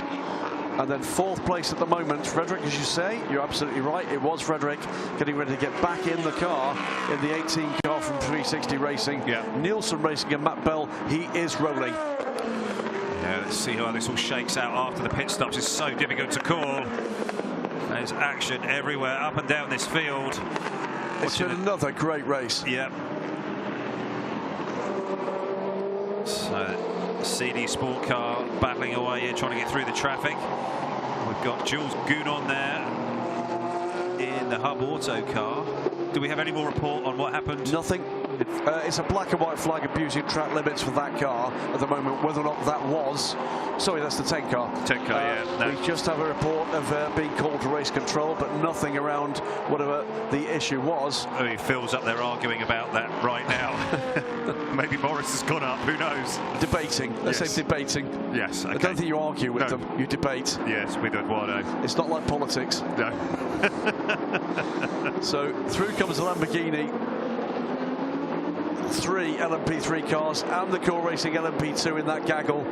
So they've gone off pit lane. Where have they come out in the mix? So they've dropped it out to P6, number 17, Cool Racing in P3. But will have made their final stop. The Lippert Lamborghini is going to get swallowed up by a number of P cars here, and it's just figuring out how he's going to make his way through. Yeah, Jakobsen made his way past that group. Yeah. He is now down in 5th position, 68 seconds from the lead. Yeah, nose change is what they needed. They must have done some damage to it. 17 car trying to get safely by. Yeah, he's just tentative after the pit stop. He's under pressure here. That is for position between the 2 cars behind him, both the Inter-Europol car, the 53, and the number 2 CD Sport car are within a second of that car for what is at the moment 6th position. Yeah, Charlie Eastwood here just needs to sit there on the gearbox of Kiffin Simpson and just keep clicking the laps off. Yeah, Neil Yardy, by the way, catching this pair. Yeah, that would spice things up a little bit if you put Charlie Eastwood under pressure. But even then, is that enough? Well, no, I don't think it is. Right. I think that would be where DKR with a fault-free run here are on a run home to the title as things stand. I'll do the maths in about 20 minutes to count where we are, but they are absolutely in a championship winning position. Yeah, just got to do that final stop again, and we do know that DKR do struggle on pit lane, don't they? Their refueling is slower. And is that going to play into Neil Yarny's hands if he manages to get onto the back of Charlie Eastwood's car? To remind you, coming into this race, 51 points for DKR Engineering. The 25 Algarve Pro, the 43 Inter-Europol competition car, and the 37 for Cool Racing, all on 39. Next one in the order, the Nielsen Racing car, is in the garage and looked to be out of the running. Yeah, I wonder if we can find out what's happening. Potentially, at the start of this race, that could have won it on maths, both the United cars and the 99 Racing car. That looks very unlikely indeed at the moment. Just 49 minutes remain. Is it going to be DKR Engineering for their second appearance at the Le Mans 24 Hours in 2 years? Is it going to be MV2S for their first ever appearance at the Le Mans 24 Hours? Is it going to be Volkenhurst Motorsport for their first ever appearance at the Le Mans 24 Hours? And that's what this is about. It is, it really is. It's such a great prize. The centennial edition of the Le Mans 24 Hours is so special. There's going to be hundreds of thousands of people there, millions of people watching, and there's new hypercar class coming. Oh, and the hypercar class arriving not for the first time, but this time in full order. Yeah. It's like the hunting parties come first for the last 2 years, and all of a sudden there's thousands of them, sir. 13 for the full season. There will be more, doubtless more, at Le Mans. You can see the brains trust there in the DKR box. They're just working through all the calculations, trying to figure out what is what. And it's tense. It's really tense. You can see it written across, biting the lip, everybody's face. This is a significant step on the ladder for so many people.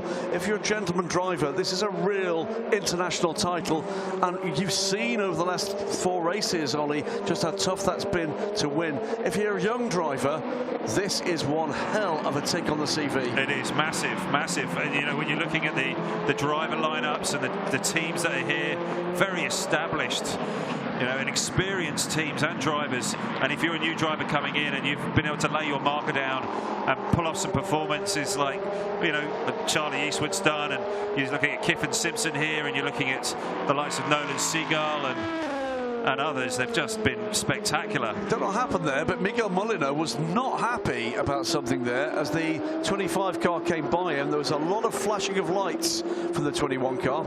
Yeah. Drive-through penalty for car number 2 from CD Sports. That is the 8th place car. It's one of those cars that was in the battle with the Cool Racing car and the 53 into Europol car, so that will be leaving that battle to roll down pit lane for another abuse of track limits. There's been one heck of a lot of those. There has. Charlie Eastwood does not have the body language here that says conservative run to the finish. But he also doesn't look like he's really like over-driving or over-stressing the car. He's just in the zone.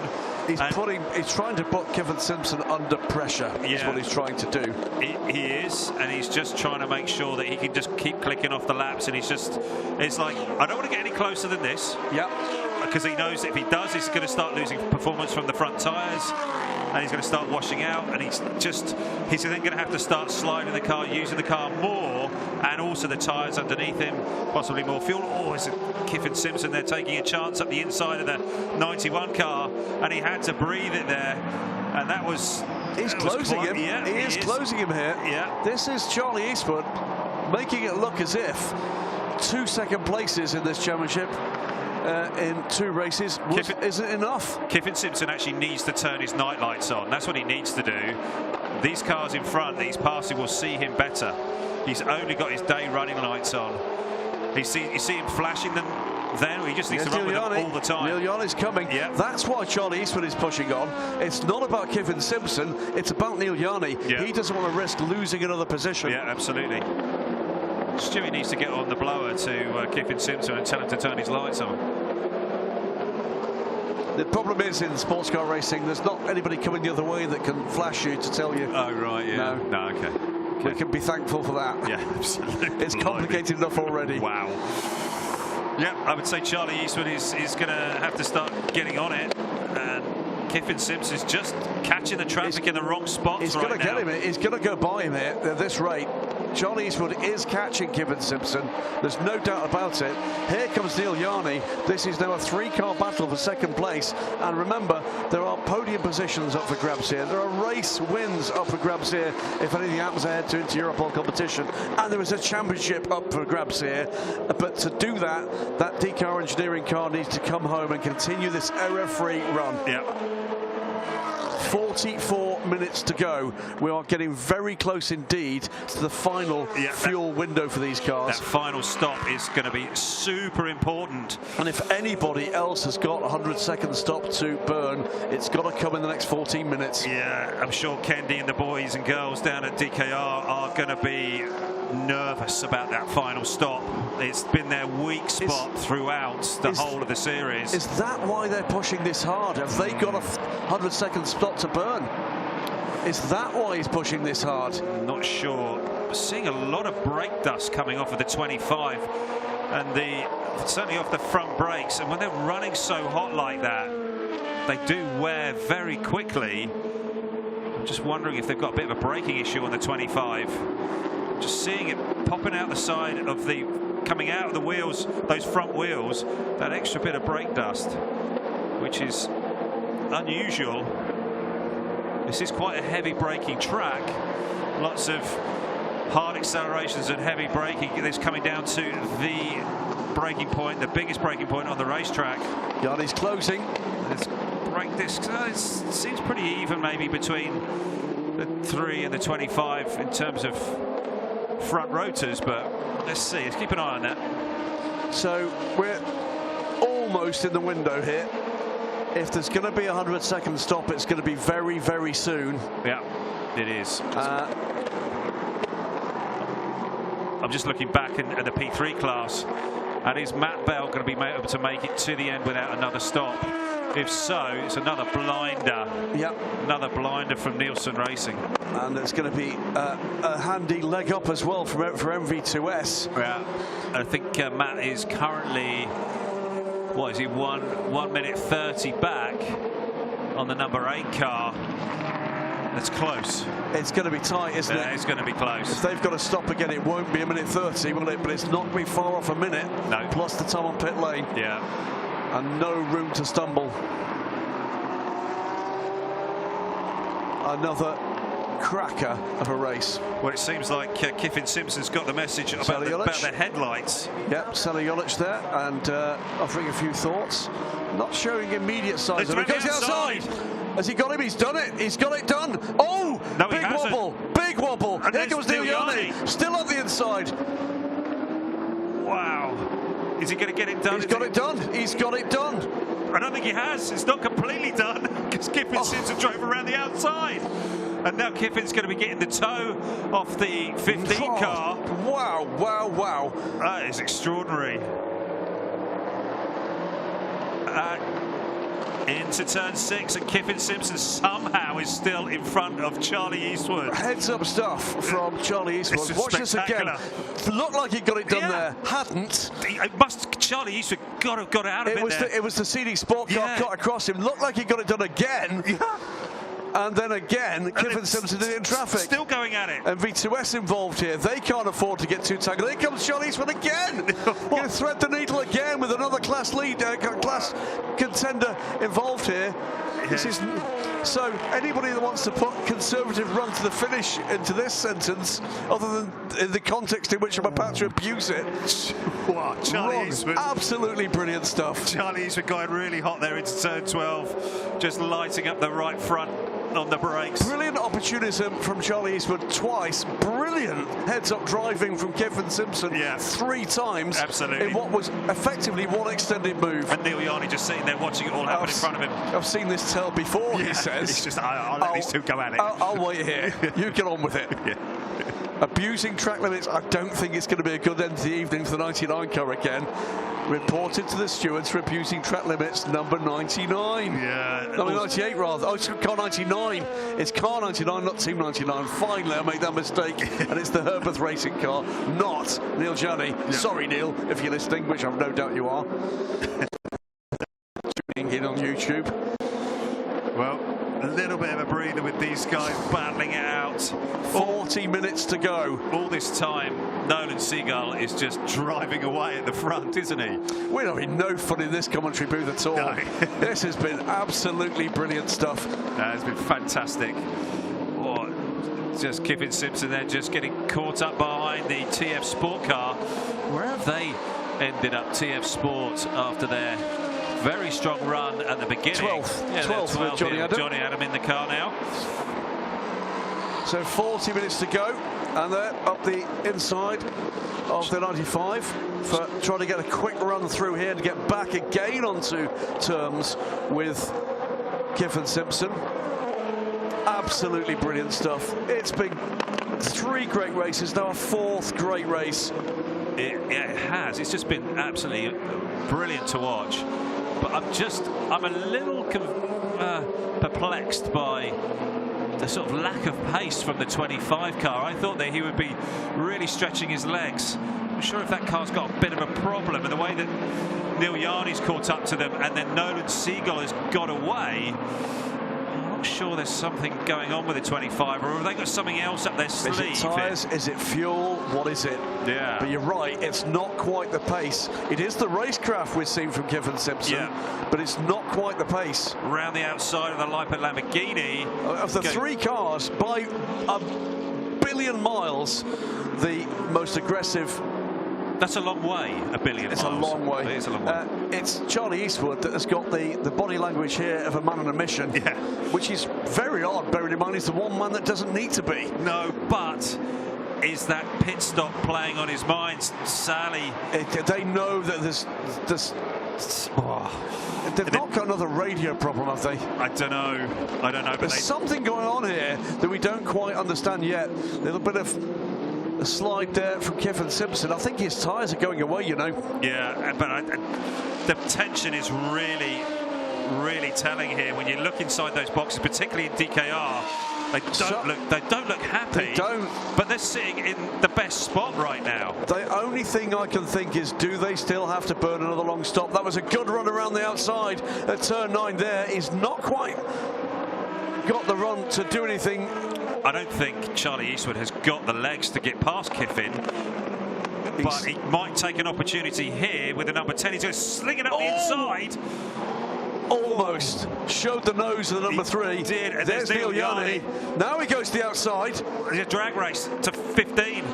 And who's got it? No, it's still in the hands of Kyffin Simpson, but he's right there. He's right there. He is, and Charlie is going to get the run up the inside. Is he going to get the run on him? Through and off, but Neil Yarni is right there as they come down to turn 1. Neil's going to look up the inside, and Charlie, no, he can't get it done. And then now back in the wheel tracks of Kyffin Simpson, and they're going to have to look to manufacture another opportunity. Is that with some more traffic coming up?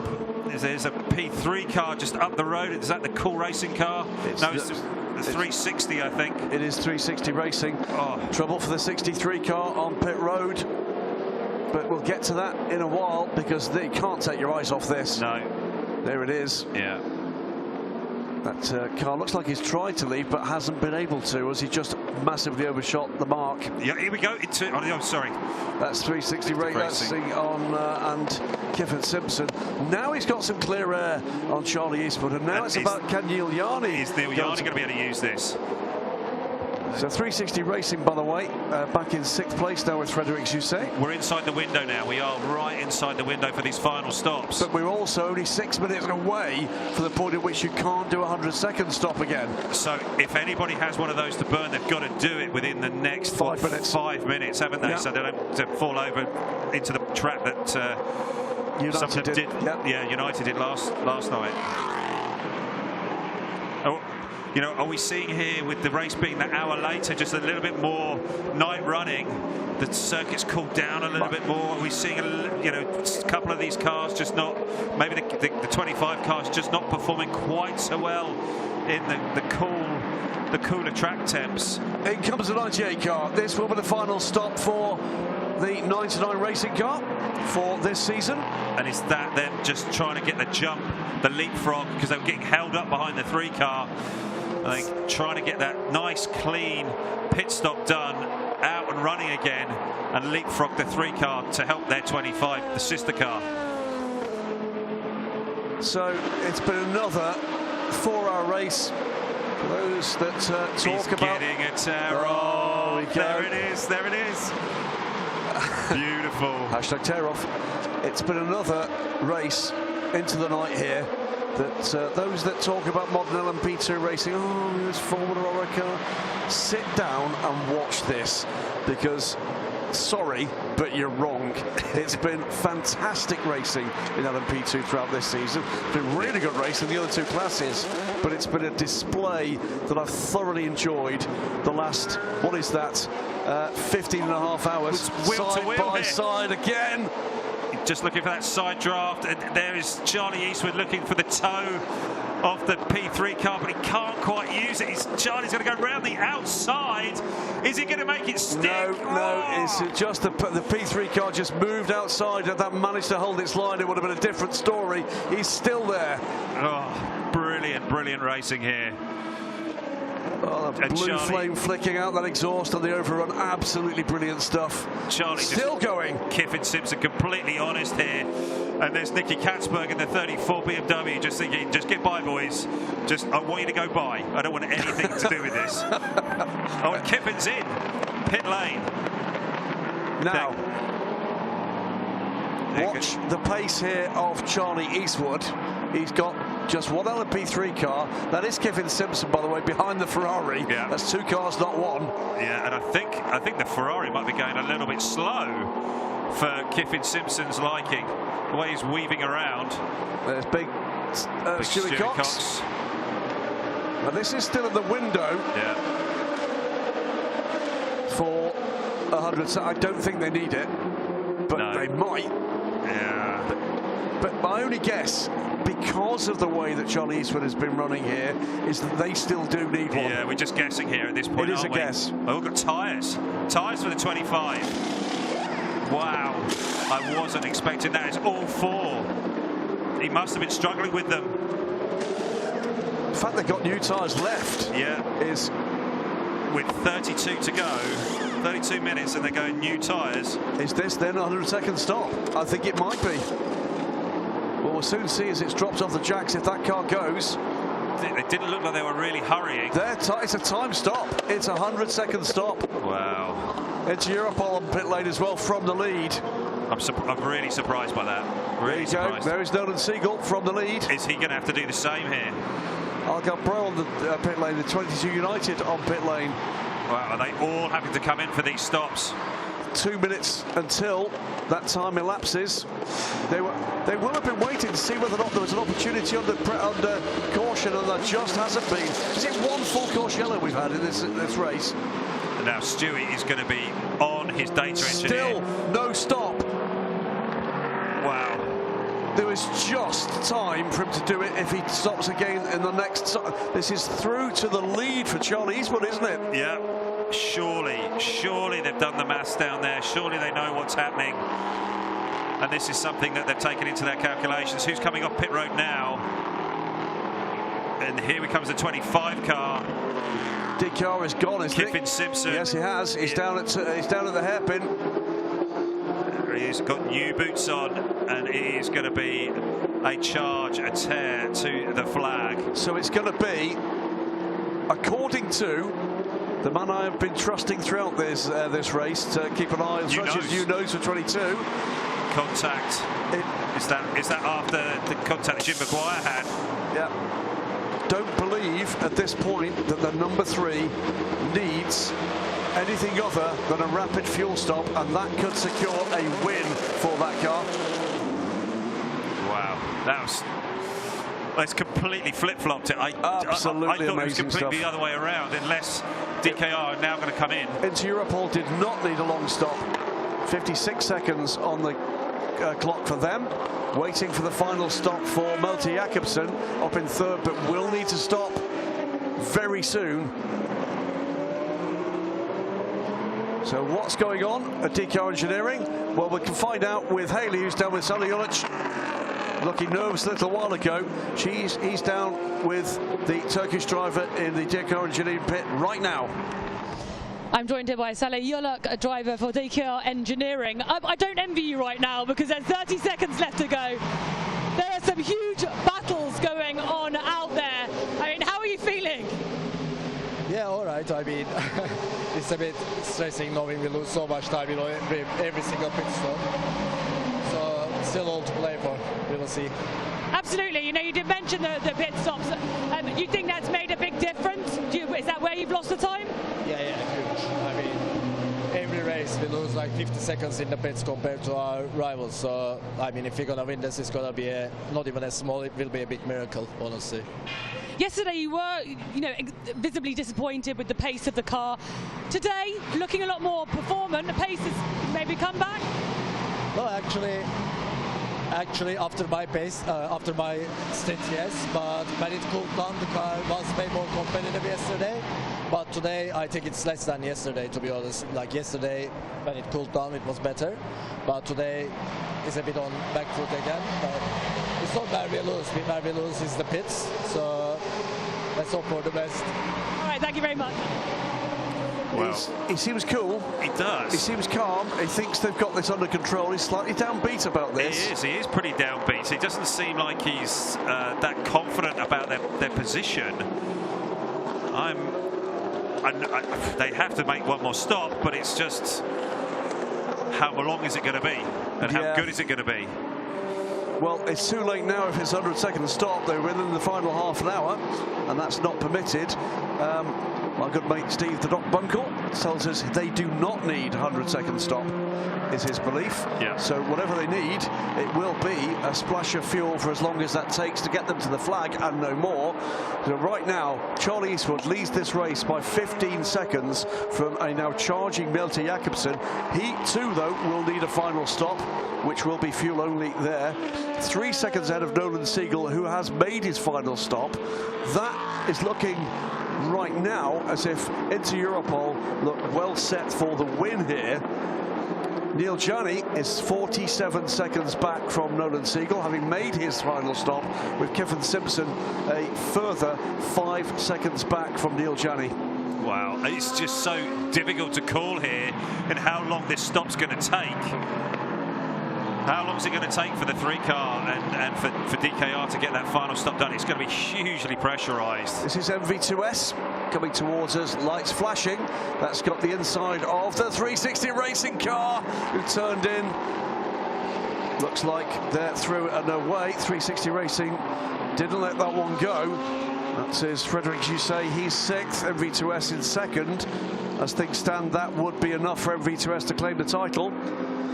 The hotel lit up in the background there with the red and white lights. This is the 19 and the 72. This is for 4th. Battling away, these two are. Jules Gounon and Brendan Leach. Yeah, the Leipert Lamborghini there, getting nicely off of there. They've had a great run at Abu Dhabi last night and again tonight, haven't they? They have been very, very strong.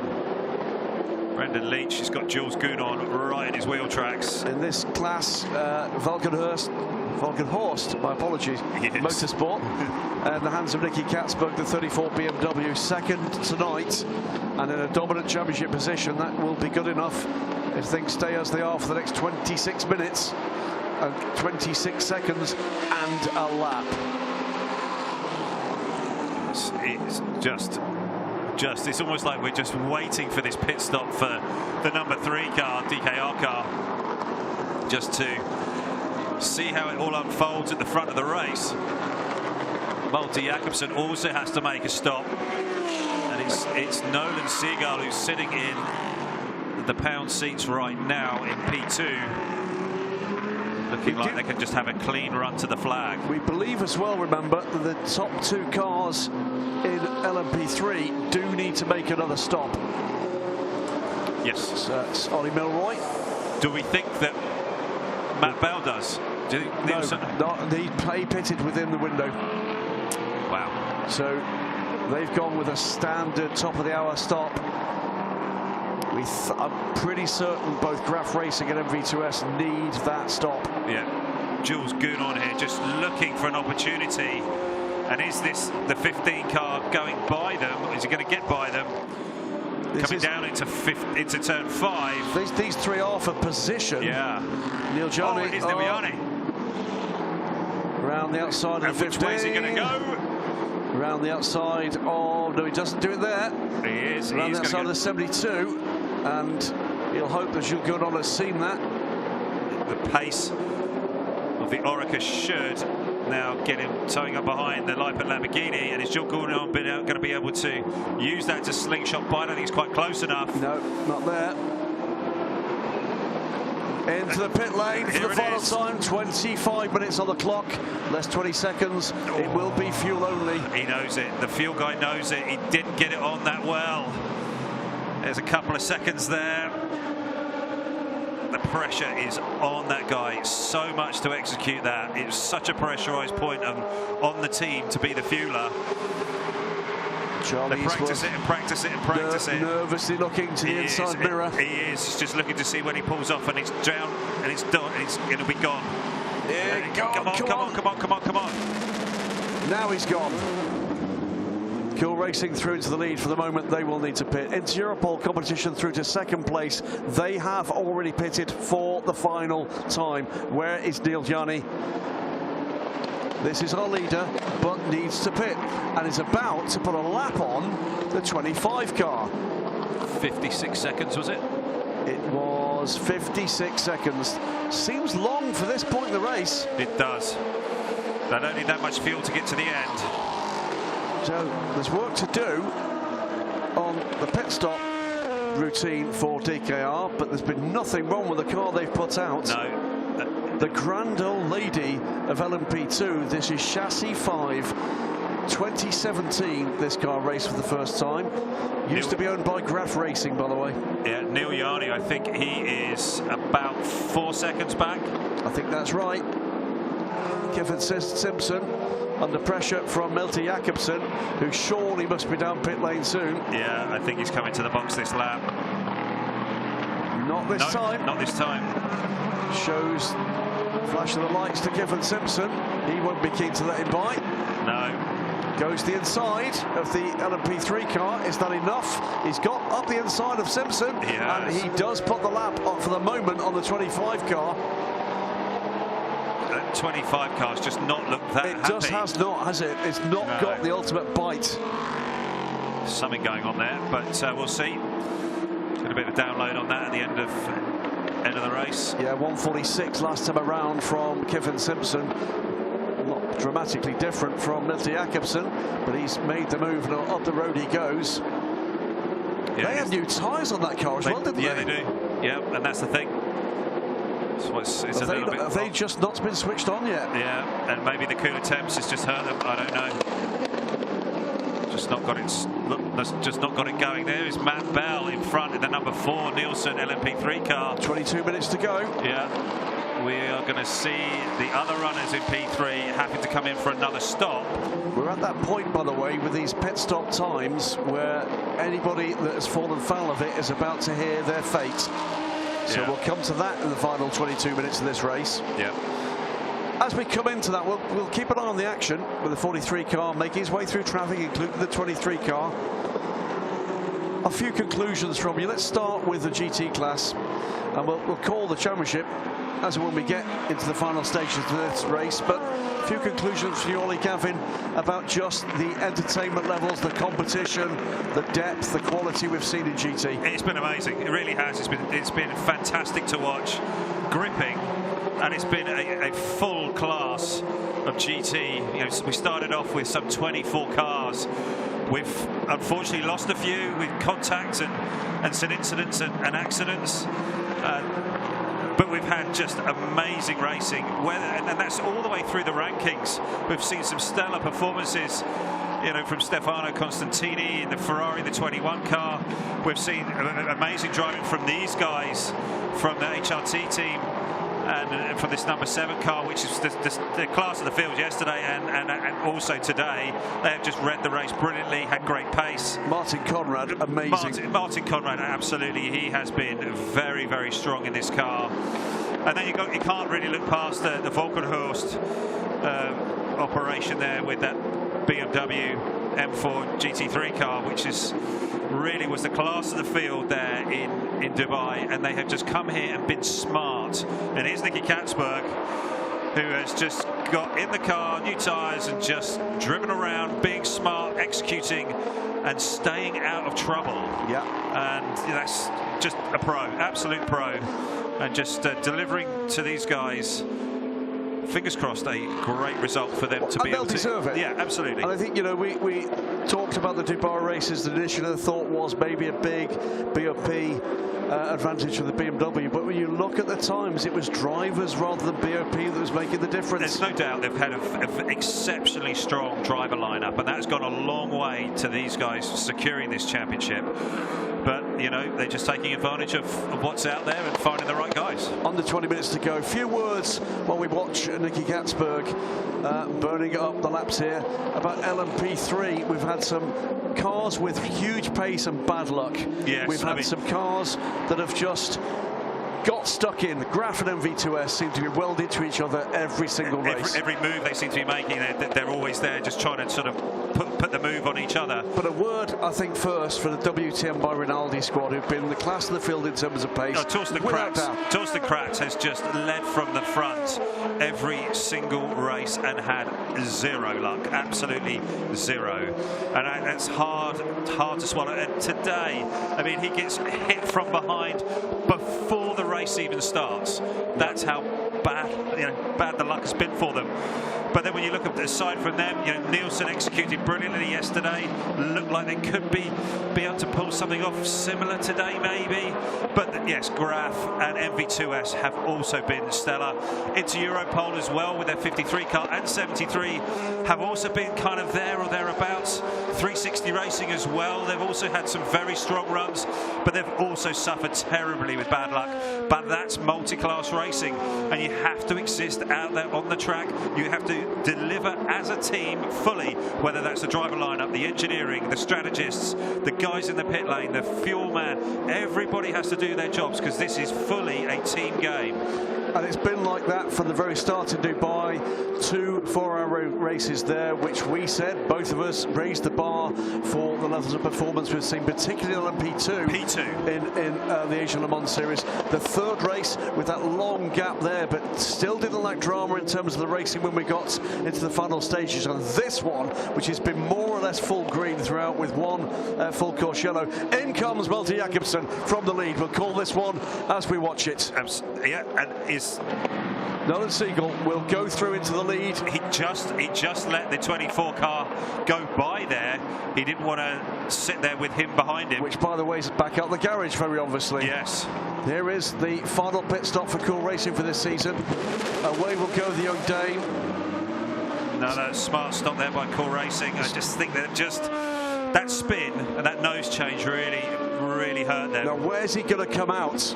Still to cross the line are the third and fourth place cars. Is he going to emerge before Charlie Eastwood? Surely not. Has he? I think he has. He has, you know. What a great stop by 37. It was a 44-second stop and a blistering in-lap from Malte Jakobsen. He's out and running, and he has retained second place. That's great stuff. Wow. Now, what does that do with the championship? Does that? No, still fine. Still fine for DCAR at this stage. They will want to keep that third place. Yeah.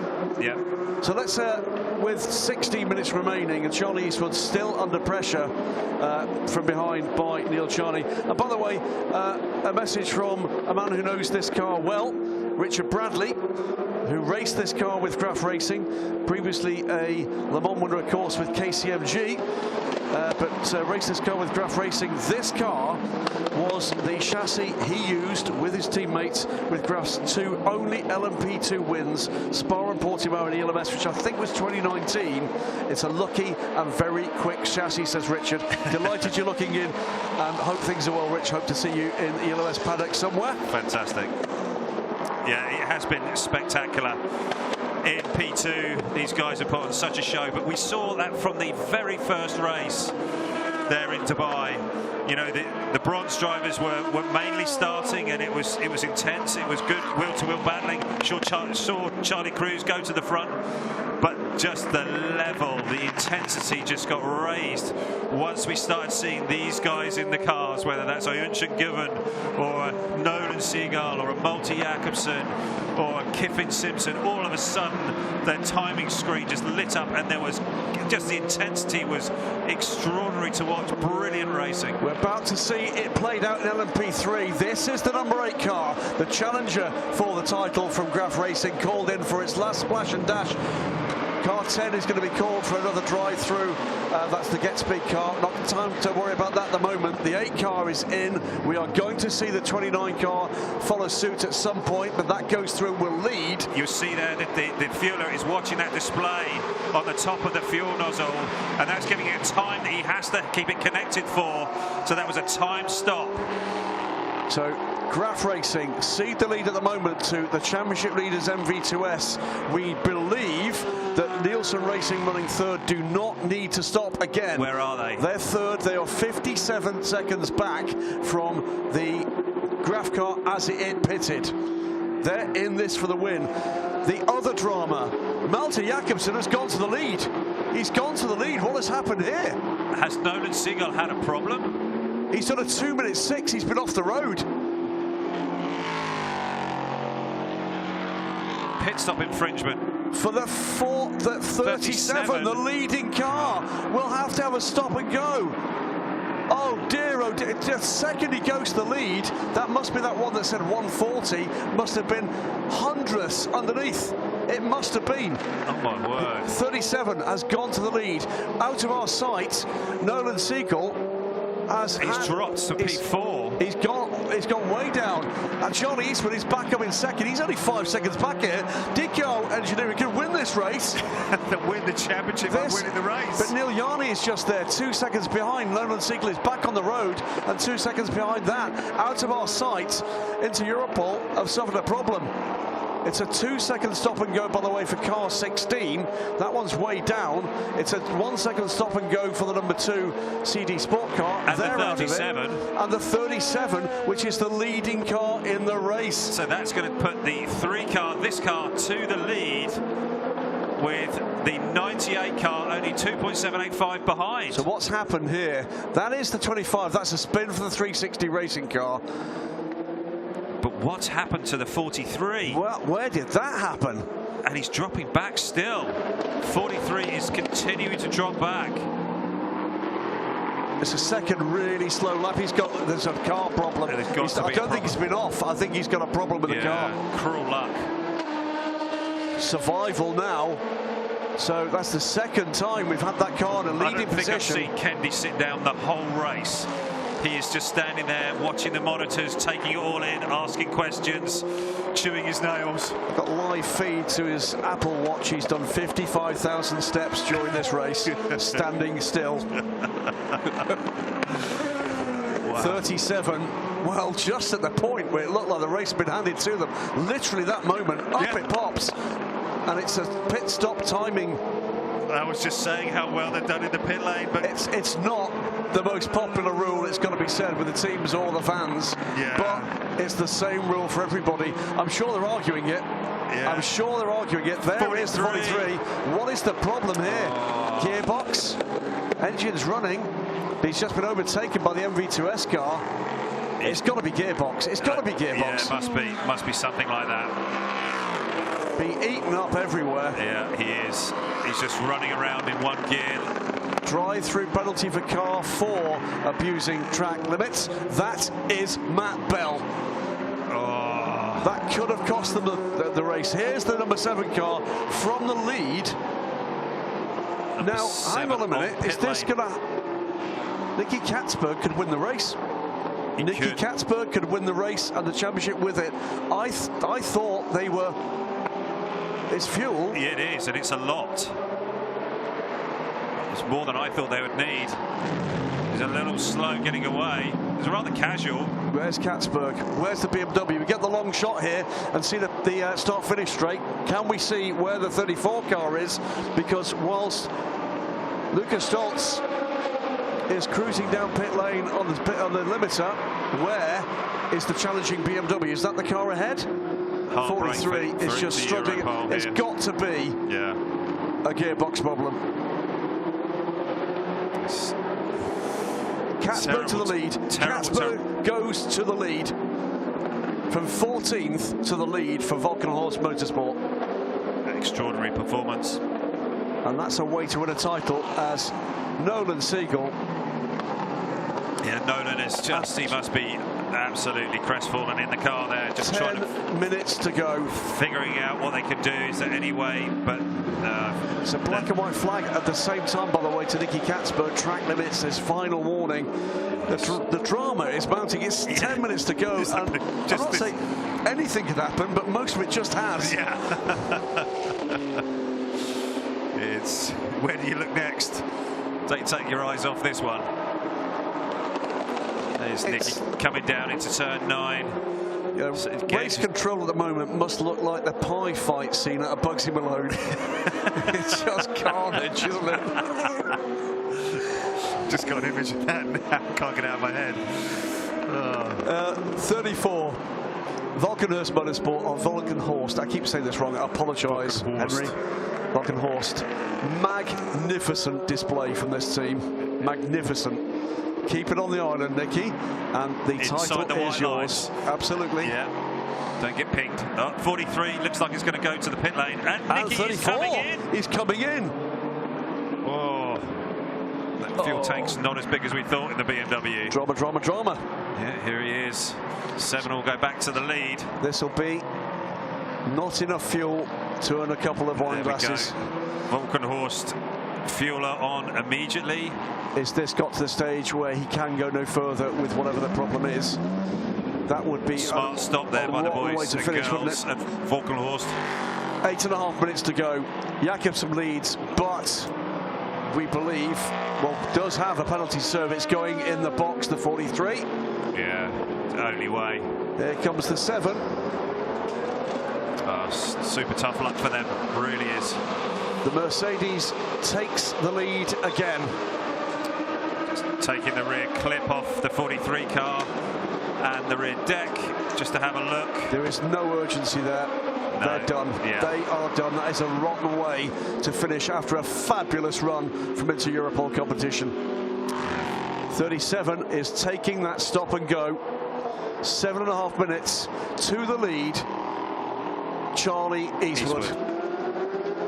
What a season. Extraordinary turn of events for DKR Engineering. 99 Racing go through to second place. Malte Jakobsen is out of the pits and will be third. How far back is he? But they're running out of time. 7 minutes to run in this 2023 Asia Le Mans Series. It's not quit, not for one single moment. Is there another twist in this story? Oh, Are we going to see something else happen There's here? going to be. It's 20 seconds behind Neil Janni in third, Malte Jakobsen. The clock is going to run down before he can do much about that. He'll make a liar of me now, won't he? 4.7 seconds for the lead. Charlie Eastwood.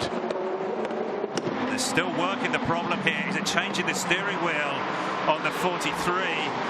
That was the problem. They do have these issues sometimes with these very complex and technical steering wheels. And if they throw a bit of a fit, then it can be a problem with shifting. And it is a gearbox issue that they're looking at here on the 43. I think they're just trying anything it might be. A little bit of traffic here, and it's the GT leading car that Charlie Eastwood needs to negotiate now. There's Neil Janni. It's just a handful of seconds in it for the race win. Janni will want that. Yeah, he will, but I think Charlie Eastwood is going to be doing all he can. Gearbox confirmed from Haley in the pits. Many thanks. It's been a loud and warm evening for Haley patrolling the pit lane here. And a very warm season in a fire suit for 16 hours of racing. Yeah, I'm sure if she's going to go back down to the DKR Engineering pit box, she might be seeing a Sally Yolok who is somewhat just cracking into a smile. Maybe. Not yet. Maybe. Not yet. Maybe. No, not yet. Before, lest we forget here, they're coming back out. Yes. 43 will finish this race. They have, and they've earned that. Yeah. With a race win, the first ever race win for the Racing Bakers. Mechanic lost his iPhone on the floor there as he was coming out. Just popped out of his pocket. 43 back on track. 23 car ahead of the 3 car. We want to clear that if he possibly can very quickly. Flash of the lights and hopefully that's let go. Yeah. But Neil Janni already through the chicane. Doesn't want any confusion, doesn't want any fumbling or stumbling. No. Up the inside goes Charlie Eastwood, and the 23 car will let that happen. That is Yasser Shaheen. It's a stumble by him at the start of the race that cost the 11 car their race start, but faultless there. Away goes Eastwood. 5 minutes to go plus 1 lap. Wow. Yeah, it's just amazing to see these guys coming through this. The 3 car has been there or thereabouts in nearly every race, but not the fastest car. They just kept working away with their driver lineups and grinding the results out. They haven't been the best on pit lane, but somehow they are here in the lead of the final race in the Asia Le Mans Series, and they are going to take the championship. They are going to take this championship unless utter drama. It is quite extraordinary. By the way, you know, I said that there was no chance for Malte Jakobsen to close that gap. He's taken 3 seconds out of Neil Janni on the last lap. That boy doesn't know when to give up. He is does just not. Absolutely flat out. I'm sure we're going to see some action on the timing screens as well from him, lighting it up. Janni dropping off with that traffic. Charlie Eastwood under 4 minutes plus the lap once the clock is expired and the leader crosses the line. In the other classes, Graf Racing from MV2S Racing, 43 seconds, but that gap is not going to be enough to stop MV2S from taking a title. Have MV2S still got to come in and pit for that drive time? They might. Oh, they do. They do. Oh, do you remember something's in the car? Okay. So they've done that. That's okay. Okay. Marcus Siebert in the 17 Cool Racing car is now third. Matt Bell 23 seconds back in fourth. Nolan Siegel is back on pit lane. Whatever the problem was, he's still got it. They haven't fixed it. Yeah. Nicky Katzberg 29 seconds back from Lukas Stoltz. They're going for the finish, for the points, for the title, whereas the 7 car is looking for a win double here. Under 3 minutes now. It is. Another magnificent run from this number 7 Mercedes-AMG. Next to nowhere, really, at in Dubai. It has come alive here. We did say, didn't we, it was likely we'd see a change in fortunes amongst the GT3 marks, and we have. Yeah, we have, and we've seen the Mercedes at the front for both sets of races, Dubai and Abu Dhabi, but it's been these guys, the HRT car, particularly the 7 car. Well, they'll be delighted as Charlie Eastwood comes down to the hairpin. They'll be delighted to be able to turn around and say there was certainly reason yesterday to say that they inherited a lot of luck with that red flag and the way the safety car worked out. They've not needed the luck this time. They've done it the right way, faultless, and that's not something that probably another 15 cars on that grid can say. That's the nerves from Sonny Jelic. Yeah, he is there. He's back in his race suit. And he's looking rather pensive and nervous, like everybody else in the DKR engineering garage. It's this lap, one more, and then one more after that for the race win, for the 25 points, for the title, and for an automatic invitation to Le Mans for the little team from Luxembourg. 17 and the 29 here, battling it out. And it is. That's just a move for position. Oh, that is massive. That is massive. Because if that finishes like that, Graf Racing take the title, not MV2S. That is huge. Wow. Round the outside into turn 6. The 17 gets it done. Oh, that is extraordinary. MV2S look like they're the wrong side of that. I think it's 91 Racing. Dave, if they've lost the title in the final minute of running, wow. I think I'm right that Graf Racing would win it on countback. These are the points right now. MV2S 76. You'll double check it. Graf Racing 73. And Nielsen 45. You got the abacus out there, Graham. I'm trying to find the right sheet. Yeah, yes. I don't want to take my eyes from the screen in case something else happens, but we'll run the numbers. Yeah, 17 coming through turn 1. Cool Racing. Here's Marcus Siebert on board that car. And Jerome de Saint-Lier just had to give way to him. I beg to differ. I think they're both on 73 points. Oh, wow. Okay. Well, third place for MV2S at the moment. Maybe it's 15 points. We're going to updated graphics shortly, maybe. And there's Charlie Eastwood, and now Charlie is going to be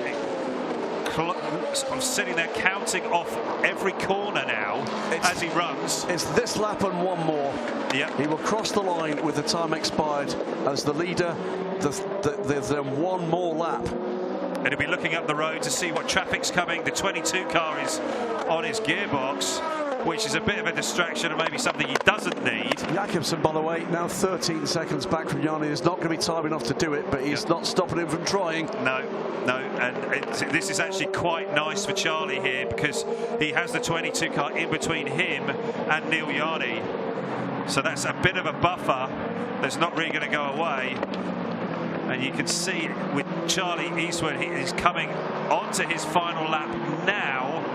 And this is going to be quite the lap for him and all of DKR Engineering, just going through the motions here, just going through his routine and what he always does through turn 2, through turn 3, coming down and threading it down through 4 and into 5, spotting the braking point for turn 5, using that extra little bit of grip they've got there, winding the speed in and thinking about your exit, getting on the throttle, picking it up, using a little bit of curb but not much. That's good, nice and clean. Looking the traffic up in front. Yanni's 2 seconds back here. There's traffic ahead. There's still potential for drama, but it doesn't. He's not put a foot wrong. No, he hasn't. He's got that tricky number 16 Mercedes AMG to get by, which has been a little bit of a mobile chicane, and hopefully he's going to be able to navigate past them as he comes down and into turn 9. It's just clicking off these last couple of corners. He'll be thinking about which side he's going to go here and how he's going to get it done. And has the 16 seen him? He has. And then it's Bullet Racing. And just the 66 car, he's going to be able to get them on the exit. Nicely done, Charlie. The 22 is still there, but he's like almost like a rear gunner for him. And Charlie's just now got a W hotel to do. And this is so close, so close. Charlie Eastwood, Sally Jolic, Yanshin Guven, D-Car Engineering, chassis number 5, the old lady. And they are going to come home after these final 2 turns to take the win here. Their first win of the season. And with it, the title of 2023 Asian Le Mans Series champions and an automatic invitation to the centenary edition of the Le Mans 24 Hours. Oh, yes. The biggest result in the team's history. Amazing. Kendi and all the boys there. 99 Racing come home to take the 2nd place on the podium, and Malte Jakobsen takes 3rd for Cool Racing. Waiting for the class winners to come home. Hat Racing at home. Yep. The 7 car comes home. And in about 30 seconds time, it'll be Valkenhorst Motorsport to take 2nd place and the title. What spectacular racing we've had in this Asian Le Mans Series 2023. There is the winner, number 3, Charlie Eastwood, DKR Engineering, brilliant. 2nd and 3rd in LMP3 are home. We've got to wait for a little while for Graf Racing to come home for what I think will be a title win. We'll have that confirmed little later. Valkenhorst Motorsports, BMW number 34, they're home. They take the title. We're waiting for the 10 Get Speed car of Fabian Schiller to complete the podium. But what a race. What a weekend here in Abu Dhabi. What a season here in the United Arab Emirates. What an Asian Le Mans Series we've had in 2023. It's been absolutely brilliant. We just see the number 8 Graf car coming through to complete its final lap, and we think to take the title. And take the title on countback. Yes. Let's just get that confirmed, but they have had a fantastic run here. They've always been in the hunt, and they come through to take the victory here at Yas Marina, the Abu Dhabi 4 Hours. That is the winning crew. Fabrice Rosello, Xavier Oliveras, Francois Heriot.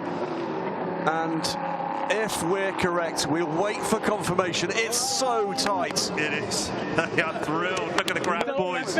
But Graf Racing, by the way, as we watch the winners here, let's give them the plaudits. Faultless again tonight. A race that went almost fully green. Hout Racing team with a 2nd win in a row and a 2nd consecutive win from the Amani registered team, with the Amani driver putting in a full stint again. Lucas Stoltz brings it home this time. That's MV2S behind. If they have lost this in that last 5 minutes, that's crushing for a team that would have made their first appearance at Le Mans this coming year. And was it down to that drive time? It was down to that drive time. If it happened, there's not a lot that he could put any factor in that cost them the track time. They are our GT Teams champions. Valkenhorst Racing, Nicky Katzberg, Chandler Hull, Thomas Merrill. This spectacular looking BMW M4 GT3. Another near faultless run from the German team. Just smart, just executed, just hardly a foot wrong.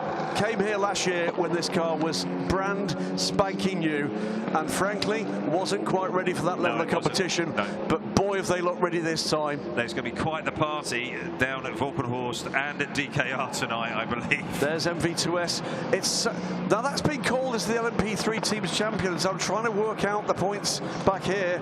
This is 10 points different, and there's 10-point gaps. Charlie Eastwood, look at that.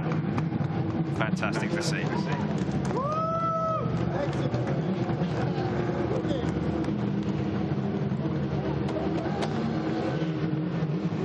Well, they can be rightly proud of that. Charlie Eastwood, that was one hell of a drive at the end.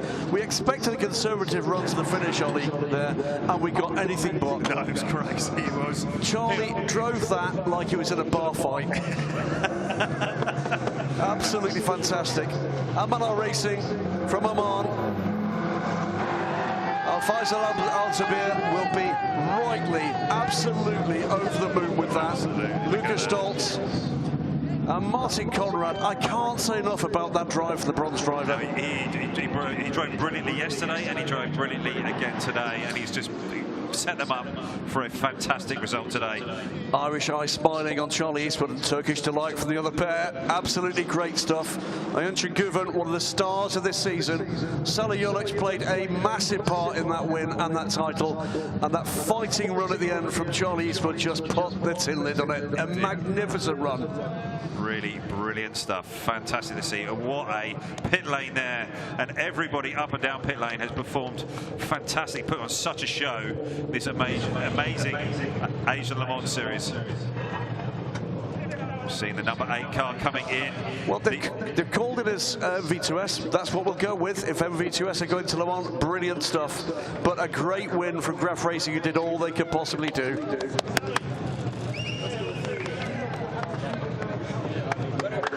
All the winners having pictures taken and celebrating those fantastic moments. Wonderful to see. What a season, what a race. Amazing race. Let's transfer area. From the beginning. Great just to listen into those little comments and moments. It is a team as a family. And there's families there too. Nicky the Cat, hunting expedition over. Chandler Hull and Thomas Merrill. Brilliant to see. Great performance by the whole team there. Didn't put a foot wrong. He didn't. Didn't put a foot wrong. So this BMW, the second car of this season that we've seen. Hugs all around. Absolutely. Nicky Katzberg aboard. There will be a third in a couple of weeks' time at Sebring when he joins the new GTM squad for Corvette Racing. Absolutely. They'll be looking for a bit more of this. They will. Let's go down to talk to Haley, who is in the pit lane. DK Engineering, correctly delighted. Haley Edmonds is going to be down with the winning crew. I've no doubt with smiles on faces. Down to you, Haley, in pit lane. Gentlemen, I'm joined here by DKR Engineering, 2023 Asian Le Mans Series winners here at Abu Dhabi, finally. And of course, guys, you'll be getting an invitation to 24 Hours of Le Mans. How do you feel? Yeah, it's been a mental couple of weeks, to be honest. Obviously, new team for us, relatively new car for the team also. So in the background, we've been working absolutely flat out, and already the schedule's super packed. But yeah, it's one of those races that you're sort of sitting in fourth thinking, are we actually going to lose the championship? And then next thing you know, you're in the lead of the race. So yeah, credit to these guys. When the pressure was on, there was zero mistakes today from the whole team. So yeah, mental result. Just a word from you, Salah. You're a bit more upbeat from when I just spoke to you 30 minutes ago. I mean, fantastic result for you here at Abu Dhabi. I mean, yeah, of course, we got like literally probably 30 seconds after we spoke, we got very lucky with everything else going on track. But I mean, everyone drove their hearts out. We did the best we could on track, and yeah, I think we deserved it basically. Absolutely well deserved. And just a word for you, just to kind of conclude, what a fantastic 2 weeks it's been for you. Hasn't been easy, as Charlie said, but what a result, and such a well deserved result. Yeah, thank you. Yeah, for sure not easy. I was first time in LMP2 car racing, so yeah, it's also a lot of new challenge. But yeah, luckily the Charlie and Sally, they have a lot of experience, so they helped me to improve during this 2 weeks. And yeah, lap by lap I get more confident. Yeah, and at the end title, I mean, yeah, I will not imagine this when we're coming here. So super happy. Thanks to my teammates and the whole team. Congratulations, guys. Brilliant result for them, and as Ayuncan Guven was saying there, his first 2 weekends in an LMP2 car. Shouldn't forget, by the way, for Charlie Eastwood and for Sally Yoluk, 2 titles they won in Europe in LMP2 Pro and for Racing Team Turkey. They come here and do this. Let's take a look back now at another astonishing 4 hours of action here at Abu Dhabi. From the very start, drama as the 23 Orica from United Autosport hit the dominant to this point WTM by Rinaldi car. That cost the number 11 car any chance of anything. Starting as they meant to go on, DK Engineering with Sally Yollett going on the attack and past Rodrigo Sales. It was side by side, but the 18360 racing car would go to the lead again from the back of the class battle. Paul Di Resta in no mood to hang around, going to the front of the order. MV2S taking the lead from 360 Racing in LMP3. An early move here from Martin Conrad aboard the number 7 HRT car for the car that would eventually emerge as a double race winner. Jim Maguire took over the number 22 car, and it would be into Europol to take the lead. It's battling all the way through up the inside there from Charlie Cruz, and the 57 Ferrari would take a fortuitous look up the inside as well. Number 3, Yunchen Guven to the lead of the race as the sun went down here in Abu Dhabi, and then there was a touch to the rear of the 24 car from Melty Jakobsen on too much for a charge at that moment. That would cost them dearly.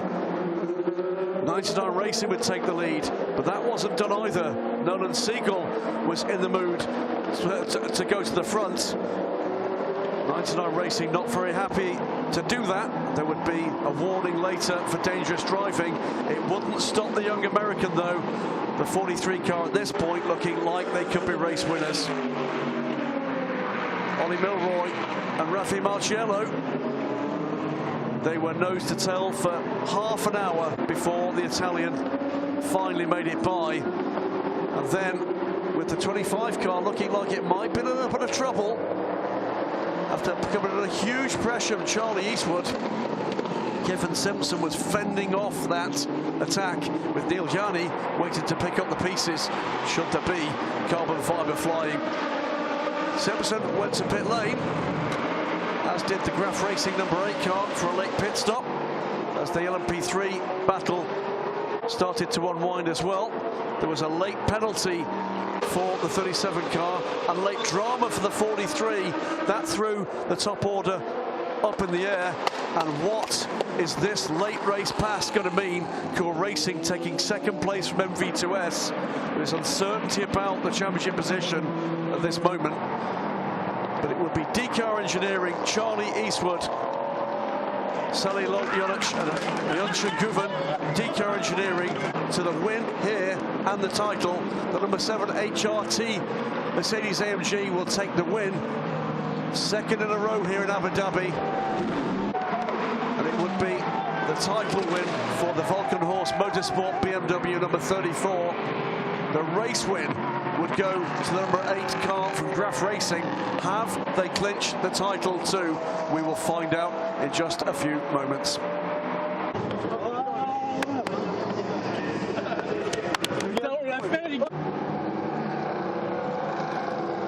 Title in GT goes to Thomas Merrill, Chandler Hull and Nicky Katzberg after 2 wins and some strong finishes in the 34 BMW, but they are your title winners, won at the end by a fabulous drive from Charlie Eastwood.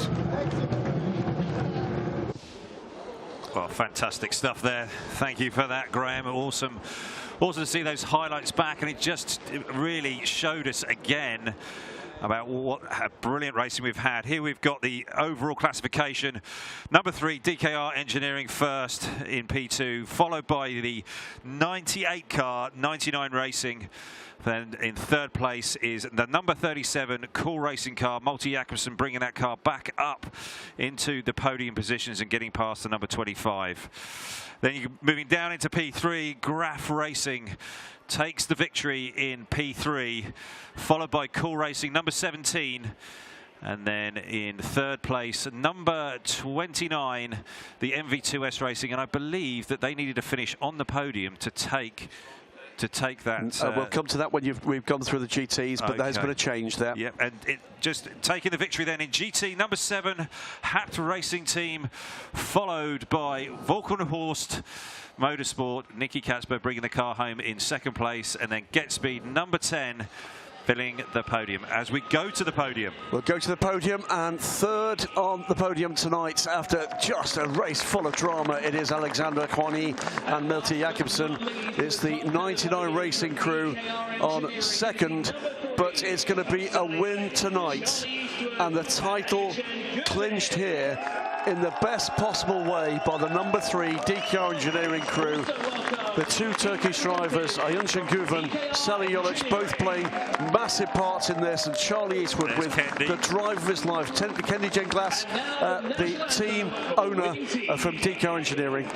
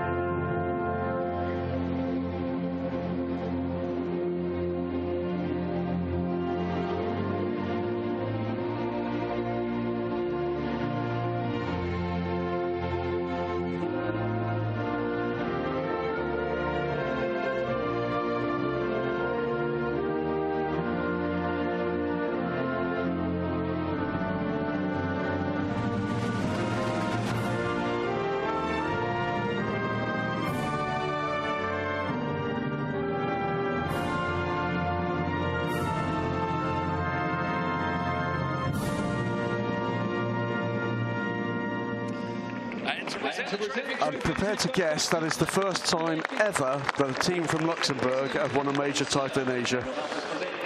Magnificent. I shouldn't forget, by the way, also from DKR, we're taking a race win at LMP3 as Pierre Fillon, the president of the ACO, presents the trophies. Happy, smiling faces on all of the drivers' faces. That's the way I like to see a race finishing. Yeah, fantastic. And a championship finishing, but none more so than a team.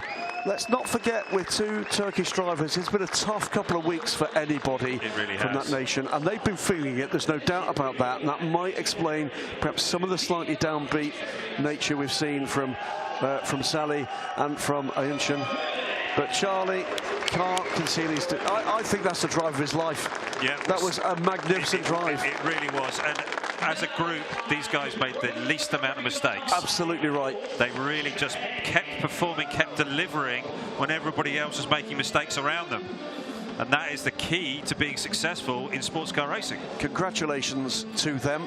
Only the second time, by the way, in these 4 races we've heard a repeat national anthem. 2 wins for Germany, now 2 wins for Luxembourg. Everything else has been different. Quite the stats. That is the point situation. A dominant win in the event from DK Engineering with 76 points. From Cool Racing up into second at the end there. Algarve Pro Racing with 51, deservedly in that order. Just didn't have the luck tonight. 99 Racing into Europol, and Nielsen Racing tying in 5th. And then United Autosports with their 23 and a 22 car ARC Bratislava. Our champions, Ayuncan Güven, Charlie Eastwood, Sally Jolic, deserved champions here, deserved winners here, drove with control and aggression throughout that, Ollie. Absolutely, did brilliantly. They did fantastic job. As I say, just making really the least amount of mistakes and just delivering time after time. Let's go down again to Haley. She has got the race winners, and I will confirm now, title winners. Graf Racing with her now. Xavier, what a fantastic result. You really waited till the very final round here in Abu Dhabi and you pulled out all the stops, not only winning here the 4 hours of Abu Dhabi, you are LMP3 Asian Le Mans Series champions, and you won, of course, your invitation to this year's 24 hours of Le Mans. How do you feel? It's amazing. I mean, I have no words. We have done an amazing job during the 4 races. We were a bit unlucky yesterday, finishing 4th, but today we nailed it. The teammates did a good job, very good on the pits as well, and we ended up in the P1. Well done, congratulations, gentlemen. Thank you.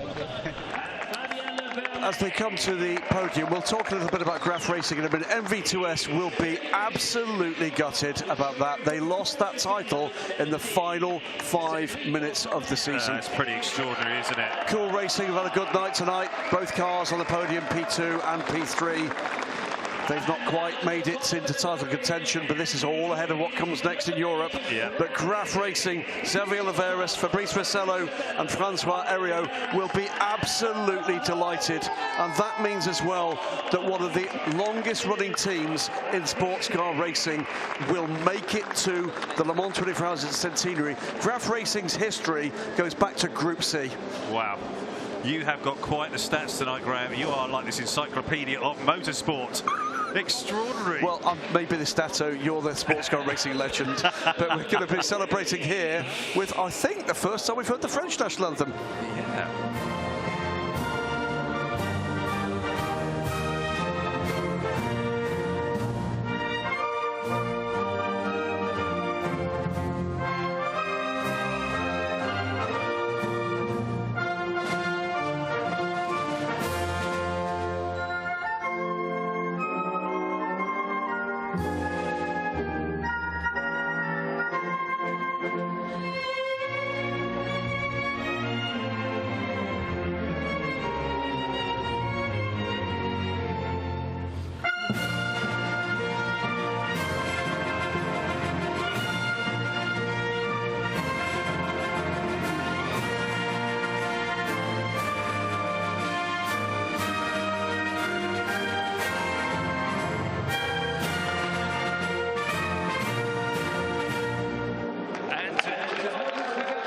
It's a very pretty tune, La Marseillaise, isn't it? And that is indeed the first time we've heard it this season here in Asia. It's been a vast array of different nations, and it's the Total Energies partner that will be presenting these trophies. They are entitled to look despondent after that. Oh, that's a terrible way to lose it. It is so tough for MV2S, seeing it happen that way. And that was, we heard from Jerome Desadley, he had to get back in the car. Just 1 minute. One minute, but of course there's no point getting in 1 minute. They've then put the bronze in at the end of that race when it mattered the very most. Exactly. And that was a miscalculation by the team. And again, it comes down to executing and not making mistakes. And remember as well, the doubly gutting part, it would have been their first opportunity to go to Le Mans. That's terrible luck, but they deserve huge credit. Took the fight to the rest.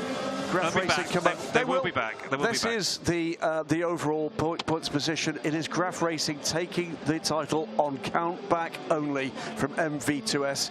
Nielsen Racing a distant third, just a point ahead of DKR Engineering.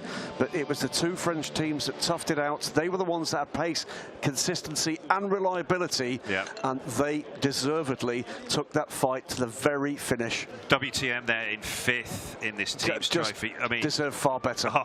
They are going to be so gutted. Fabrice Rosello, Francois Heriot and Xavier Oliveras will be the champions here, will be the team that earn that squad, their entry to the Le Mans 24 Hours. Don't know which drivers they'll be in, whatever car they choose to take to the Centenary edition, but it's been earned by the efforts of the pit crew and those three gentlemen. That's 2 done. 1 more to come, and it is the packed and dramatic GT class. That has gone the way of Walkenhorst Motorsport, the BMW M4 GT3, and the 3 winning drivers are with Haley Edmonds on pit lane now. Lucas Stoltz, wow, gentlemen, 2 in a row here in Abu Dhabi. What a fantastic result for you guys. Yeah, thanks. Thank you to HRT, back to back. Thanks to the boys and girls, they worked really hard, and today was just like yesterday, a perfect race, no mistake, neither in the pit stops, neither on driving, no drive-through penalty, and yeah, comfortable gap for me. Martin and Faisal prepared it perfectly for me, and I just had to drive it home. Fantastic job, gentlemen. Thank you very much, and well done. Thank you. I'm getting overexcited, and of course that was the winning crew for the race tonight from HRT, deservedly taking the plaudits, and we'll see them on the podium shortly, or as I introduced, of course, the title winning squad. We'll see both of them on this podium. We certainly will. As well as the hard fighting number 10 Get Speed crew, and they're about to come forward for the final race podium of what I think you'd agree, Ollie, has been an amazing 2023 season. It has been a spectacular season, and all of these guys have certainly earned this final podium here at Yas Marina. 10 Get Speed crew coming out onto the podium. Florian Scholzer, and that is Raffaele Marcello and Fabian Schiller. Thomas Merrill with Nicky Katzberg and Chandler Hull. They will take second here tonight, but the title, that will be celebrated here a little later this evening. But the winners tonight, and deservedly so, Faisal Al-Zubair, Martin Conrad, one of the stars of the show tonight, and it was a bronze-rated driver, which is what this series has been about. And he really did make the difference really today. Did. Really did. And Nicky Katzberg went hunting, came back with, apologies, it wasn't Nicky Katzberg, of course, it was Lucas Stoltz. But Lucas Stoltz brought it home. Martin Conrad took that win for them. Yep.